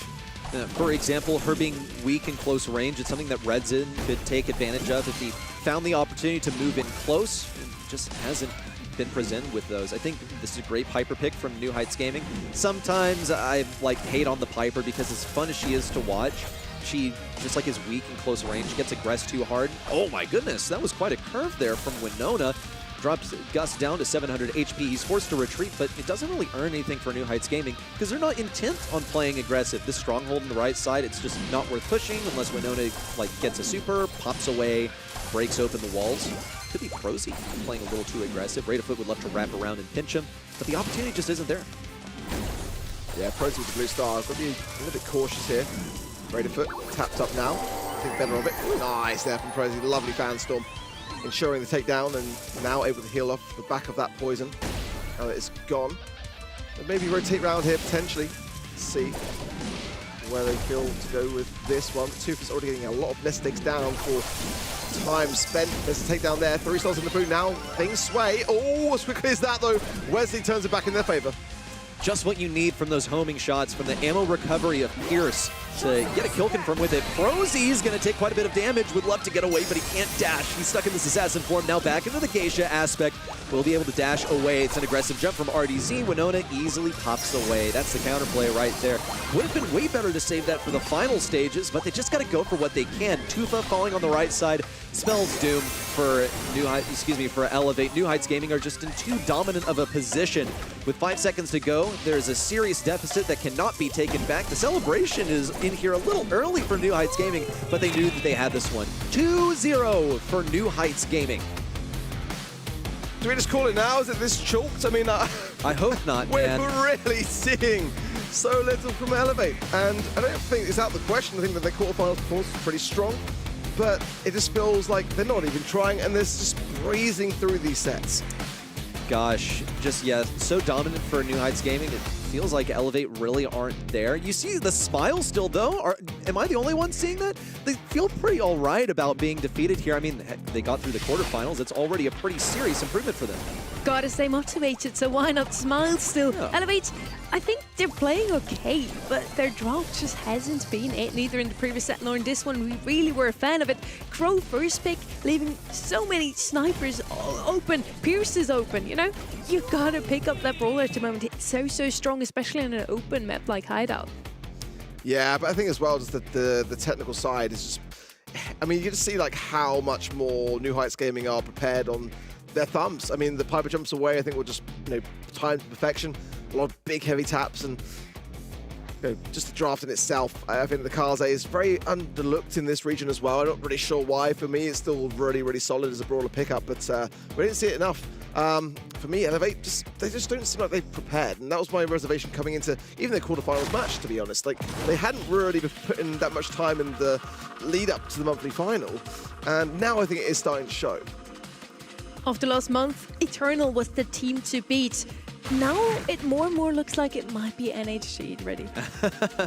Well, okay, look, I feel like a bit of a hater here because I consistently just like say this without really considering the other side of things. I think New Heights Gaming have been offered like underprepared bit of easier opponents compared to say Eternal, who were taken down earlier. Let's not forget that. So I don't really know. I'm still not sold on them. They're going to have to win a grand final to, not that my opinion really matters that much, to sell me on how good their team is. They can at least get a 3-0 here, and that wouldn't be too shabby. Let's talk draft real quick. Elevate, they lead with this BB pickup. I think that's really, really strong. Bull, they global banned it earlier, but to get that as a #1 pick, I feel like it's so high priority that you kind of have to. It's going to offer ample opportunities to counter it, but for Surge to come in as that counter, kind of interesting. I feel like we're scraping the bottom of the barrel right here because you look at those bans, and it feels like Elevate banned for this BB. I don't know what to say about the Surge, to be honest. I mean, it's a fun brawler to play, and maybe that's where we're at in this series. Maybe New Heights Gaming are just like, hey, let's make it fun. I don't really like it. I mean, it's not a bad place for it. I think if you're going to play Surge anywhere, this is probably the map for it. Just be able to hide in the bush, to lurk, to be able to get the value, just to, especially the early stages of your stacks when you're looking to earn them. Get a little bit of a, attack from the bush, but like, I just don't really kind of get it. Yeah, I mean, many of the best BB counters were already banned out with the Chester and the Shelly. I look at that ban from Elevate, so maybe Surge can work out here. Surge himself has many counters though. You have the rough sandbags, you have a Terra with Help Beyond with those shadows coming in, and the roughs is also going to be picked up here. Max is going to be our gem carrier on the right hand side versus Bo in the left. Boz is coming in as well. How do we like that into the BB? He's just going to get knocked back whenever he tries to stun her. Well, who cares? I mean, you can always, I don't know, like, you can always trick them, like, grapple something near them. You can also have, like, a hypercharge and Spider-Man up the map. I don't think it's, like, that chalk. We'll see Winona at least get it for free, too. But interesting. Let's analyze what the lane matchups are. Yeah, go for the free torpedo on the rate of foot. Doesn't really have anything to do against it. Frozy annihilates that lane on the right side. And while New Heights Gaming have lost a member, look at their positioning. I'm telling you, everyone, the Hard Rock Mine spawn trap is real. It can hurt you. Elevate are learning that lesson the hard way. I mean, they fed him immediately. That's like the #1 thing playing against Surge is like, don't feed him straight off the bat. And now Pros are going to have a whale of a time with that additional movement. Too fun. Working through the mid, getting his gems back, and Pros are just going to stay on this BB lane side for sure. Gets him popped. Buzz taken care of though on the top left. That's going to put pressure onto Wesley. You can't really go straight down the mid. That was a funny interaction on the right side. Prosy was hoping that he would be hit by Redzin, but didn't hit him, and so he didn't get any of his ammo back. Had to earn it back the hard way. Prosy is ready with his hypercharge, by the way. It's going to be pretty deadly once he advances into that form. On the left side, Winona's just being treated as super fodder. On the right side, Prosy just, stands still, says, do it, try me, feed me my ammo, gets the kill. We see the aggressive play from Winona, but he ends up coming away with only 4 gems. It's okay for New Heights Gaming. Would have loved to get a couple more, but with their positioning, it's looking pretty promising. The lack of kit for Elevate also could spell defeat for them here. Gem spawns on their side. We'll see Prosy trying to create the buffer zone, knows that he can get taken down. It's a gimme kill for Winona on the left side, but now RDZ comes in totally uncontested. He has to face into a Buzz with a super in order to be taken down, and Buzz didn't even use it that way. Very confusing. It felt like New Heights Gaming had that one, and Elevate had the one. They just threw it away. And I don't kind of understand the play from Prosy, because like he had a hypercharge, he used super, but like he could just like literally made so much space through the mid. Chance for a reset. Not sure it's going to happen, and it won't. But massive blunders there in that game from New Heights Gaming. I mean, that was really done and dusted. I think a hypercharge to get that additional splash into the mid would have really just damaged everyone, because they were clustered in that mid side. And there was one gem that they realistically needed to get onto countdown, and then it all just went pear-shaped. You're facing a BB. You have to have the BB counter on the BB at all times. She is that strong. So they got away with it in the early game. Yeah, I think they know RDZ is on the left side.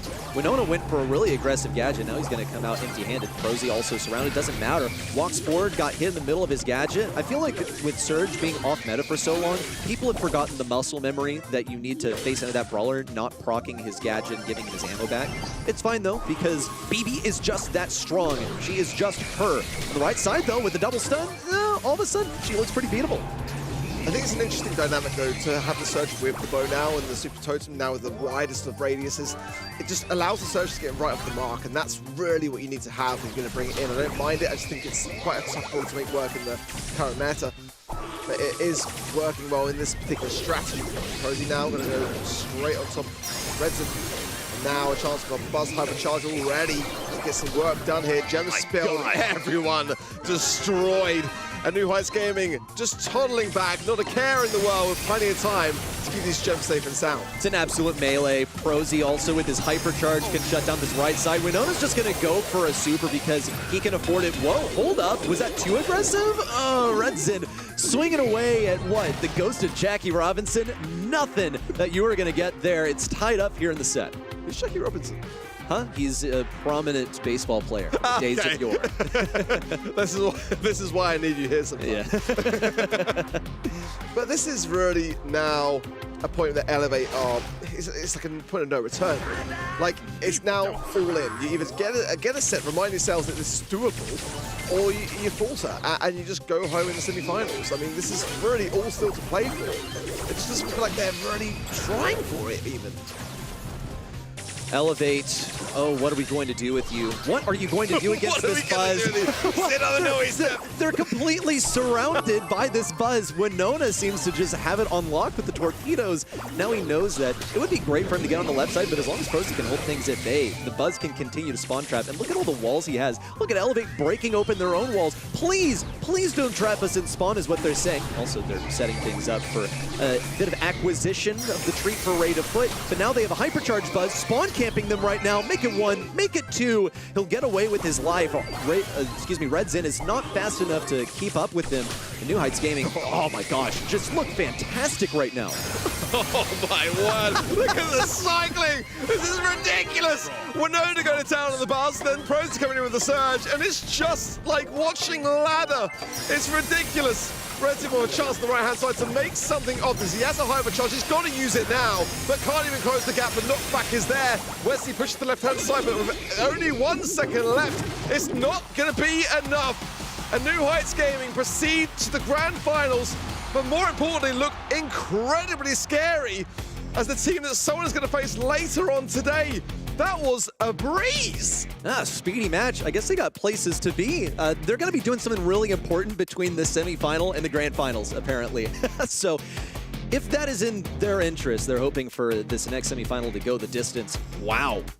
What a wipe there, Elevate. Yeah, that's a pretty understandable reaction there. The defeat, they were smiling as they were just one set away from defeat, but actually having that occur is a completely different thing. And they actually look like they are about to turn things around. They finally locked in, and maybe we get to see a set 4, but New Heights Gaming are just that team today. And maybe the team to beat in all of the region for the next coming months as well. 3-0 in the quarterfinals, 3-0 in the semis, unbeaten so far today. Yeah, it's a team that coming into today, I had my eye on. I mean, that alongside whoever won the match of SK and Loud, really. And I think Loud and New Heights Gaming could have that grand finals match. We'll absolutely see. I'm not holding my breath or counting my chickens today, of course, in South America. But, I mean, if that's anything to go by, I feel like the grand finals is exactly what we're hoping it will be, because they're just looking so scary. And the drafts are on point. They're the team to beat today for me so far. I mean, look at that. I mean, again, going in, self-confessed, was not a fan of the Surge, but I can see I can see where it kind of worked alongside the bow, which only with the 3 kills. It was the Super Totem which really helping hand Winona and Prosy. I mean, they were just doing all the work. I don't mind seeing 3 kills for that reason. 530 DPS on that Surge. It definitely worked out better than expected. And I'm with you there. I also have New Heights Gaming versus whoever comes out on top, Loud or SK Kalalas, in the grand final. And I said New Heights Gaming is going to take it all today. They already had a chance last month. Eventually, they have to get there. At the same time, we had Uber before saying you know, Loud is still Loud. They have been so good, so consistent last year. Eventually, they have to find their stride again, ready. I guess eventually, right? I'm wondering if that's going to be today. They've at least made it through here to the semifinals once more, so that looks consistent with last month, but they got to make it through the grand finals. Like, I just don't really know where Loud have been, what's going to change on the day. And we want to have one more look at our bracket. Just what is our semifinal number 2? What is it going to be? Another 3-0 today, Ark? I hope not. I mean, looking at the way the Olympus squad were playing earlier, I would say that it's likely to be one that will be a much closer affair because Olympus squad did incredibly well. I mean, I distinctly remember as well, like effectively the former Alpha 7 squad having a really, really good time last year versus Brawl, and of course Motep being a member of that same squad. So I did have a little bit of a reservation, but I was still unsure because ultimately Olympus squad are not playing with their main roster. We got some substitutions for them today. So, I mean, remember Meliodas, that's a massive result. We get the good cop back here. Yes, Meliodas is just a sub. Can Olympus squad can make it all the way through, or is it going to be Loud's turn again? Yeah, I mean, this guy, like I was saying earlier, Meliodas has been around in South American Brawl Stars for like a long, long time. So I'm pretty confident that they can make a deep run here. I don't know if it's enough to make the grand final. That's my only concern. I think Olympus squad are great. They seem like a dark horse to upset maybe the balance of power in this region, but winning a monthly final with a sub, that feels like a bridge too far. Before we reach the grand final, we need our second semi-final, and it's gonna be a banger, I'm sure about that. It's Olympus squad versus Loud. On the one side, we have this really strong roster, proven, consistent from 2025. And then in Olympus squad, we have the new generation in South America. Yes, they had a couple of good runs last year already, but I'd still say that is the young and upcoming roster you need to keep your eye out for.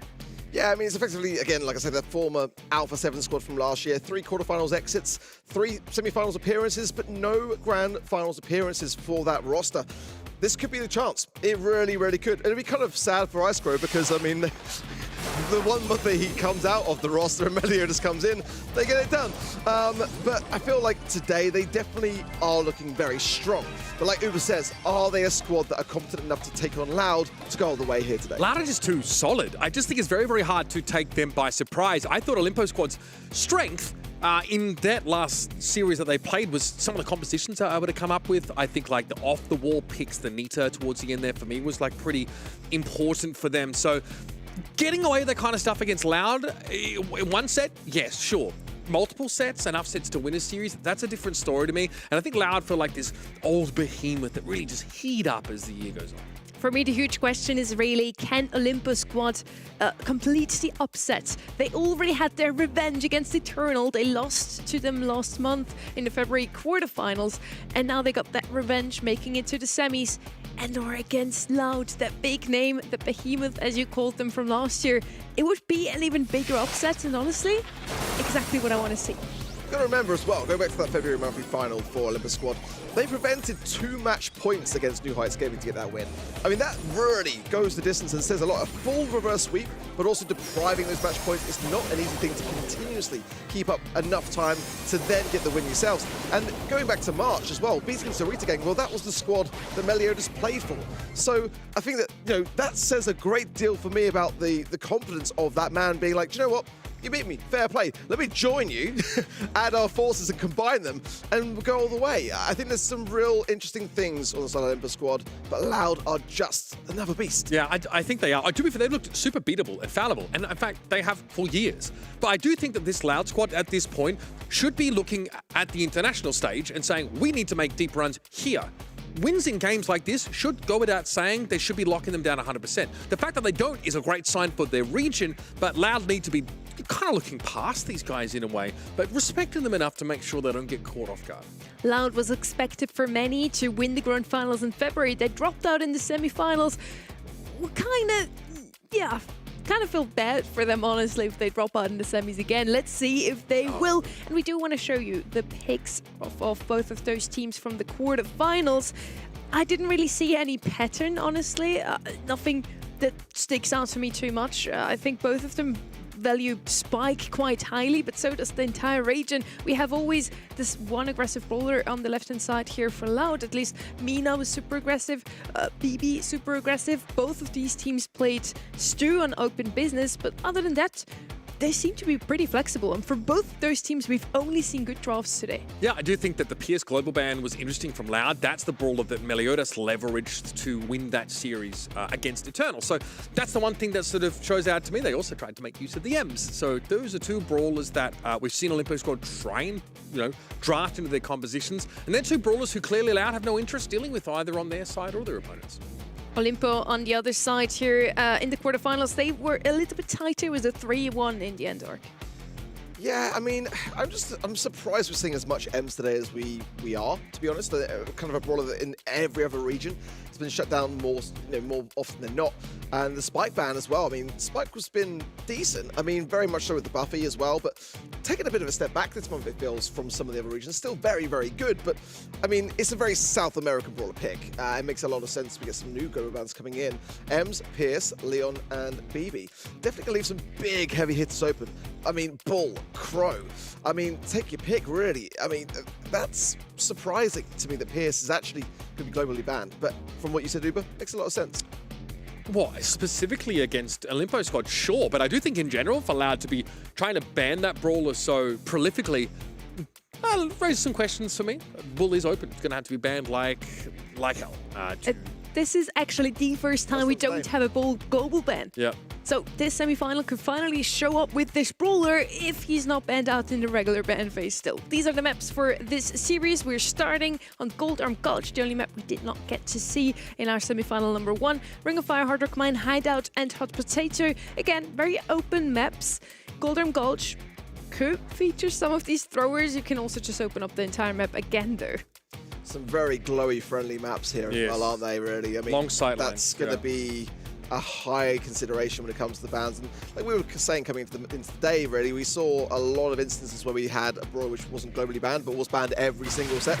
Well, I think we're going to have a similar sort of circumstance here because, I mean, Bull, Hard Rock Mine, it's his own personal playground. There's, I mean, Ring of Fire, that's a great chance to flank. Glowy and Bull, I'm looking here to see banned out quite a lot, as well as the Crow. I mean, I'm not too convinced in these global bans, to be quite honest. I'm still expecting to see a lot of Spike. I mean, it was the most picked brawler in this region last month, like 36% of the time, I think, picked. And I think obviously it's great on Ring of Fire, right? That's a classic map for the Spike to play. Life Plan is really powerful. Gadget's now been empowered even further by the Buffies, so I think that we'll expect to see teams to gravitate towards that brawler when it's left open. I don't think Bull's getting through. I just can't see that happening. That's just going to be a windmill slam ban. Yeah, I'm going to go with both of you here. We have two brawlers that have been basically always banned out with Glow and Bull, and then maybe we do get to see some more Spike. Pro has also been a brawler that has been picked up quite often today. Let's see if it's going to be picked in the semi-finals too. I hope you're ready for semi-final number 2 right now.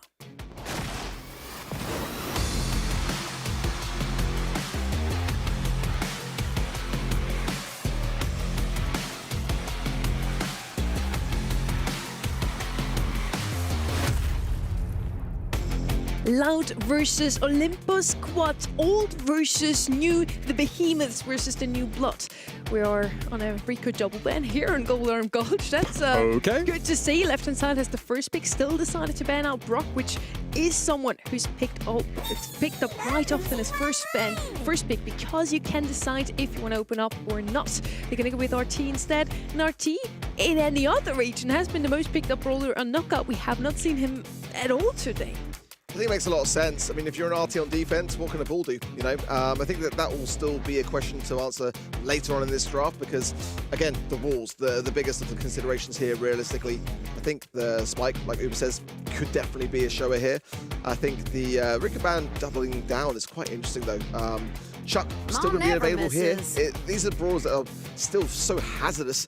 I mean, Melody also, there's some big defensive ideas coming forward. There's going to be Cordelia still to play. Meeple. There's a lot going down here. Yeah, Meeple, Spike, still a good option. You can index into the throwers a little bit if you should so choose. Obviously, yeah, there's Spike. So he's going to get lapped up here. I wonder if Olympo Squad will feel like they want to fall into the trap of playing someone like a Bull into one of the most effective defensive brawlers in the game. Someone now also who, with a hypercharge, RT can ignore those walls and be really punishing once the gas starts to close in. So that does give you a nice option. It is one of the most commonly picked brawlers in this game mode ever. And surprising that we're only just starting to see it here in South America. But it's nice to know that Loud are paying attention to what's going on in the rest of the world. What do they follow up with this? Because their comp is... Okay, so they do get a thrower in here. That still does leave the door open to something that hard engages on the side of Olimpo squad.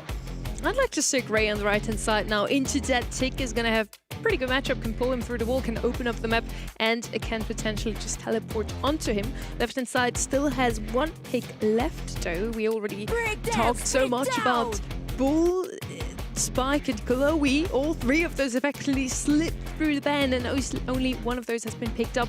I do like the Mina pick, has a little bit more mobility than the Bull. In the end game, she also can just cover herself in her bubble, you know, her gadget. Yeah. It's going to be super strong, but still surprised that we don't see Bull, honestly.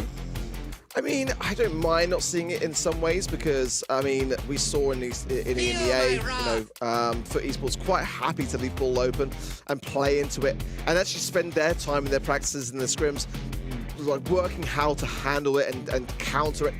Mortis will be the final pick coming in then for Olympus squad. Okay. You have to have something to match the Mina in terms of agility, right? And something that's going to be a hard brawler to kind of hit. So quite like it. I feel like the Tick obviously going to be quite a prime target, just the RT. And that's the one brawler which the Bell is going to have to really focus a lot of time on. Yeah, I do think so. You want to try and outmatch RT at range. It's sometimes surprisingly difficult to do that against that brawler. I always feel like I'm surprised by just how long RT's range is when you think you have the edge. Other sharpshooter that might be able to beat him in that regard. So Loud are going to take up residence on this left-hand side of the map early. Meliodas, of course, is going to be looking for the Tick, but has to respect the last hurrah. Life Plant's going to be handy, at least to give a staging ground forward for this Mortis, but Meliodas cannot commit until he's sure he's going to be able to make it a trade up for Olimpo squad in the ensuing brawl.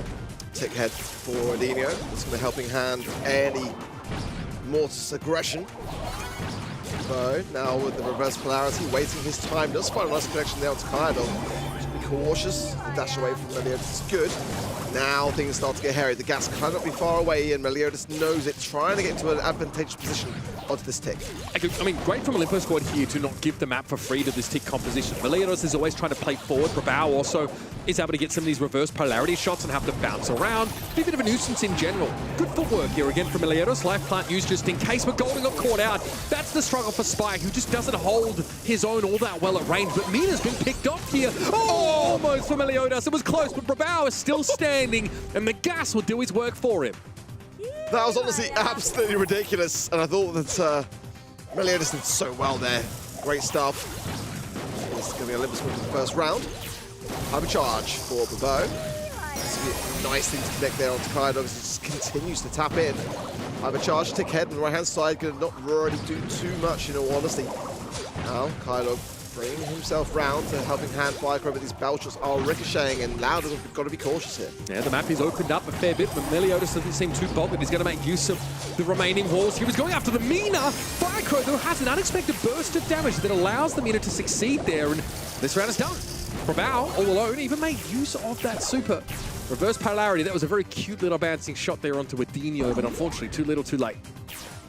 Okay, so all tied up then in terms of the rounds. I'm liking the way that Olympus squad, they were handling themselves at this early stage. They do need to do that against a team like Loud and assert themselves. Dino trying to get some of these connections. He's going to need something of a defensive maneuver, and Meliodas now capitalized down this early outset of the round. I'm sure, though, with the gadget, Dino can defend with Kaido as well. There are some things which will cause a big problem for him, but now the Tick head, it gives him some options.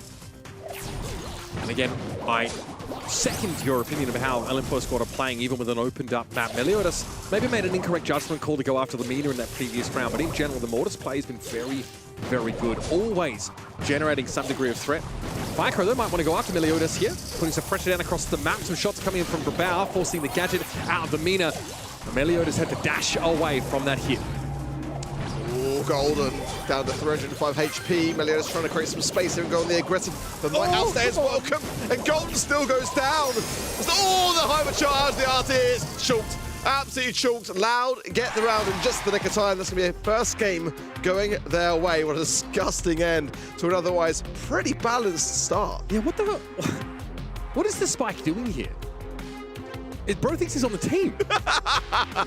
It looks so difficult for Golden to get value. And in fairness, they've been picked into some pretty brutal lane matchups on this, road through these monthly finals already. But just walking into tick mines, just really struggling to put himself in a part of the map to be impactful. This is kind of what I was saying about being surprised that Spike's been so heavily globally banned. I mean, it has always been a brawler in this region that's been quite prevalent, but nonetheless, I just don't know whether it's necessarily still that great. And I always kind of have the same argument about Curveball. At this level of gameplay, at this level of caliber of player, do you have struggles juking Curveball? Should you? Also, you can just outrange the Spike if you need to. Okay, life plant there. That was okay. Very aggressively positioned towards Firecrow. He'll go down to the curveball in fairness. Here's Meliodas, time to collect. He does at least respect this last hurrah, but comes back for a second bite at the apple, and he'll have his fill. Good start for Olimpo squad. But didn't choose to just kind of, linger the tick around and just kind of, just build a utility. I mean, they just want to get it done, clearly, but I feel like that was a bit of a missed opportunity, really, to gain that advantage going into this next round. But Liverpool just want to keep this pace going here. Another reverse polarity. We'll find Adino there as well. Lovely connection there. The hypercharger for his first time. Yeah. Unfortunately, Adino shrugs off the shot before deploying the tick head. Okay, Firecrow. Get away! Meliodas is descending. The mark on the Mina made it easy for Meliodas to take them down. And now Adino has to give up most of the map. Kyodog is a strong wind away from being blown out of this game, but is able to heal up on this right-hand side of the map. They are, and they will be, marked, though. Meliodas knows that Adino is the perfect person to go for, but was able to get into a better spot. Just the right time. Kyodog has got to be careful here. If he can just buy his time until the gas comes in, it might give some options. Now let's go down. Oh, no. That was nice. No. Lovely stuff. Yeah, Meliodas is playing a fantastic Mortis. These gadgets are really on point. Yeah, double dash through, and then he sent that lifeblood back behind him. Just sort of drawing out that RT super and making sure he wasn't around to get caught up in the damage. Okay, we've got ourselves a proper game here on Gold Arm Gulch, folks. Let's head into our decider set of rounds as Olimpo squad are able to fight back. Really nice stuff, honestly. I'm really impressed with Olimpo squad, how they're handling themselves. I think these early moments are quite key, quite pivotal to see that, because we saw with SKC earlier today, they just were taking so long to get themselves warmed up, and even then it wasn't that convincing, whereas I feel like this could be really, really good. Let's see.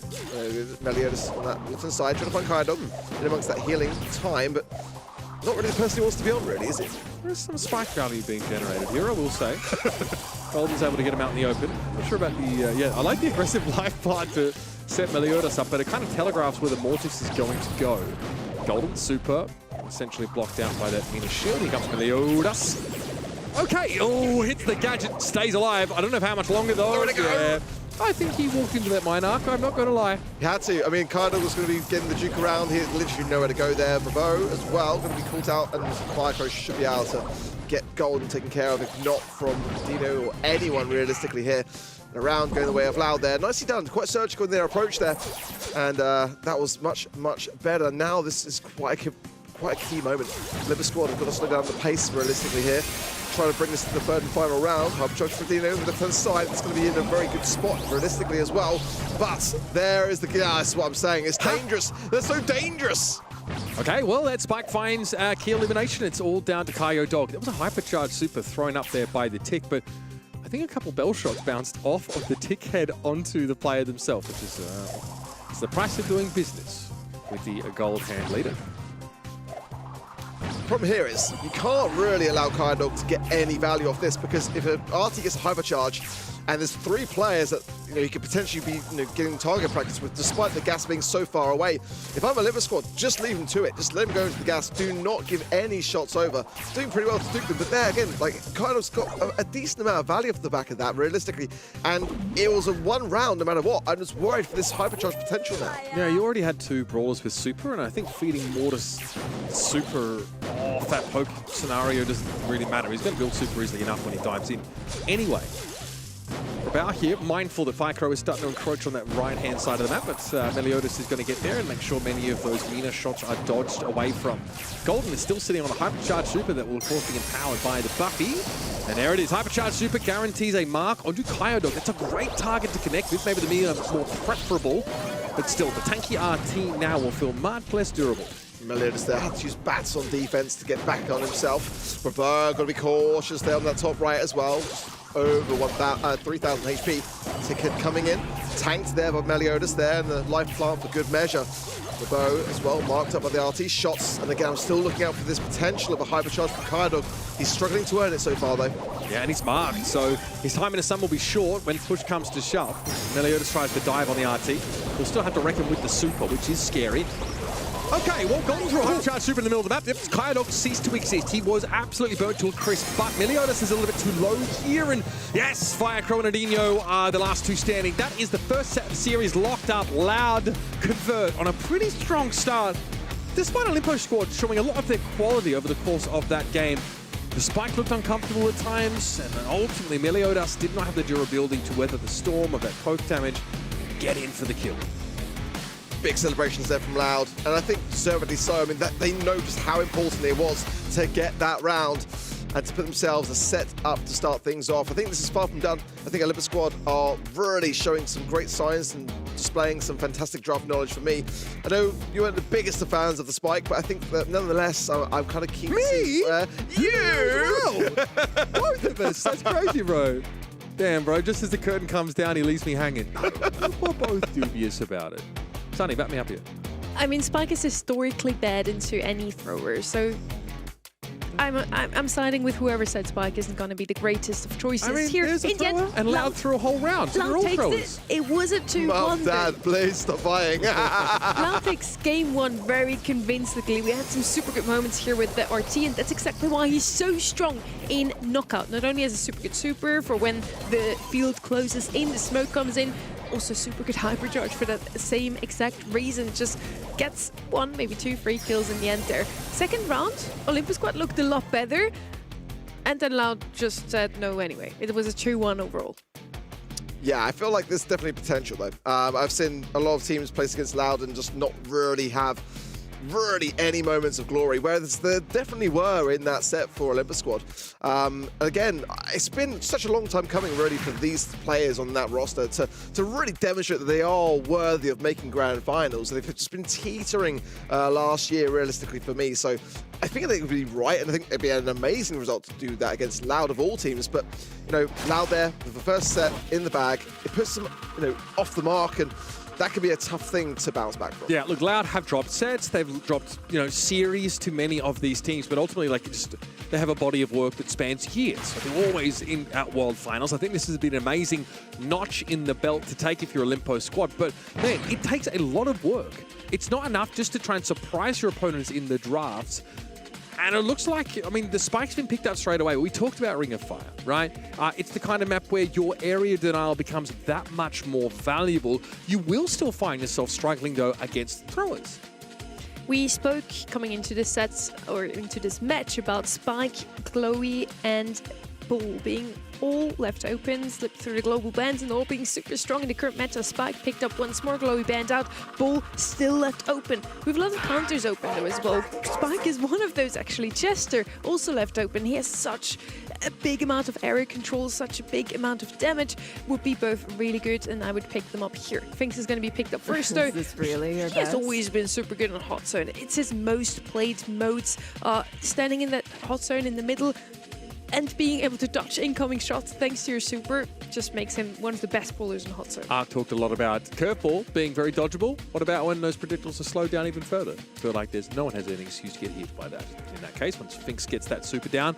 Also a really powerful hypercharge where Finks can deploy that slowing field or the accelerating field for his own team's predictables, and also has one around himself at all times, making him far more tanky than you otherwise would think. The ball has gone through, folks, and the Grace, who now have a delivery system for this extremely over-tuned tanky brawler to run headlong at Loud. This was the thing I was concerned about was the amount of grey that the Olympus squad loved to play. So combining those two things together, there's definitely some options here with the loot coming in now as well. But the biggest of options really to tank, a lot of this, heavy HP coming in would be the Pierce, which is globally banned. So the Lou is probably the best answer they can have under the circumstances. I think the Finks now really going to have to work a lot of overtime. And again, just not allowing the grey to get set up. I think that is the play here. Once those dimensional doors are locked in and they get some favourable cycles, this could be a really tough thing for Loud to have to take care of. Yeah, I think there's a reason why Bull is globally banned in many series and a bit of a problem, and now you obviously have a nice core built around it. Lou is decent against tanks, right? You can guarantee a lot of those hits. If you could stop Bull in his tracks, you have done your job well. But Brabal's not going to make that easy. Already trying to get into the cookie jar. Taking some damage from Kaio Dog, but he has claimed a lot of map control here. That shield now active, but eventually he will be poked down. I do think that you want to rely on the grey to get you where you need to go as this Bull, because being caught out in the open does mean you'll just be farmed for supercharge.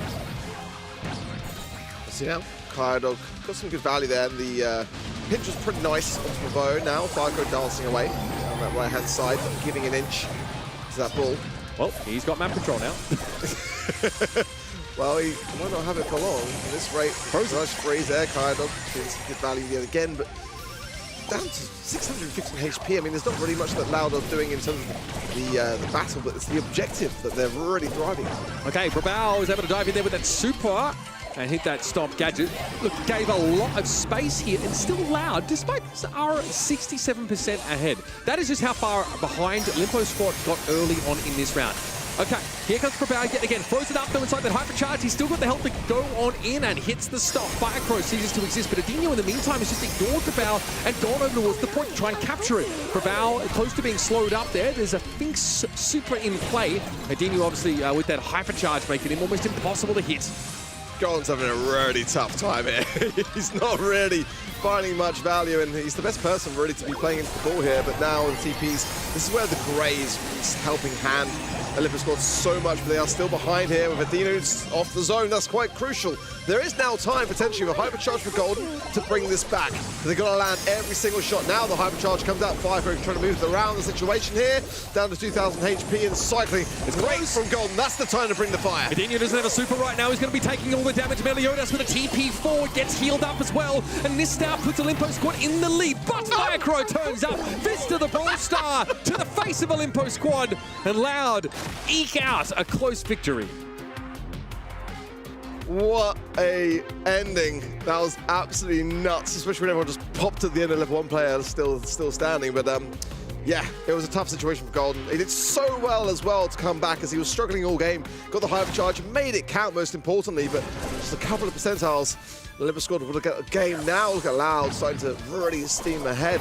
But a lot of that was just purely down to how much time they banked early on. Brabal again, same approach. Move up the left-hand side of the map and get close. Adinho has to respect this now, and doesn't want to dodge this Meliodas damage, but Firecrow could be the cat amongst the pigeons here. Yeah, not much Grey can do about it either. I really think that Kaze is a difference maker in the draft. I mean, the Blade Storm is very impactful to blind people in the middle part of the map, but you also have sick gap close ability. There's so much work that you can do now as a Kaze in the backline, and Firecrow is not going easy on them. But now, oh yeah, not the ideal person to target really as a Firecrow can just dash away from this and just keep tapping along. Oh, it's going to be a trade, but nonetheless, it doesn't really matter for Dino and Kaio Dog, who've been doing so well in this mid. Oh, I like the preemptive life plant there as well, but it didn't quite work out. Golden again, I think he's had a lot of death. It's been a rough day. It's been a rough day, mate. Hasn't it? It's tough. Firecrow here with hypercharge at the ready. He's able to survive that onslaught, and I don't think Olympus Squad are getting remotely close to this hot zone right now. Inside the fan storm, Meliodas rather can't see a whole lot. At least Loud have been shifted off the point for the time being, but Kaio Dog has a hypercharge super. That's instant stun for anyone caught inside, and Brabal was the unlucky one. Still, Spike super is going to be a problem for Loud. They're going to navigate that. Adinho steps forward, pops Golden, love the work, and unfortunately, it's only a trade that he can get himself. Meliodas too low to fight Kaio Dog, and this will be Loud getting it north of 90%. It's taken all this time to get the Grey set up. This is the whole point of bringing in the Grey with this strat, is that you're able to keep cycling people onto the zone. If you get the dimensional door set up at 90% on the objective for your opposition, you're not doing the very thing that you drafted it for. And just a bit of a disappointing end there for me for Oliver Squad, and Loud really might be starting to tear away with this one.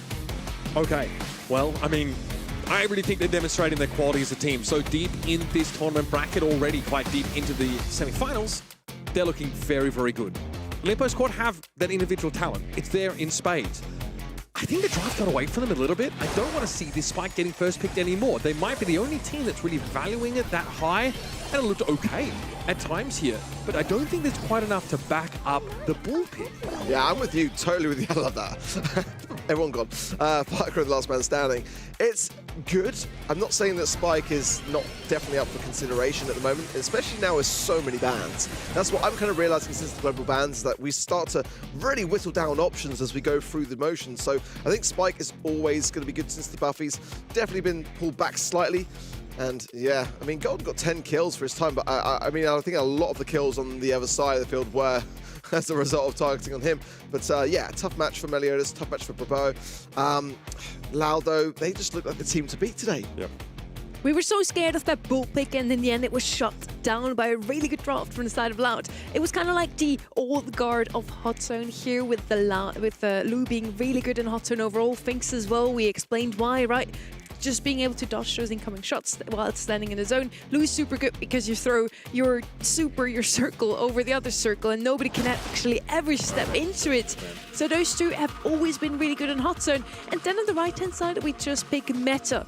And in this case, it did not work out. The Spike and the Bull recently received their buffies, but it's not strong enough. Sometimes comfort picks and picks that are just good on the mode are still the way to go. This time around, we actually have Bull banned out, Spike is left open, and Glowy actually available as well. We have Rafta's first pick on the right-hand side.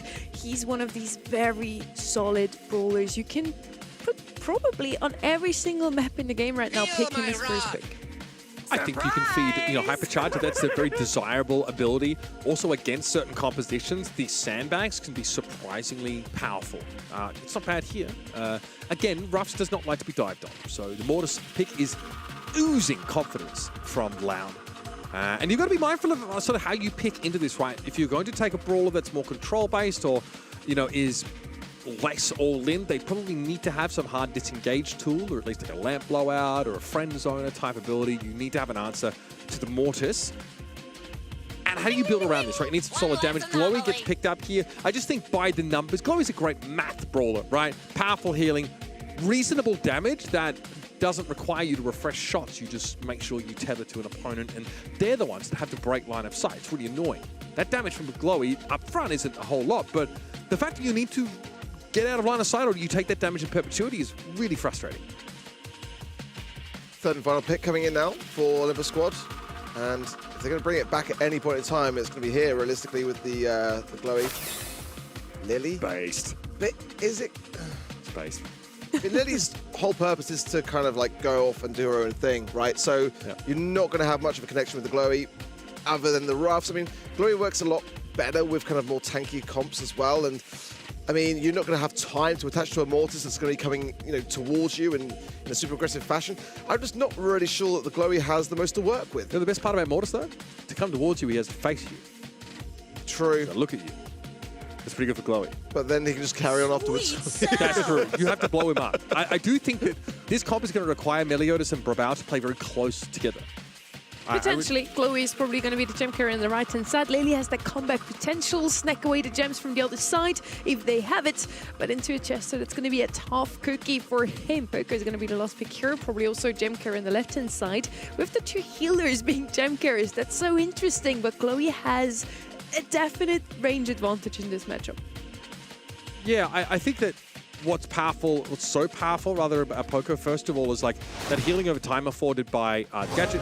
Also, Screeching Solo gives you that extra damage, and a hypercharged super that gives overshield. That matters a whole lot because that is a way that you can interact with your Lily, who is deep across the map, right? Here's Brabau, and emerges, and Adino just pops, ceases to exist here. Good damage here from Golden, but it's going to find himself, in a position where you've got to use that dash gadget away. And I'll tell you, bro, that's super annoying to deal with. To break that Glowy tether, you really have to give up a lot of space. It's almost like you lose map control to not be tethered. So that's annoying. Yeah, it's normally like a brawler which sort of I'm surprised it's going through the draft, in all honesty. I'm just curious to see how it's going to work in terms of the synergy and whether they can continue this up and whether Loud can sort of start to break it up a little bit more, because where they're thriving at the moment really is by just herding Loud around the map. I mean, you've seen Loud already having to really maneuver themselves into some really odd spots. Clever. Nice takedown there as well, just preempting out Lily's awareness. Now, Hypercharge like Dog could cycle here as well. Pretty disgusting if he does. Or Bravo comes in, but some good value from Loud here nonetheless. How did Olympus Squad have any gems left at all? That is crazy. We did a cycle of a hypercharged super from Chester. Somehow they're able to stay safe. Golden eventually, though, must succumb. The hypercharge from Firecrow is going to give no choice as to whether he wants to keep those gems in his possession. And Dog will walk away. And I'm afraid the Glowy Tether is not exactly the most threatening way to try and tempt your opponents into a fight with you. 3 seconds per barrel needs to get those gems loose, but Firecrow is ready, willing, and waiting to take the Lily down. I think that when you consider just how strong Glowy is and how Loud are making it look so easy, that says to me a great deal, realistically, here. I feel like they are just handling it really, really well. It's just, again, like I said, not really helping too much for the majority of the time. The Lily, not really going to be there to tether to, and needs to go on the aggressive. I think that Loud have got an answer for everything so far. Yeah, Lily's very manageable, is the truth. Yeah, Brabal has a super, and Dog's going to get taken down by Tether, so now we'll have to see a double back from the Mortis, who doesn't want to be carrying any of these gems anyway. So no hurry for Firecrow to go deep. But remember, we are talking about one of the most mechanically talented brawlers in this region, someone who has held that title for a long time. And Meliodas once again gets fed into the wood chipper with the Mortis in the back line, and eventually Firecrow comes back. Golden does know, though, that when you're tethering your teammate in the bush, that you're just showing up the position, right? That is something that he's aware of there. I'd say so. I hope so. But like, he didn't seem to be worried by it. I don't know whether that was the plan. Loud so far, 7 gems in the pocket, and still looking so good here for me. Firecrow getting some more gems. Handing them over. We might have to try to get a strategic death here, to be completely honest, to be able to hand them back over to Dino, because he's not really the ideal gem carrier. Yeah, not at all. Firecrow is all in. Doesn't really want to expose those gems to any danger of being picked up. Now, though, don't really have any choice but to play back a bit more passively. Does see an easy target. I mean, Ruff struggles with Mortis. And there, look at the hype charge super coming out of the Poco. Firecrow got a nice little bit of overshield. Brabal, though, has a hyper of their own. Loud up to 8 gems, though, and Firecrow might end up being the gem carrier by the end of this round at this rate. Either wants to go for that gem, but the hyper charge of Bravo is right, coming in so aggressive. Dino now completely out of touch. On that right-hand side, going to go down, and 14 gems. Olympus Squad to steal the moment away. I mean, that's the power of Lily, especially under hypercharge conditions. Dog there, it's most of his health taken away before Brabal even used that gadget. What's the Mortis going to do here? Firecrow doesn't have enough health, trying to go after the Glowy, but it's not to be. Nice game here from Olympus Squad. Finally, digging their heels in, moments from elimination. Is it too little, too late? That's the question for me.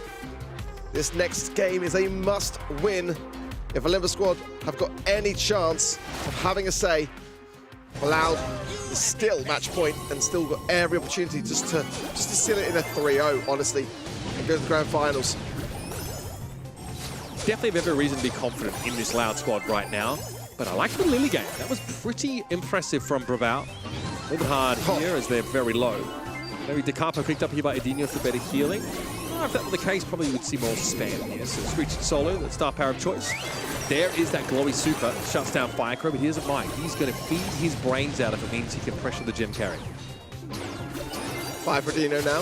Firecrow back in and immediately getting some great value, opening up the entirety of that right-hand side with that takedown of Bravo. Golden, tethered. Bro, so Gotta annoying. find some angles here. Oh, there's a lovely bounce there. Just to secure it from Meliodas, but still, Loud looking so confident, made up some good early time in this game. And look at the way that they are shadowing Bravo. They know exactly where he is half the time. Brabal still healthy. Hypercharge at the ready. Edinho, though, was able to avoid it, but the rest of Loud just got clapped. So now Olympus Squad have a chance to fight back into this round. Dog just got vaporized there. Base tanking far too much damage, and the Lily was still in the bushes. Brabal is a problem that has to be dealt with. This is where Loud are going to struggle because they need to get Bavera out of here now into the realm. They're going to follow into the right-hand side and just guessing that he's going to be there. And already he's just over everyone. It's the 3v1 at this present moment. Something he's currently winning goes down now. This is where Loud have got to get back in the map. No, the Lily's dead. This is the time to go forward, but they've given up 2 gems, or rather, they've given up the lead to Olimpo squad. They've gotten up to 8. Brawl has hit another hypercharge. Blown to smithereens. Adino lucky not to be the target there. And Golden has a gadget with the heal attached. Firecrow can't get towards the Glowy. And Adino's going to go aggressive, tries for a screeching solo play. I respect the tenacity, but that damage gets shrugged off all too easily by Olimpo squad. Kyodog's going to come forward here. Hypercharge just needs to build a super. That could be impactful, but Brawl is a huge issue. There it is though. Meliodas taken down behind enemy lines. Up to 9 gems go Loud. Golden's going to come forward, but there's those last 2 back in his possession. That was risky. Medina would have preferred to see that hypercharge used in the final push, but there is still time to earn more back even now. If they have some space, they've got to go the aggressive. They need to take down now. That he'll reach. I think the he'll even reach Firecrow on the right-hand side. And he goes down immediately. There was a chance for Loud to actually rekindle what was once lost and still were not able to come back with the goods to seal it. It's going to go the distance, it seems, so far, or at least for one more set. Remember what I said about Lily? She's based. The pick played out pretty darn perfectly. Brawl, crucially, was able to connect a couple of hypercharged supers over the course of those multiple rounds to get those gems nice and dropped. Glowy's also kind of busted, really powerful. The fact you have a brawler that has a heal, that can do damage, that has a dash, that has a stun, all built in. Plus there being a burst heal component on the dash makes them really hard to deal with. You can't run at them, you can't chase them, you can't leave them alone, you can't outrange them a lot of the time. Golden as a healer, 403 DPS. Pretty good. Very strong 16 kills on that Lily that you really looked forward to popping off, and Brawl did indeed. Regardless of all that though, Olympus squad didn't look too happy in their camp just now. They're still so locked in. They still have to go a long way. It has to be sweep at this point to still make it to the grand finals. This just now has been the first set though Loud has lost today. It always looked a bit shaky in the quarterfinals. They dropped a game in every set they won, but it was a 3-0 in the end. This is now looking a bit shakier, despite Olympus squad playing with the sub. I feel like for me, that set was just so heavily dependent on Brawl just going absolutely nuts on the Lily. Yes. And they can't have that in every single set in which they can try to win against Loud. It's going to be a team effort.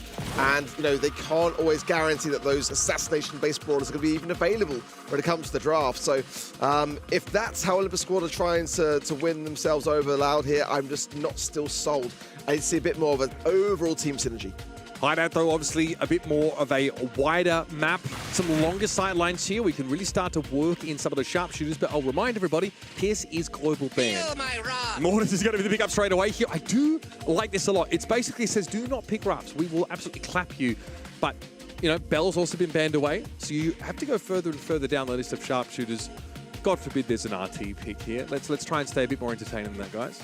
I was waiting for a Kaze first pick. She's banned out, so Mortis is doing the same thing as her, picking up that blue star at the beginning. And usually in Bounty, if you can pick up blue star, then lean back, charge your supers, don't go down, you've won the set already. Let's see if Kaido can do just that on that Mortis. On the other side, we now come in with a lot of DPS, and that's exactly what you want to have into a Mortis. What I'm kind of waiting for right now, we have a lot of those supporters banned out here with the Glowy, the Byron out of the way. Gus would be still an option that is picked up so often. He's just a well-rounded brawler at the moment. Yeah, maybe Gus. Leon, for me, is just being underutilized, and, you know, globally banned here is one of the best places for him. It's just a shame, really, to not see much of that particular brawler today. Bo going to come in, which definitely is one of Loud's biggest brawler picks. It's the number 1 in scrims, 76% win rate for them, so just taking it off their hands, I feel there's like the play in that regard. But so far, this Mortis is dangerous, but I feel at the same time they've got some good defensive measures already. Going to have something to either heal it, or I wouldn't even mind necessarily a Gene in that regard. I think it's still very handy, no pun intended, but just to have something of a helping there. Gus could be a good pairing as well. But certainly it's, that's what they're going for. Then it makes a lot of sense. Some speed as well, wouldn't mind it. It's a bit avant-garde, but, or again, that Gene would be a good combination. Room for a tick here potentially, or some kind of thrower on these kind of maps as well. Something that could punish the shorter range spike. You've got you've got the delivery system for the shield. Kyodog obviously can benefit greatly from the Gus. You can try and find something here that's just broadly powerful. Pick up the Colonel Russ for yourself. If you look across the map, there's a pretty decent use case here for that hypercharge of Ruffs. Decent damage, of course, bounce those shots off the wall if you're a side laner and get a little bit of extra range. We're going to see something aggressive also on the right-hand side now. Maybe a Mina, maybe a Kenji, just something to fight that Mortis. Left-hand side, we have two supporters. Ruff's just overall good. Gus will enable the Mortis to go even more aggressive. And again, they have the blue star, so they can just play it slow at the beginning at least. Right-hand side now, the SA special of the day. Pearl, a brawler we have not really seen in any other region, picked up today more often than any other. And Pearl, she's good into Mortis, I guess. When she has a super available, when she has the heat charged up to the max, she's going to do pretty well into that comp on the left-hand side. Let's see if this is going to be the comp that wins Olympus Squad another set. I think, in all honesty, that's the three of the most boring brawlers you could have at the it's same like, time. honestly, like my eyes are actually like crystallizing and falling out of my skull seeing it. I get it, honestly, but I really don't see how the Pearl furthers Olympus Squad's game plan. It's sort of just this something that you don't want to dive. Okay, that's fine. I think the bow here, obviously, with this now empowered Super Totem, is just really strong in these longer rounds. The longer this bounty round goes, the more value, the more supers you're going to be generating off that gadget, unless Firecrow does like this, goes up and destroys it. Meliodas just clapped Kyodog's cheeks, by the way. That wasn't even close. Yeah, and Loud were really just kind of leaving it wide open to happen. Firecrow and Athena just really focused on that right-hand side. And as such, his man, that's a lovely combo spinner there from Firecrow. And it would be enough to get the lead and the blue star and come back now as well. He spun up in front of that life plant as well, not caring the world. I won't say he did the math to know that he wouldn't destroy the life plant, but still, that worked quite well in Firecrow's favor. It makes him look very smart. Right, let's double back here, of course. Is that field promotion for Adinho here? Okay. On the longer rounds, you've got something to try and answer Loud. I do respect it. Give Olympus Squad a reason to fight you. 3-star lead here for Loud, but they have no map control, and those sandbags are doing some heavy lifting. Yeah, Kyodog just kind of feel like he walked into that a little bit. Maybe could have been able to avoid it just a tad. Let's see, as it's still Loud in the lead with that blue star, but yeah, just the choice of the star power. I'm not sure I'm overly sold on it. Okay. They're not really hunkering down too much at the moment. They're just kind of split, so it's a bit wasted. I mean, you don't need the wall break, I guess, because you don't have any real sharpshooter. Why would you want to open up the map more for this bow, I suppose? Either way, his upcharge super! Adinho is able to get out of it just in time. Brabau here, though, could be a bit of an issue. Starting to spread a lot of that damage with the life plant to play from behind. Don't worry about it. Gets completely ignored by that spinner gadget from Firecrow. Now, 2-star lead, 10 seconds left. Meliodas knows he's going to come forward and get aggressive. There's a hypercharge here for the bow. Firecrow's going to have to be quick to dodge away from those mines. He does avoid them for the most part. Where's the damage? Where's the kills here for Olympus Squad? Nowhere to be seen. Firecrow gives him a drive-by at the end of the round just to rub it in. Meliodas there, popping hypercharge towards the end, but didn't even use it because he knows it's the worst hypercharge in the game. It's not great. It's not great. It can still work. There's still some options here for Olympus Squad. It's not over by any means, but so far I feel like they're not rushing nearly enough. If Adinho is going to be utilizing this star power and Ruff's to be increasing that HP over time, then the counter to it really is just to kind of rush. And the problem with that is the Pearl can't really overheat enough to be able to go on the aggressive Kyodog though, with low HP as a result of that first early blow. But, you know, it's not really a rush-based comp. I mean, Pearl's one of the slowest brawlers in the game. Yes. Very slow. There's Meliodas, unfortunately getting brought down. Kyodog able to find a second there. Might have been a Cookie Popper involved. And now field promotion starts to do its work, increasing that maximum HP of all of Loud's brawlers for as long as they can stand close to Ruffs. I mean, Firecrow was extra tanky for a time. That extra 2,000 HP makes a difference when you look to dive in. Kyodog's been zoned out of the fight and can't actually reach his Mortis with this super right now, but Firecrow doesn't seem to care because he has the life steal sustain of that life blood, and there's still a trade enabled by Loud. Firecrow is just looking so dangerous on this boys pick, and it just doesn't matter if you play Spike for Olympus Squad. They're always having a rough game with it, so, I mean, at that point, you just have to go, do you know what, let's change it up. This could be over in a flash. Kyodog there tries to get a hypercharge connection to Firecrow, 14 stars and the blue is still Olympus Squad. There's time here potentially to get a turnaround. If they can get some kills, Firecrow's going to pop all those mines like it's nothing. Yeah, again, you can dodge out of the way of those mines before they detonate, so many of them get cleared by the Mortis. Still going to respect the Bow's upfront damage here, but Firecrow chooses not to do that in this case. It's questionable, but still a 6-star lead here for Loud, heading into the last 30 seconds of the game. No supers of note here, though, for this squad. We'll have to work with them on their own. There's a Firecrow Hypercharge picked up, and that allows for a 1-for-1. Doesn't necessarily favour Loud. In fact, they give over an extra star. They seem to be happy enough, trying to get the 20 stars to end it there. Can be done for a squad here. They need 2 players to take down 7 stars is what they need. There's a couple here, 5 now, but Loud will seal it before it's even close. And that is it for Liver Squad. They will not see the grand finals. Loud looking like a team to beat here today. They will proceed and already better their results of last month. I'm sure just one more set of picking Spike and I would have been convinced. That's all I needed, honestly. I was so close. Just pick one more set. Unfortunately, Olimpo Squad aren't going to have that opportunity. Cower definitely feels the bitterness of that result. Felt, you know, obviously incredible, I'm sure, taking down Eternal, but this is a tough wall to run into. Many have failed where they also have here. Obviously, your stats and breakdown. Firecrow just jumping into the back line. It's totally fine. He didn't even need to get those gust shields in the end, which is just, well, because Kyodog wasn't hitting them anyway.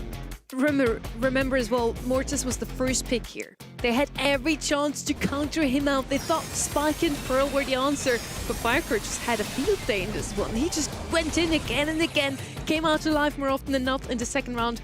Yes, he did go down quite a lot, but with only 2 star, and he got the trade, so more often than not, he got the better star trade. Yeah, super well played by Firecrow. Yeah, I mean, you know, that's a brawler which I can understand being globally banned. You know, in all honesty, we saw it a lot in the EMEA.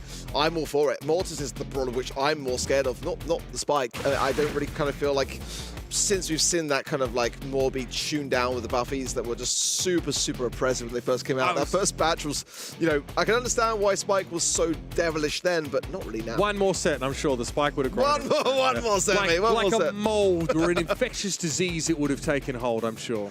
Yeah, I just don't think, look, I think some of the matchups that the Spike is getting played into are really quite troublesome, quite problematic. And you could see how little that life plant actually did when the Mortis was stepping up and sort of bursting the Spike down before the life plant even died.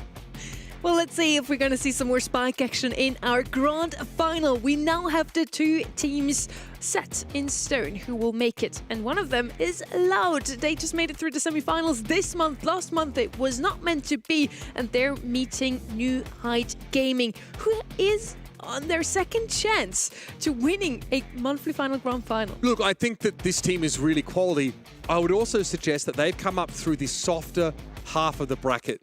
Going up against Acre Lovers, completely unknown team, the true dark horses of this tournament who didn't really put an impact on it. And then Elevate, who hey, looked pretty good, but again, I think is certainly a weaker team than, you know, your Louds, your SK Kalalises, your Olympus Gods, your Eternals on the other side of the bracket. So New Heights have had a chance to ease in to this tournament. They're going to have to prove themselves now in this grand final, whereas Loud have been slowly building that head of steam, and I think they're ready to reclaim the throne.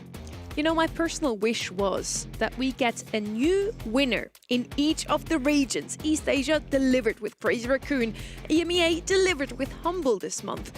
And now, either way this goes, Loud or New Height Gaming's way, I'm going to be super happy. So I already won. Let's see our predictions. I do want to mention that, yeah, I'm a winner either way in the grand final, because I think I'm the only one who actually went with the underdogs in this grand final.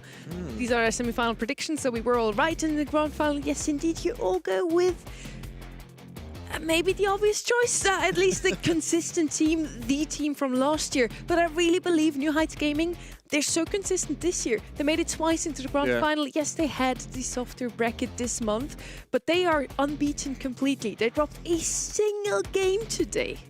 That's true. I feel like New Heights Gaming had the easier opponents. Sorry guys, I've been hating on them all day. They're gonna have to prove me wrong.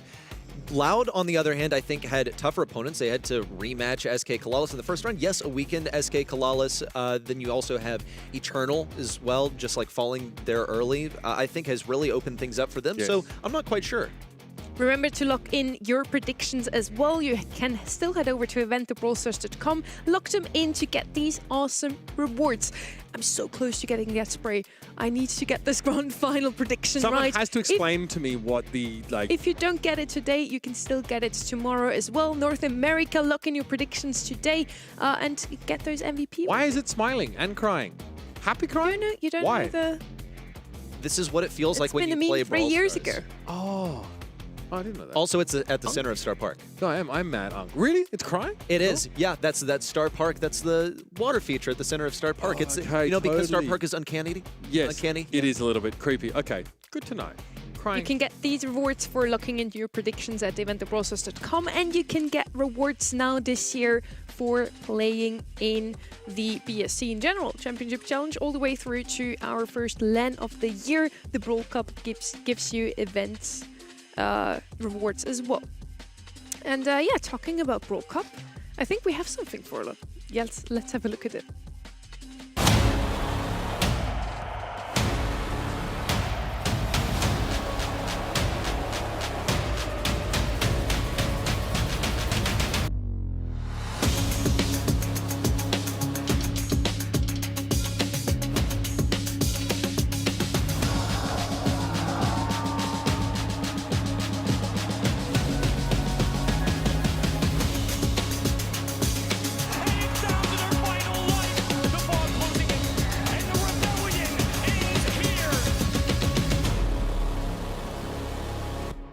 Mark your calendars. It's May 15th and 17th. And yes, Uber will eat a hole. I mean, honestly, you put some of that nice little mayonnaise you got out there in Berlin on there, you know what I mean? Some Jaeger sauce. I'll gobble it down. Yeah. I-Beam seems a little bit more appetizing with some sauce. Yeah, just a bit of seasoning, you know what I mean? I tell you what, I will eat anything, literally, so save it up. Let's go. Well, Amazing. And we are eating well today overall. South America has delivered us 2 new potential winners of the monthly finals. We're ready for the grand finals. I hope you are too. It's NHG versus Loud. New Heights Gaming, they've made their way through the bracket today without really conceding anything, but I feel like even in the quarterfinals, their opponents shot themselves in the foot with some mistakes here. On the other side, Loud, of course, had their side of the bracket opened up with a loss early on from Eternal. Yeah, look, I do think that this New Heights Gaming squad have the quality. They demonstrated it last month. That's all well and good. I think perhaps I don't know, the rest of the region, especially those in the other side of this bracket, have managed to step up a little bit. Still, look, I think that we saw some really good drafts. I think made great use of the bow. We saw that picked up a number of times by these guys. I think Prozy's looking extremely good. New Heights Gaming should have what it takes to give us a close game. We haven't had any of those today. They've all been 3-0s, they've all been 3-1s. So let this one go to 5 and I'll be happy. But I do have to believe in the dynasty that is Loud. Loud did at least drop a set today, not so on a New Heights Gaming side. They didn't drop a single set, a single game against Acre Lovers. These are the picks that we've seen from Loud in the semis just before. Pearson, Ems, their global match bans. Again, they're the same global match bans also in the quarterfinals. We saw Mortis twice, and against this team, maybe you have to ban him. Firecrow's too good on this brawler. It could be a wise target ban for the team. Maybe that's what you do with your match bans. You also see getting rid of Pierce. Ems, very typical. Pierce, kind of a different story. I feel like it's so counterable with the picks that they went with that Mortis reliably. I don't think they really had to be so concerned about Pierce being an issue. And this is New Heights Gaming's run, of course. It was a 3-0, so a little bit less data to go from. They're globally banning Spike. So still respecting the power of that brawler with buffies. You notice they've tried to pick up the Pierce themselves on occasion. They've also gone for the Crow. The Crow being something that Loud has actually banned in 3 out of 4 of the sets they just played. So don't expect to see much of that in this series. Charlie is a global ban. This could be map pool dependent. If we have a crucial Brawl Ball map relatively early on in this set, this might be why. But that one's a head scratcher. I really liked that they had Spike and Mortis global banned before. That would have been an excellent choice against Loud as well. Instead, they're going to go with Charlie. That's definitely an interesting one. And from Loud, we have the same global bans each round. Ems and Pierce, they do not like these brawlers. 88% for Loud this time around. I think more often than not, our reviewers have been right today. So let's see if Loud actually take this one. Okay, well, yeah, I'm siding with the 88% here. I think that Loud has this one in the bag. Let's talk maps. We're starting off on Sneaky Fields, then Dueling Beetles, Bell's Rock to follow. And if it's not a 3-0 affair, we'll make a visit to Safe Zone and Shooting Star. I'm still thinking about that Charlie. It is still sticking in my memory. That as a ban, I feel like is pretty much to open up aggression for them. I think New Heights Gaming really want to be able to deliver something to Loud's backlines. Yeah, I mean, BB and Bull are both left open. They're slid through the global bans. Let's see if they're actually going to be banned out. We just saw the first map is going to be Sneaky Fields. And tanks are usually good on maps like this one. Yeah, I also think that like Charlie can be quite annoying to deal with in Brawl Ball. We mentioned also on dueling beetles. We've actually seen it picked up a little bit in the past, but it's always so composition dependent. So I think it's a great read. You've got to be expecting to see brawlers, you know, to run it down, or that New Heights are going to pick those. But we've seen the mortars picked up consistently by this Loud team. I think they're happy to play brawlers that run at you as well. And now I can't wait to see the grand finals. I hope you're ready too. I'm super, super excited that we're going to kick things off here on Brawl Ball.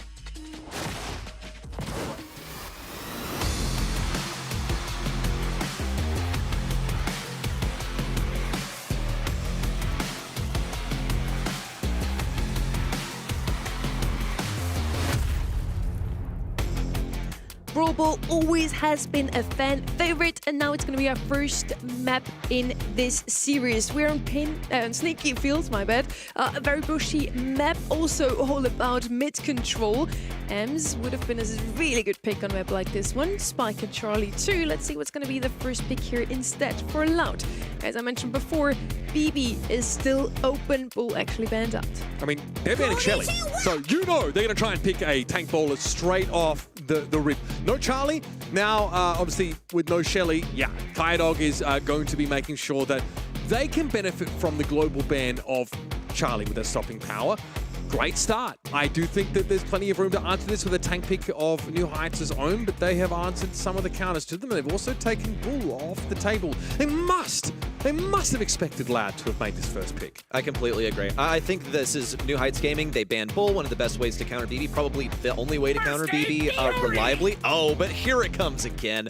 The buzz to deal with BB. Stun her. You're able to shoot that torpedo so quickly that she's not able to wind up her knockback in time to react, unless you're doing it from like max range somehow. No one's telegraphing it that hard. Now, I wonder if we could even see Anita come in. Usually it's a response for Bull, but it lurks in these bushes so effectively that I want to see this potentially as a way to deal with the BB. Could also get a thrower in here depending on whether there's wall break from Loud. So far, it really looks like, yes, they knew BB is going to be picked up here as first pick. After good answer, decent answers. We saw that boss versus BB matchup before. Now on the right-hand side, they're choosing to support that BB even further. That poker is going to come in handy.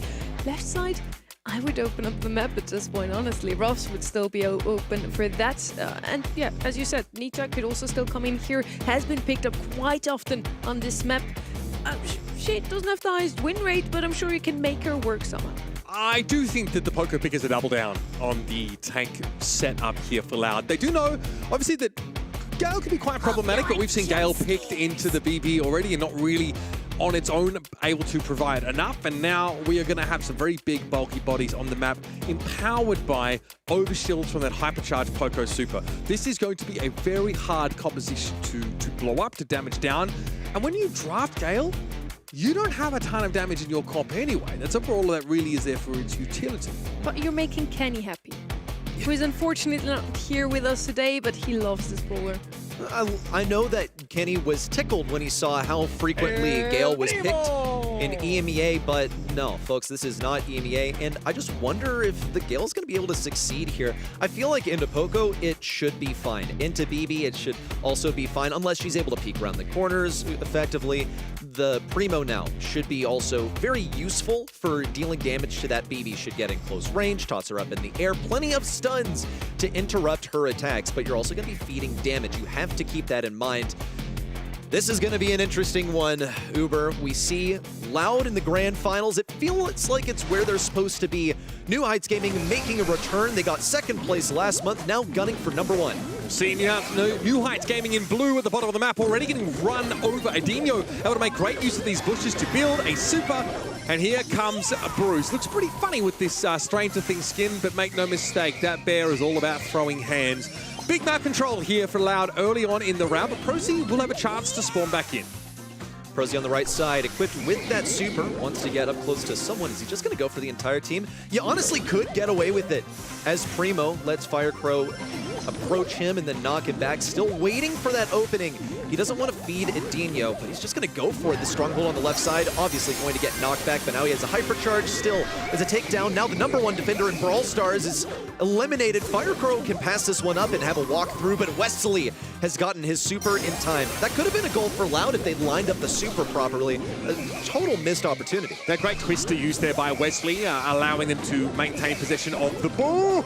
Okay, that's not great. Adinho here with a Super Bruce waiting in the wings. Of course, that hypercharge can be pretty darn deadly. Loud, though, really not rushing this, are they? Here is the Super Bruce, though. Prosy going to be taking damage from that straight up, and also that overshield is going to be hard to break through. The damage just isn't there. Screeching Solo gets some good pressure down on Wesley. He's already made use of that Super, and Loud just want to bully their way through. They got to respect the buzz here, and the ball gets past Winona, but eventually it'll be a Loud goal. That was a worthy attempt from New Heights. I feel like the better move would have been to super that ball right down the field, just throw it away. Instead, tried to dribble it forward, and then also miss the super. Here comes the hypercharge and the reaction from Wesley. It is hypercharge for hypercharge, but FireCrow has a bunch of HP and movement speed. Pro's going to be the first one to act. The heals come in from Kyodog, and everyone from Loud remains alive. This is a fully defensive comp for New Heights Gaming. They have offensive potential, but they're finding themselves so much more frequently on defense. They have no damage. They just don't do damage. Ready. Prosy trying to step forward here, but having to make use of a point-blank super, and there it is, Loud. Get their 2 goals and take that first round away. It feels like New Heights never really got into the map. No, not really. They, stepped up to the plate in the very first pitch. They kind of existed there for a while and were promptly moved back. It's challenging for them to get mobility. Like Gale is good for defense, Primo's good for defense. Buzz is good for defense. Yeah, no wonder they stayed alive there so long, but no wonder they also were mostly there. This is promising, however. A pass up to El Primo, no pushback, no stun. Easy one for Prosy before they feed too much utility to Loud. They've gotten the advantage. Okay, Loud to have supers though. This Bruce should let them at least get ball possession. Another super here from Wesley. Now, there's going to be a lot of Gale supers in this game, but they all need to be quite impactful, because as soon as you give Loud a break for those goals, they will convert and score. This could be an alley-oop. No opportunity. FireCrow took up space at mid. Prosy will be able to get the kill. No, Primo to assist. Now he's just going for Primo. It was an easy kill for Adinho because Primo's just not on enough health to deal with that. And look how much Winona has been forced back by that bear from Adinho. Easy to kill, but you have to respect its position. Hypercharge now, and the stun has been cleared away from Kyodog because he had that gadget. It's going to be an easy take of mid for Loud. They just have so much ability to cancel out stuff from New Heights Gaming. Okay, there it is, that overshield from the Poco. Nice dive in there though by Prosy. Good damage in the end. Able to find 2. FireCrow gets suplex back, and Prosy's able to take him down. That's going to be 2-0 here for New Heights, evening up the set. Wow, and just like that, things have flipped around. Difficult to track, honestly. Primo had so much forward momentum. As Primo, you have enough health, you have the knockback to jump on the entire team and get away with it a lot of times because you cycle that super so quickly off of your melee damage that you can chain supers together. It's one of those brawlers, unlike Mortis, for example, where you can dive into the enemy team.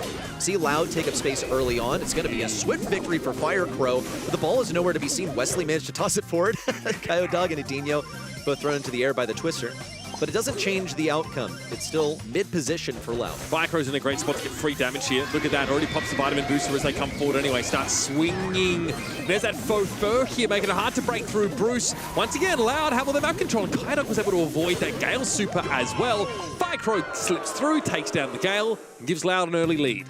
As long as the deaths are staggered, Loud is able to push through, okay? As long as they're fighting way optimal matchups. Look at this, Wesley gets a ton of pushback. It's gonna be super cycled as well. Whoa, interesting bubble. Oh, now it's a respawn. Wesley trapped in a box full of pain. Winona needs this stun. He's gonna get it. No, it's completely missed, and a walk through for Adinho. Set 1 to Loud. Nice conversion there from Loud. We did feel like they had the better composition. And like I said, as soon as we see one underwhelming blustery blow from the Gale, it's over.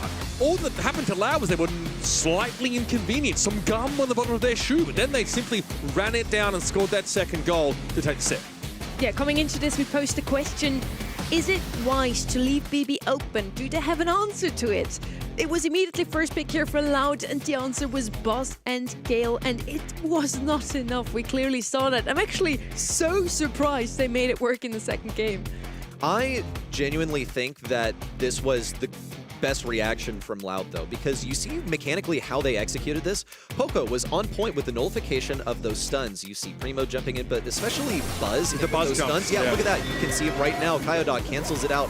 This is a goal opportunity right there. Frozy didn't manage to interrupt things too much either.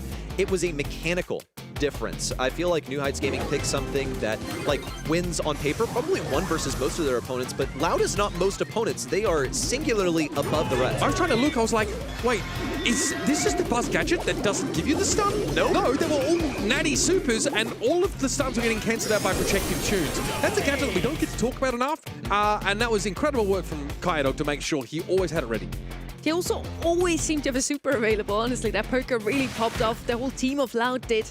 And I think this was decided in the draft. I don't know how New Heights Gaming even made it work in one of these games. I did not see any chance of them winning this set, honestly. I was already done with it after that first game. Now we're heading over to Dueling Beetles. Let's see if they're going to draft a bit better. Look, I look at that draft from New Heights Gaming. I think they got what they wanted, at least in terms of brawlers on their side. They just didn't really react enough. They didn't adapt in the moment. You saw like Gale running the slow into all of this beefy stuff where you probably should be running the stun, but it's the same deal. Probably going to get canceled out by Poco. Let's talk draft here on Dueling Beetles. The Ziggy is banned out. He's probably the best brawler on this map. And a first selection of Lu, execution-heavy brawler, but an execution-profiting team. Leon is left open. I think the Stu ban is super interesting. That feels like a brawler that is a go-to for Loud, especially on these hot zone maps. So maybe concerns about leaving it over, but they do need to find a brawler that has the evasive potential to have that staying power. Finks is an option, right? This is the kind of map that can be a little bit harder to go with that with, just because the walls allow for throwers to be a bit more annoying, something that Finks can mitigate with his super, but not quite as easily.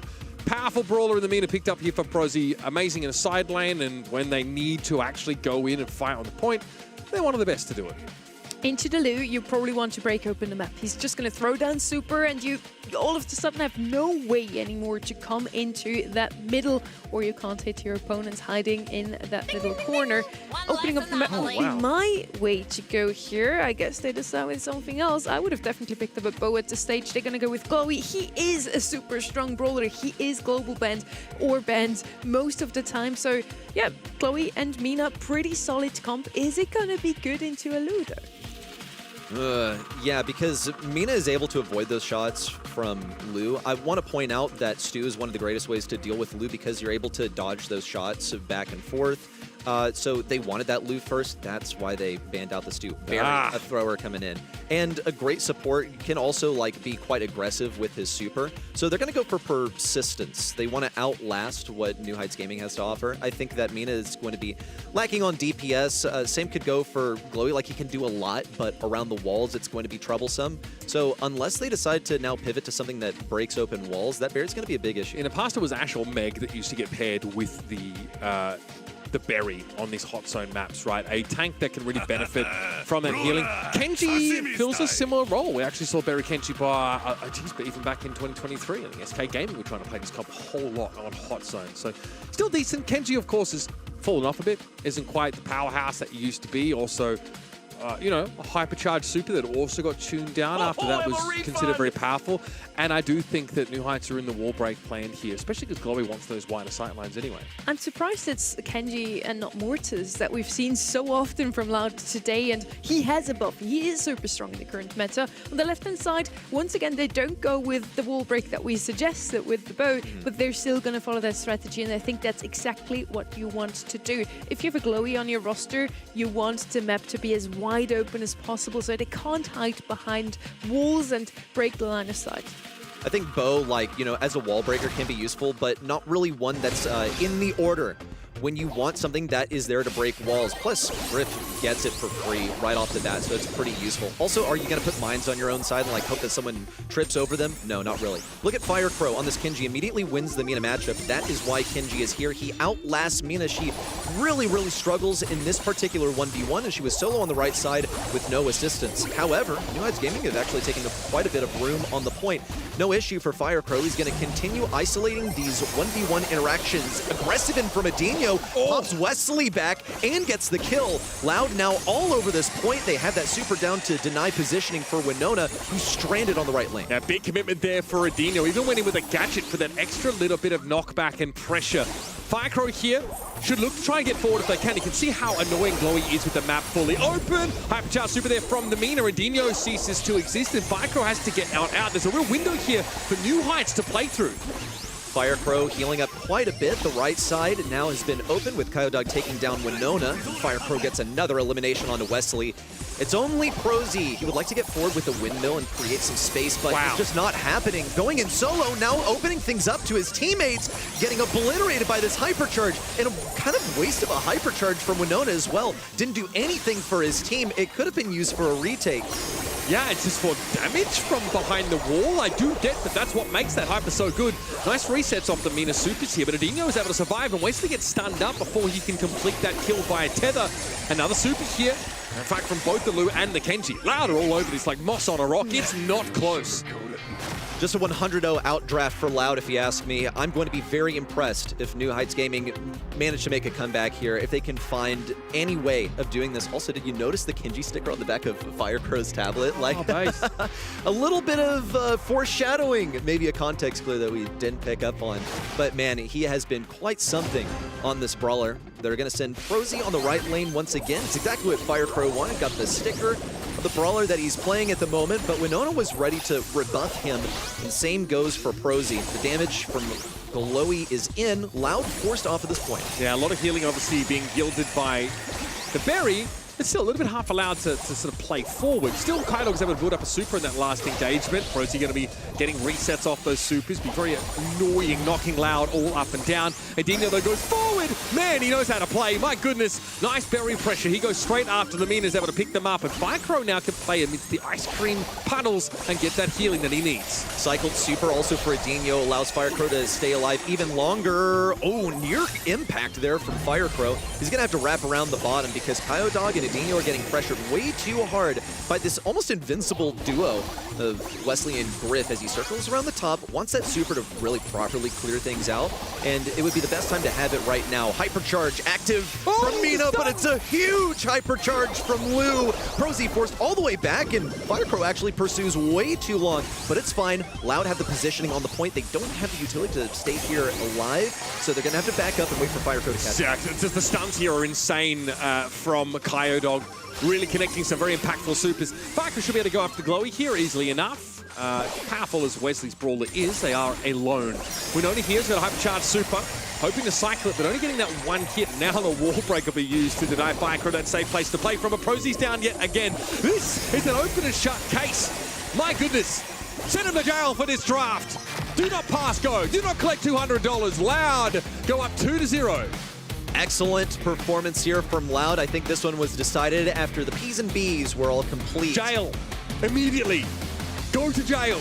It's pretty gruesome there. I mean, New Heights Gaming, this is not the New Heights Gaming that we saw in the quarterfinals and the semifinals. Heck, they made it through flawlessly, and now they haven't managed to get to anything yet. Yeah, these are the first two sets to actually lose today, and both of them due to a draft that is a little subpar. I feel, yeah, Glowy's super strong, but it's just not that good on the map like this one. Lu was the first pick, and Lu for me was the MVP despite Firecrow getting the most kills here.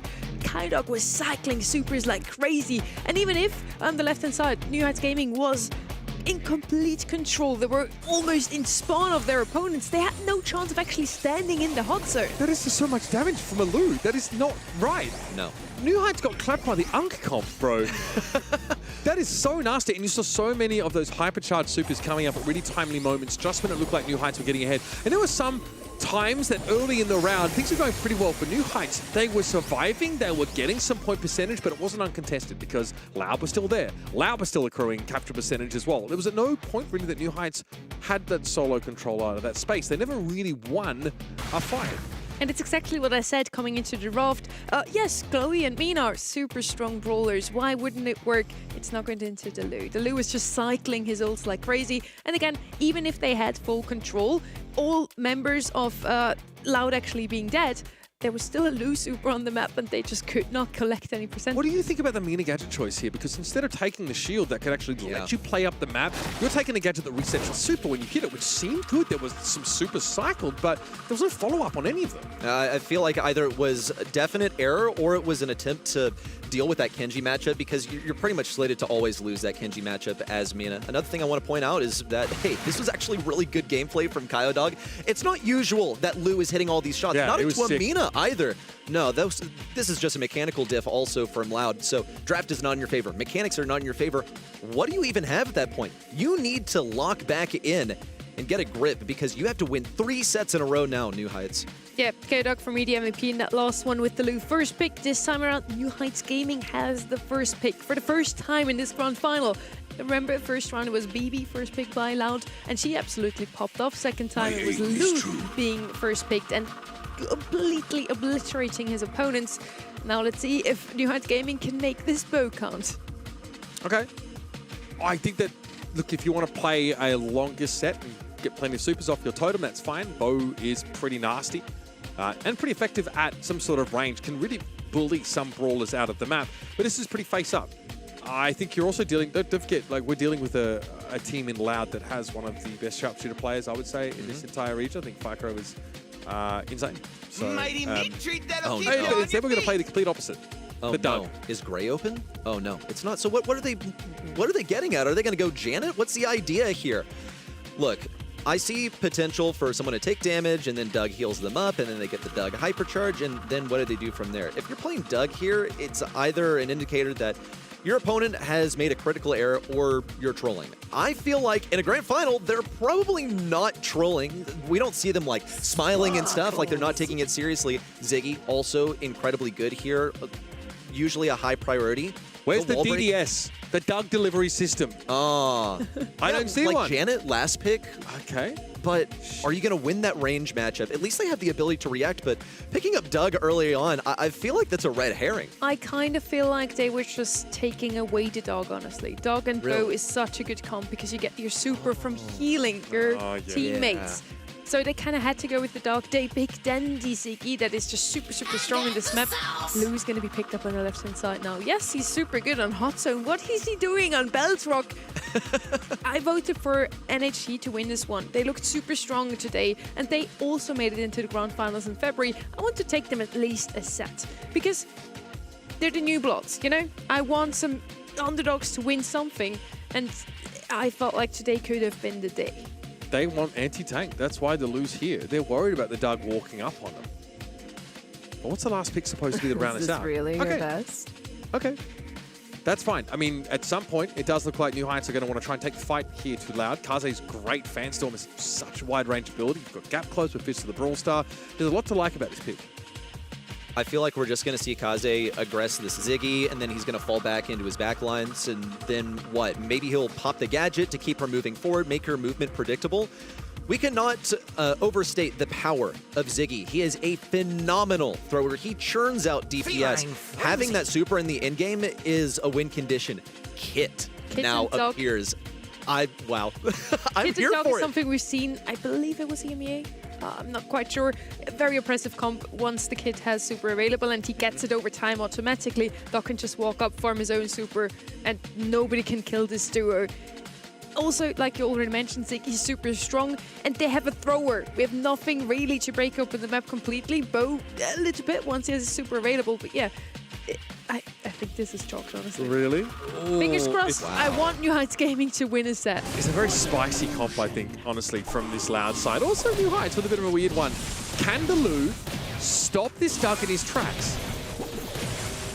I'm certainly hoping so. I don't want this one to be Loud walking through New Heights Gaming into a victory. We need to see them put up a fight. Last time New Heights Gaming were in the finals, it was last month. They took second place. They lost to Eternal in a 5-set series. Loud could make it end in only 3. With Loud falling back so far, it's looking a little promising for New Heights Gaming to see how much Wesley is moved back just by the threat of those attacks from Ziggy. Loud still standing together as a squad. They have one super on their side. It's the Kit. The more damage they take, the closer Doug will get to a super of his own. Oh, Edinho just needs the gadget here. Cardboard box, move on up, get connection off that super. It would be curtains. Here's Edinho looking for a way forward. Prozzy, is that an option?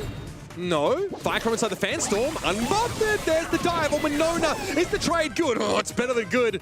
Dog now, V Wesley in the 1v1. It is Doug. Throws it up inside that field, and Dog says, I'm not going to bother. Really interesting. I guess he wasn't interested in feeding that super and hypercharge back to Lou. I feel like that was quite winnable for him, but do they just have the confidence that now that they have this Doug hypercharge, they'll be able to sweep through 2 rounds in a row? It must be. I don't see any other reason why he would have run to the poison. Because Prozzy, Fanstorm again made use of much of the map control given up here by Loud. We're still waiting to see what the plan is supposed to be. We've speculated, we've guessed as to what Loud's win condition is going to be, but now it's time to actually deliver. Upcharge, Dino misses the jump. This is doo-doo. Dog trying to run through that field. Dino caught outside of the open. That is a first round here, convincingly to New Heights. Weird, underwhelming, confusing. We could talk of use all kinds of synonyms for this. What is Loud doing? They are capable of playing something controlled into this, okay? They're capable of drafting this. Instead, they decide to, sandbag, basically, go for this Doug and Kit strat, and then it seems like Doug has a hypercharge, and he could just win that interaction versus Wesley, opts not to. Bizarre. All right, again, they're forced out of the map. Again, there's 2 sideliners here for New Heights, a good range. Wesley and Winona, respectively, are annoying. Loud have to get out of the fan storm entirely. Okay, Dino. Yep. Okay, that's at least traded out there. Nice connections there by Firecrow. Ziggy does have this super. Pretty impactful when the gas starts to close in, but there's a question of whether or not this game will go that long. Yeah, well, Doug is a survival expert, so if he can make it to that stage, then it's looking pretty good. Also, note the wall break. Firecrow just aborts, decides, nope, we're not going to screw around with that wall. We're staying awake because we really need that one for defense in subsequent rounds. They have at least one more round to win. If they can get this one, it would be even better. Oh, really? Yeah. Okay. Just spelling it out. They're going to go straight back to the wall, though, and end up having that destroyed. But hey, Firecrow just needs 1 block. He's like an enemy in Minecraft. You wouldn't believe what they could do with 1 block. Winona is going to be in trouble. Flattened there by Dog. It does seem this comp is very powerful when the gas is close, but now they'll have to start the round with the map opened up. Okay, is Ziggy going to be the 1-block wonder? Nope, he wants the bedrock on the left side. It's unbreakable on the right side. That's the combo we needed to see. There's a guaranteed kill on the right. Now the Ziggy super is in. That's going to slow down Winona if it catches up with him. Looks like he just barely made it out of the way. But a 3v2 is pretty much always a death sentence at the professional level of play and knockout. Yeah, we see now just by how powerful this combo is. Just getting that extra damage field around your kit makes it guaranteed. Winona, upcharge super. Okay, I like what you're thinking here. Dino's able to get out of the minefield, though, and Dog did pop super. Still was going to respect the mine damage. There's the dive. Surely this is it. Oh, yeah, that's got to be the dagger right there. Looks like Doug caught up just in time. Otherwise, maybe Bo could have escaped with his life, but you're just not winning that 1v2. That is the duo. That is a centerpiece of this composition. Ziggy's just kind of here to, put on a bit of showmanship and some flair, get some damage out there. And zone your opponents away as well, yes, because you are going to give some map control up, and throwers are the kind of brawlers that can allow you to get back into that space, or at least, prevent your opponents from running over you. So, now we see what this comp can do, but it requires a Doug hypercharge. And Loud need to build one of those before they lose the set. Okay, this gadget from Ziggy is going to be pretty effective at keeping Wesley and Prozzy at bay, but now they have to wait for that thing to recharge. Meanwhile, Dino, this lurking fear on the right side, it could be some damage, but not quite. Really hasty. No one was in position to take advantage of it, though this should be a kill on the right side. Wesley's making his way away. Just barely avoids the super, and Kaze is going to get the execution onto Firecrow on the right side. I mean, it all starts with a bit of a dodgy dive from Adinho, doesn't it? Okay. Loud say, it's fine, it takes us a couple rounds to build up this hypercharge, so we'll be back, no worries. They had to play from behind here, though. Dog does have hypercharge at the ready. Matter of building the super, which is pretty trivial for the Doug. Just has to take some damage or heal his allies. Here's the hypercharge from Prozzy. It's going to force everyone to scatter. Now it's time for Dino to move. Has to guess where the enemy's going to go. Well, he's blinded. He's in the fan storm. And now it's completely wasted. Excellent move there from New Heights Gaming. But Loud on their back lines will be taken down at match point. They can't get it done. In such a weird draft. Why did they choose that? It just takes a whole lot. There's so many moving parts. I think I kind of get it. If you want to try for that kind of strategy and you're already 2 sets to 0 up, you go for it. But boy, you need to be able to land these kit dives. Now, some Adinho missed Natty. Some of them, obviously, the fan storm made it impossible. He had to literally guess where his opponents were, and he had no choice. That Doug Hyper was on him. He had to go and had to try and make something of it. Unfortunately, there's just too many fail states for that kind of composition. I'd like to imagine Loud would want to close this series out with stability, looking solid, looking like the team we always knew them to be. But that one was a stinker. We have at least a set. New Heights Gaming, I want to thank you here for your time, your draft this time around. I wasn't a big fan. I thought it was chalked, but thank you also, Loud, for giving them a chance. I'm so happy. I think I do think if Loud got the bow, it's mega cooked, right? Those supers get built up so easy for the Doug, but that's fine. Look, I think those fan storms were really, really, really important there for ProZ, and understood that was part of their win condition, making it so Adinho did this, just missed his dive. Even with that Doug super, there was an answer. Wesley could slow them down. New Heights did draft the Lu to make sure there was some stopping power for the Doug, but you can see how it's not perfect. You can see what this Loud comp can do. But it really felt like the stars had to align. Loud outdrafted themselves here. They went for something cheesy and then failed to execute with it. New Heights Gaming just knew what to do against this. You don't make it this far without being able to deal with like weird stuff that teams that are not as good as you try to pull off to get an upset victory versus you. But this time it's Loud. The execution was not there. I think they nerfed themselves with such a rigid composition. The round was close though. I think the bow was at the top of the map at like 100 HP at the end of that last round. And that's why everyone's like, it could have gone either way. But it would be nice to see Loud try and be decisive in finishing off the series, you know? I don't want the 3-0 finals, honestly. I like me a really good close map, or match in total. So I hope to see maybe even a map 5. Let's see if New Heights Gaming can push it all the way to set number 5. First up, they need to beat them on safe zone. I would like to see a reverse sweep personally, also for the sake of my predictions. And because New Heights Gaming, again, they're the new bloods, and so far in every single other region, we have seen some new faces on the block. East Asia, not quite. At least they have better men now in 8th division, but other than that, not too many new faces. But still, Loud has always been super strong. Last year already give space to some new teams. They did that already last month. Now they're super happy to be standing in the grand finals, and if they win today, at least we do have a new winner also in South America. I'll tell you this, though. I want Loud to win story-wise because I want to see the return to form for these players. They placed top 8 at Worlds last year. Now they come in and they get taken down in a semifinal? That's strange, okay? But then we have a new Eternal Seconds in New Heights Gaming. That would be pretty sad too. I mean, sure, but I want to see the top dogs in the region like stay on top and stay reliable. Yeah, I want to see the consistency. I want to herald an era of South America not getting utterly clapped at international tournaments. Me too, yeah, because the furthest they've made it was, what, top 4 in 2021 with INTZ? Brawl Cup was, they did okay at Brawl Cup, right? I think Loud were, reasonable there. But yes, I mean, INTZ obviously, but that was an event kind of shrouded in controversy anyway, because INTZ was like the online factor, you know what I mean? Like, there's an asterisk even next to that result. Like, I want to see these guys kind of deliver what they've been promising the world for so long.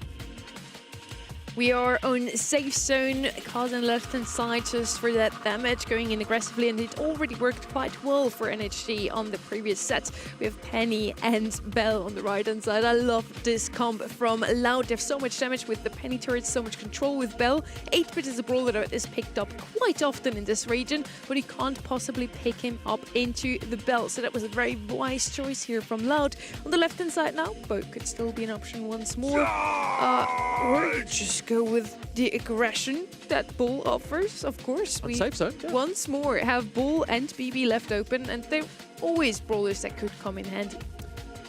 Charlie, Cord, like these are ways to deal with the aggression. Penny would ordinarily punch right through all of those spawnables, so you don't really have to be thinking about that anymore if you've gotten it for yourselves on Loud. I see big potential to counter this from Loud. Now, New Heights Gaming, of course, they have another selection of their own. Byron is going to keep those aggros alive and healthy. But what about the defense? That's my biggest question. I see a lot of damage, and I don't see too much in terms of, like, if something gets on top of my safe, then what am I doing? I don't know if Loud have the comp to race yet, though. They do need some high DPS. Charlie's not an option because she's been globally banned.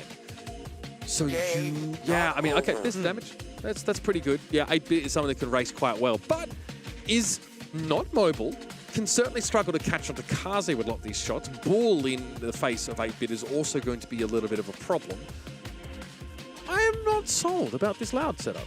Penny and 8-Bit both need their supers to really do well, and they play into 2 tanks, so at least those supers are going to be available in no time. We have seen a Penny pop up last week also for Humble in that grand final. I really like the comp of the right-hand side there. Left-hand side, it all just revolves around those 2 tanks actually making their way to safe. Loud could close things out here, but we want to see a set 1. Okay, I want to see, how these tanks do close the gap. Firecrow, Salty Barrel there used straight away. Prozzy picked off. Winona has to find a way in, but I think Firecrow's in a pretty annoying spot here on the right. Yeah, and he's not a brawler you want to feed either. Prozzy's going to do his best to circumvent these attacks, but it's not happening. Winona in, attempt at damage, but completely rebuffed. Now Firecrow's in position, and the turret is active. Needed to lock onto that safe, which it is done. And now as long as he can play D around this right side, then it looks great. Winona now killing 2 birds with 1 stone. Oh, never mind, doesn't get the takedown on Firecrow. The Salty Barrel was enough, but at least he got rid of those troublesome walls that Penny wants to hide behind. Okay, Prozzy is behind enemy lines here, but notice that he's very defensive setup. Just setting up that damage-boosting turret in allied territory. Here comes Firecrow, should be able to finish off. Now there's going to be a hypercharged turret. This one is the scary one, folks. Now, 2 bombs per salvo being fired off. Prozzy doesn't really have anywhere safe to stand. Those incendiary fields burning. Hey, it's a good thing that it's targeting him, though, because it means that it's not on the safe. And if Wesley makes 1 misstep, then he could not only be taken down, but allowed that turret to target the safe. Loud now suffering some damage on their side. Prozzy is marked up. It should be just 1 or 2 clips for Nadinho to take him down. Guessing at the position, firing away at the right side. Wesley also with a hypercharge in. It's some pretty serious damage, but on the home front, it doesn't really get that much better. Firecrow's been allowed to set up his turret on top of the safe. Yeah, that's going to be cleared, but will be. Prozzy takes care of it now. Close game, but New Heights do have that lead. I do think they're a little tanky. Nest egg popped out here by Kyodog. Wesley trying to get into the map now. Notice the super being flashed by the 8-Bit. There's a lot of damage at the ready for these longer range brawlers if Loud can get in position. Firecrow, without those walls to hide behind, is looking a lot weaker. It's going to be a mark on Wesley that forces him back. It's exactly what we needed to see for Loud. New Heights Gaming taking so much damage.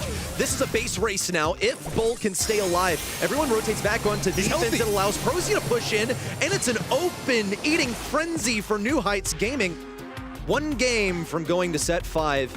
I don't agree with the rotation of defense. I feel like if they committed to offense, they could have won the base race. Quite possibly. I think the Bull is obviously pretty problematic up close. I don't love the comp from Loud. I think that obviously Penny quite potent here on the high space map, but your turret has to lock onto the safe, and you need a longer route for that turret to really get your value. New Heights are trying to deny that with these all-in plays. Here comes Winona, eats a nest egg, pops that shield, causes he drops low, and it's going to get some nice little incidental damage on the safe. Hey, 10% essentially for free, that doesn't suck. No, not really. And New Heights Gaming, I think, have identified that, hey, look, we need to have Wesley on a tank as much as possible. Ooh, nice gadget there from Nadinho to keep himself alive, but Winona doesn't seem to have any reservations about pushing in, or he could just use the super on the right side. No, not quite. Defense mode for Loud.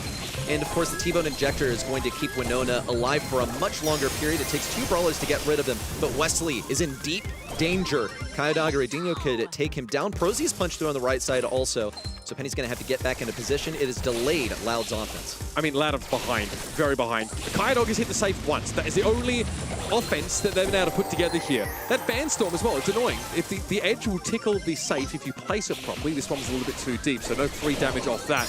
But still, Loud need to get busy with some of the safe damage. Nadinho with the teleport forward, opts to go for a defense versus Winona, but he kind of has to. Prozzy and Bull are all over the safe. Winona, despite being marked up, still boasts 10k HP. Kyodog in close range, goes for 1-2 shots. Wesley with the delayed super, no healing there, but still tons of damage. Meanwhile, on New Heights Gaming safe, it's like Loud are just starting off the game. They haven't even gotten the first shield broken open. Yeah, they are, though, in a pretty strong position. There's going to be a window of time bought, though, for New Heights as that knock comes in. Loud are on their last legs. The moment New Heights actually make a break here, this could be over. However, you're starting to see how impressive the Penny can be, and that Fanstorm's being used to damage that turret down, but it's not enough to actually remove it. So the hypercharged turret is still active, and here comes Winona. Surely now's the time. Yes, go, kill the safe, just beat the crud out of it, and that'll do it. Loud have decided they'd like to play Maximum Brawl Stars in this final. I still don't really get that 8-bit pick, but you got to give credit where credit is due. New Heights Gaming bringing us to set number 5. It was a match point in set number 3 for Loud. Now they've been dragged kicking and screaming to what could spell their doom. in one final set. I still don't really get it. I've never really been impressed by what 8-Bit has to offer here on really any map in modern Brawl Stars. Really slow, so much emphasis on defense. Look at all the damage Firecrow's churning out. Like, they just had no aggro, basically. They had a solid setup in game number 1 where Firecrow locked onto the safe, but once the wall was broken down and Winona got rolling, there was no stopping. And look at that safe damage from Winona. Definite MVP for me here. He got a couple of kills, but he pretty much just focused on damage, and that's the objective of the game, at least in Heist. We have Nuance Gaming prolonging this one. We go all the way to set number 5, but they still had so many mistakes. Prozzy throwing a Kaze ult, not quite on safe. That's when does indeed, that ever happen? And then Wesley throwing his hypercharge with Byron too late to actually keep Winona alive on the save. Just maybe a bit unfortunate, but yeah, so many mistakes on both sides. I want to see the best possible Brawl Stars now in set number 5, and I'm super happy that we are going to go all the way. That's what a grand final should be. Yeah, I mean, when you saw the Bull being drafted, your first reaction was, oh, well, there's like Cordelius, there's like Charlie, obviously globally banned. Instead of going for an option that actually answers the Bull, you go for an 8-bit, someone who can be run over pretty easily by that. Is amazing if you can set up shot and have a damage boosting turret in front of the enemy safe. In ideal circumstances, it's fine, but the comp really didn't have any teeth, and when your 8-bit is spending half of the game defending, or more than half the game defending, like, you're not extracting value from that pick at all. There are so many options you could have gone for. Other sort of control-type brawlers. The Belle does well enough, I suppose, but she doesn't have the burst damage to actually put pressure down on the Bull. So I think the comp was horrific. And I think they picked up the Bell, or I thought so at least, just so the opponents wouldn't have the 8-bit. You usually don't pick up both of them, but yeah, it is what it is. Loud is giving them another set, if you want to put it that way, with that 8-bit pick. So far, this grand final really all comes down to draft. Let's see who wins the draft then in Shooting Star. A final map. We're going all the way to set 5. I'm super excited that we do get to see as much Brawl Stars as possible, at least in the grand final. In South America so far, we only had 3-0s and then 2 3-1s. They get to first pick Kaze here as we head straight into Shooting Star, which is huge. Obviously, instant blue star. The Mortis instead was actually banned here by Loud, which I would have thought as a pick they might have tried to go for on a bounty-style map. Leon and Angelo joined them, but there's still plenty of those powerful sharpshooters on the table. Double Mortis ban. I think what Loud are trying to do here is just stabilize, normalize, bring things into a draft where they can just go for sharpshooters, basically. Now, Kaze, of course, is in here, and I feel like it's, a pretty valuable first pick just for getting that blue star, but in terms of defense, you don't really have that much to offer. Also looking at Jean for being banned out, usually a pretty strong duo for Kaze. Can heal up, but also can be a pretty strong operator on defense. So Loud are setting things up for last pick. Gus is really consistent. And generally, like, look, if they don't want to go for something aggro last, then they can just pick another sharpshooter. Like, Gus isn't a hard commitment. I feel like just playing based on skill is the method for Loud right now. I feel like they have the mechanical skill to just win this if they can make it a control game. I saw the Kaze and it was like, oh, Byron and Gus are both open. It would be so good if they had it on their side to help the Kaze out. Unlucky for them. But Chloe's also open, and Chloe is a pretty good brawler, as we have established quite often today. We have the momentum definitely on the side of Nuance Gaming now. They just won the previous 2 sets. On the side of Loud, losing 2. Can they turn things around all of a sudden? There's the 8-bits again and Bell. This combination is just another SA special today. I'm surprised to see 8-bits outside of Heist, and it did not work out on Heist. Can it work out here? They have nothing to actually help out the Kaze. Again, Byron, Gus, great options to play alongside her. Chloe's open. Well, look, what this communicates to me is that they wanted the 8-bit so badly that they also drafted one of his biggest counters. Like, for a long time in Brawl Stars, this Just take the Bell. Yeah, this has been a duo. It's pretty, I think, well established that you take 8-bit and Bell at the same time if it's like not banned out and you want to pick up the 8-bit. So, Meeple final selection should be able to box someone so they're less of an issue, maybe move things forward. I agree with this guy as a sharpshooter. Also makes things more difficult for Kaze, who wants to get up close and juke out these shots. Meeple shots are way more difficult to juke because they auto-win. Quick answer, who has comp? Ready? Huh? I think this is a Loud comp.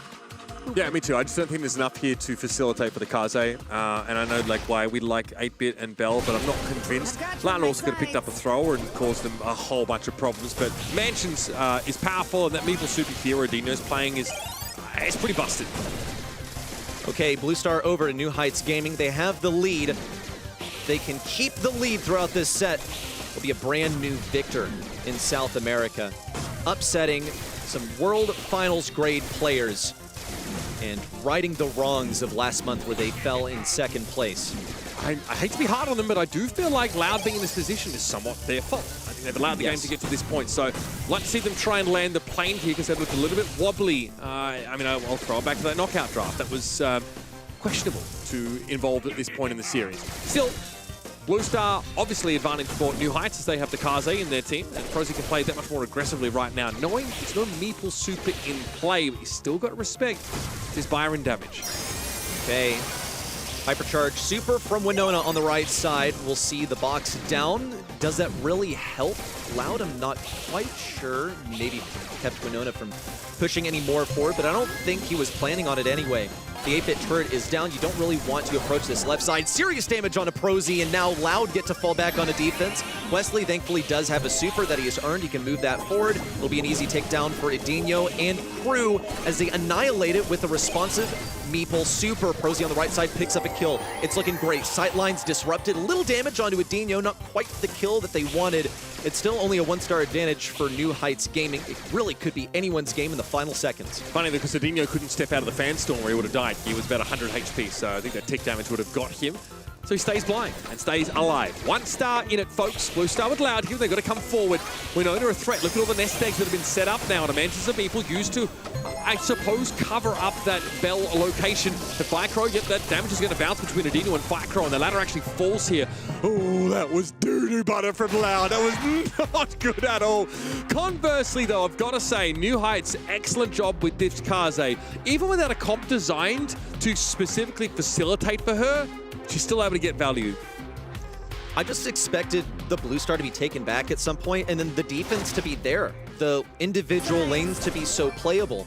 But Loud retreated so hastily, they found themselves backed up against the wall with no other moves. It's going to be the Blue Star once again. Finally, Prosy is boxed. Nothing really for Edinho to do, but Firecrow can get a bit of damage on a Prosy. It'll be a slight amount of health restoration as Prosy changes back into the Geisha aspect. New Heights Gaming, pretty much where they want to be. They saw themselves getting this Blue Star and falling back on a defense. It would be preferable if they had some utility, but they're slowly farming it up. You are watching a reverse sweep in progress right now. Loud have certainly taken their foot off the gas after those first couple of sets here, and I think New Heights are starting to put the work on, despite us all believing that Loud had comp. I mean, the gas looks good here, the Meeple's very reasonable, but the way that New Heights, Prosy specifically, have been able to get into the cookie jar has been incredible. Now Loud have also just impaled themselves on New Heights' spear by running into this damage booster, which is going to be really hard for Edinho to clear. He cannot simply throw down a super onto that wall. This damage booster is here to stay. Okay, Prosy using his dashes to get away. Now the gadget down, but no super to match. You've trapped Prosy and not really much else. 50 seconds to go. Loud only 2 stars behind. The kill on Prosy would really be everything that they wanted. It's Blue Star tiebreaker. It's the 2 stars, and they've got plenty of damage. Now New Heights Gaming backed into a corner. This would be the time. Now they have to be aware of all the nest eggs dropped on the left side. Oh my gosh, no kill confirmed. I mean, it drops people pretty low. This would be the moment. Edinho's got Prosy trapped in jail. That's one. They get a kill on the top side. Loud could run away, but Prosy knows it's time to aggress. Coyote takes serious damage. A kill on a Prosy. Loud running for the hills. One more push possible for New Heights. Very timely super there for Coyote as his back was being shot at. Now Loud have done enough to get themselves a lead. They can give up a bit of the map, and they've got to respect this 8-bit damage booster. Firecrow is down. There's only 2 stars now. Loud really have to be careful here. 3 seconds left, but no real way to go after Coyote. Not with a gas shield, that's for sure. Loud get themselves the game back after looking lackluster. They finally managed to make this interesting. Okay, weather update. It might not be a reverse sweep in progress. It comes down to one crucial game. And there's no overtime in Bounty. There is only a tie-breaking Blue Star. 2 minutes from now, we will find out who is the victor of the second monthly final here in South America. Is it new blood in New Heights Gaming, or is it the old guard of the region in Loud? Mantis of Meeple doesn't catch anyone, but Loud use it to surge up on either of these side lanes. Adinho clearly wants to be aggressive to try and get the better of this 8-bit before he gets a damage booster set up. Kaidok here was crucial. He used the Cookie Popper to destroy damage booster last round, by the way. That's just how problematic that is. But this time, Loud quickly take that map control. This is where Meeple becomes extremely oppressive. Super, though, doesn't quite connect onto Prosy, but enough damage from Firecrow does. That is some sharp shooting from the Byron player. Winona also has seen better days. Wesley needs to check himself and not overextend here, but Prosy might have seen an opportunity to come forward. Adinho falls. Another missed Super there from the Byron, but no harm, no foul. Loud still ahead by the Blue Star. Loud, they're going to stay on the aggro. They know this is where they want to be. Oh, No missed. way! Wow, I can't believe that Hypercharge missed. It was just barely off the mark. Loud still have the advantage, and they have position. Oh, but they've given it up. They're retreating big time. They know they don't really have the Byron Super anymore to act as a threat. That kill confirm that it often is. We'll at least see a Meeple Super that proves to be pretty threatening. And could be Firecrow wrapping around the top side. Wesley is there to punish. Prosy's trying to make a hero play. That's going to be the kill confirm for Loud. They're now 4 stars in the lead with the Blue Star. Firecrow might be 0 from 3 on supers this round, but at least he hits the shots when the Kaze walks up on them. That's tough for Prosy. Also a Cookie Popper there. Some extra damage found on the Kaze. You know what New Heights' game plan is, folks. They have to run Loud down, and Firecrow's going to respond instantly. Throws that super down. Prosy is in trouble. Picked off. Kaidog wants to go aggressive with that bubble of his own, but now a hypercharge pop just for raw stats? Question mark. Loud have fallen behind by 1 star. How are they supposed to make up this deficit? They've taken the game. They've taken the series, and they've thrown it out the window. Despicable behavior from Loud. What a result. A diabolical ending to the series that ends in a New Heights Gaming reverse sweep. Mountaintop achieved for New Heights Gaming. They fully live up to their name. And from this altitude, they get to look down upon Loud. Front runners in the region from last year, now reduced to a 2nd place team. At least it's an advancement over last month. Reverse sweep, indeed. In a set 5, they can complete it, and they can avenge themselves from last month. And look at the emotions also from New Heights Gaming. I feel like even they can't believe it. They were at the brink of defeat and still managed to bring it back.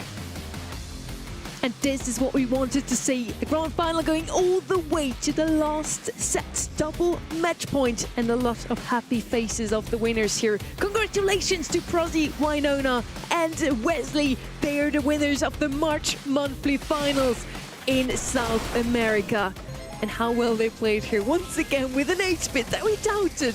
But it worked so well. And you know what's interesting? As soon as they started putting Prosy on the Kaze, they started winning. Every single time Prosy was in Kaze today, they won the set. And we came into Shooting Star, and that's the first thing on my mind. The Kaze was, you know, like you mentioned, there was some mild gaps in the previous heist round, but Kaze looked good there. I thought, you have to, if you're Loud, you have to ban this Kaze. You cannot run headlong into it. And even though we said Loud had comp, and we said that because normally you want some elements to support the Kaze. The Gus, for example. Well, you know, and it feels like New Heights picked both the Bell and 8-bit because they felt like they had to. They didn't want to get counterpicked there. But despite there not being a structure to make life easy for Prosy, it didn't seem to matter. He played fantastically there, and again, it's tough to dive into a Gus comp, you know, when you're playing Kaze. Like, you might get knocked back, you might not have the damage, but so, I mean, yeah, look these looks on Loud's face. Like, that is a horrific throw. You know, as much as I want to talk up New Heights, because I think they've played a stunning series and have had the mental fortitude to fight through, that is a disgraceful throw from Loud. I've never seen something like that before. It's filth. Yeah. And I ask you this exact question. Who is comp at the beginning of this round on purpose? Because you two just did not want to believe in New Heights Gaming, especially you, Reddy. Yeah, look, you were the... I've been the biggest hater today, and I will say officially, New Heights Gaming, you have a new supporter. Loud, that you know, they still reside in my hearts as favorites, but I got to put my faith in the new blood. This is what I said. They're going to have to win it all to win my support, and not that it matters that much, you know, not to be too self-important, but they do finally have my support. I will officially acknowledge them as front runners in this region. Thank you very much. He's gonna leave me hanging. I saw him denying it, and I didn't want to leave you Was that for me? Or for Do we want to talk about these predictions real quick? But why are you shaking my hand? You're the one who won. You're offering the hand. I'm like, fair game. Just dap me up, bro. Good job. Good Wow. job. There we go. job. I'm super happy. What can I say other than that? Let's have a look at the bracket. Just again, rub it in once more. Who is the winner of this all? New Heights. I mean, are you? Yeah, I guess you. We're tied on Preds. Ah, there you go. Because you didn't quite win that outright. I mean, this shouldn't happen. I'm sorry, this should not have happened. Loud looked so solid. I had a lot of confidence and faith in them, I think, because of the games they played in the run-up here. And they're 2-0 up in the grand final. And everything they've done in those two sets looked really good. They looked really solid, dependable. The comps made sense. The execution was there. Everything was working beautifully. And then New Heights, obviously, I think they stayed in there. They showed like some real grit underneath a lot of pressure. Like you're down, you have to reverse sweep Loud. Like that's a lot to ask for. And I think Loud helped them a little bit. Just gave them a push in the right direction, you know? Some weird comps. So that kit comp, the kit Doug comp, New Heights Gaming takes this one, and this also means I now get my spray off the website. If you haven't locked in your predictions just yet for tomorrow, better do it now at brawlstars.com. I have New Heights Gaming winning it all also there, so I'm super, super happy about that. Let's have a look at what we've seen today overall in South America. These are the most memorable plays. Let's talk about it from today. It was New Heights Gaming versus Acre Lovers. This is where their journey began, and bit of a, messy moment here. Acre Lovers, they made a bunch of mistakes. I feel like New Heights Gaming, this is where they lost me a little bit. I was convinced that there was no way they'd be able to take it overall, but they surprised us later. That was an interesting move also from SK Kalalas, who had seemingly fallen from grace, especially with the loss of Prosy from last year, who wound up winning the monthly final today. Yep. Guys kind of cracked, honestly. I think that we saw some good signs from this Elevate squad. Looks like they were showing some promise. The return of Tufa, rather. The 2-for-1 special coming at us here through this track. Unfortunately, that story wasn't to be, but I do kind of hope we still get to see a bit more of Tufa over the coming months here. Yes. For me, I think this New Heights team are legit. I think you're right. They've done enough to prove themselves here. I also think that Loud have turned up now as reminding us that they are a legitimate force in this region. They just fell short this month. They did fall short this month. New Heights Gaming fell short last month. It was also a 3-2. I think it would have been heartbreaking if they once again come out almost at the top and get second in the end. Really, really excited to see South America also coming out with another winner, the third one in a row. That would be crazy. If I'm going to bet on anyone, I'm going to bet on Loud. I'm going to die on this hill. I really think they have the makings of a team that is worthy of taking number one. Just they lost in a 5-set series to New Heights Gaming again, I guess. They're through the game. But, I mean, again, I do think there's some depth in this region, right? We're looking at 4 or 5 teams that could win it all in South America. It's what I loved about last year. I'm glad to see that still present. The most picked brawlers of the day we're gonna look at next, because we have a different meta in every region. I think that's just beautiful. It is really nice. I've said this a few times over the course of the day. The dojo, the regional meta, always so interesting to check in and see what's going on. There's no doubt it's going to be different from the global meta. Whoever manages to make it to Brawl Cup is in for a bit of meta whiplash.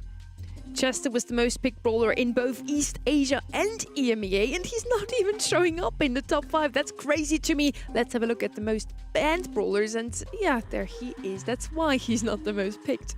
Yeah, look, Crow and Leon as well getting a lot of attention. Ruff's also getting banned pretty heavily, 75% win rate.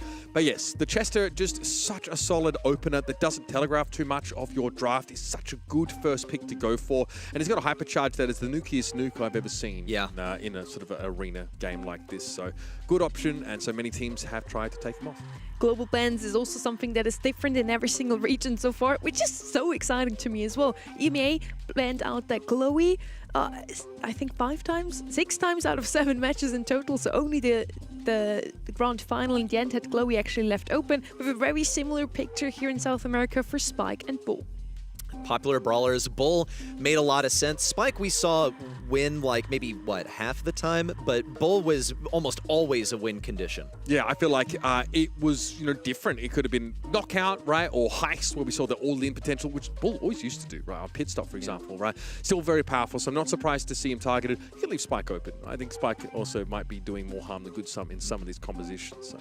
Which teams are now on the way to Brawl Cup? We're just 1 month away. The March monthly finals are almost over, with North America coming in tomorrow. For South America, we have NHG and Eternal currently sitting in those spots. If Brawl Cup were tomorrow, these would be your two representatives from South America, but Loud has looked pretty menacing, and Olympus squad also, I think, impressed us in the quarterfinals. They just haven't really managed to crack the top two like they need to get enough points to make it to the LAN setting. Oh, look, I believe in these guys. They were also the same kind of dark horse team last year. So, again, that top 2 slot is going to be heavily contested, and Loud are only 6 points off of it there. So, still very much a race for Brawl Cup in SA. The top teams are one step closer to the Brawl Cup, and so can you be. Get your tickets.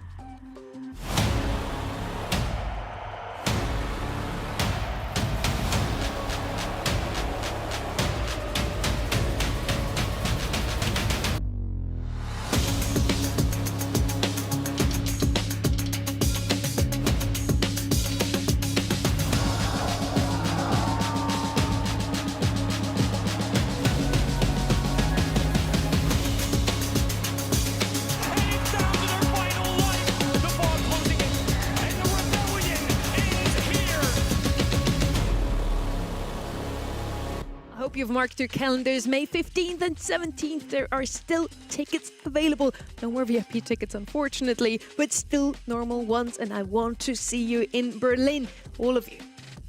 We get some more Brawl Stars for you tomorrow as well. North America is coming up next, and I know especially Reddy is going to be excited for that one.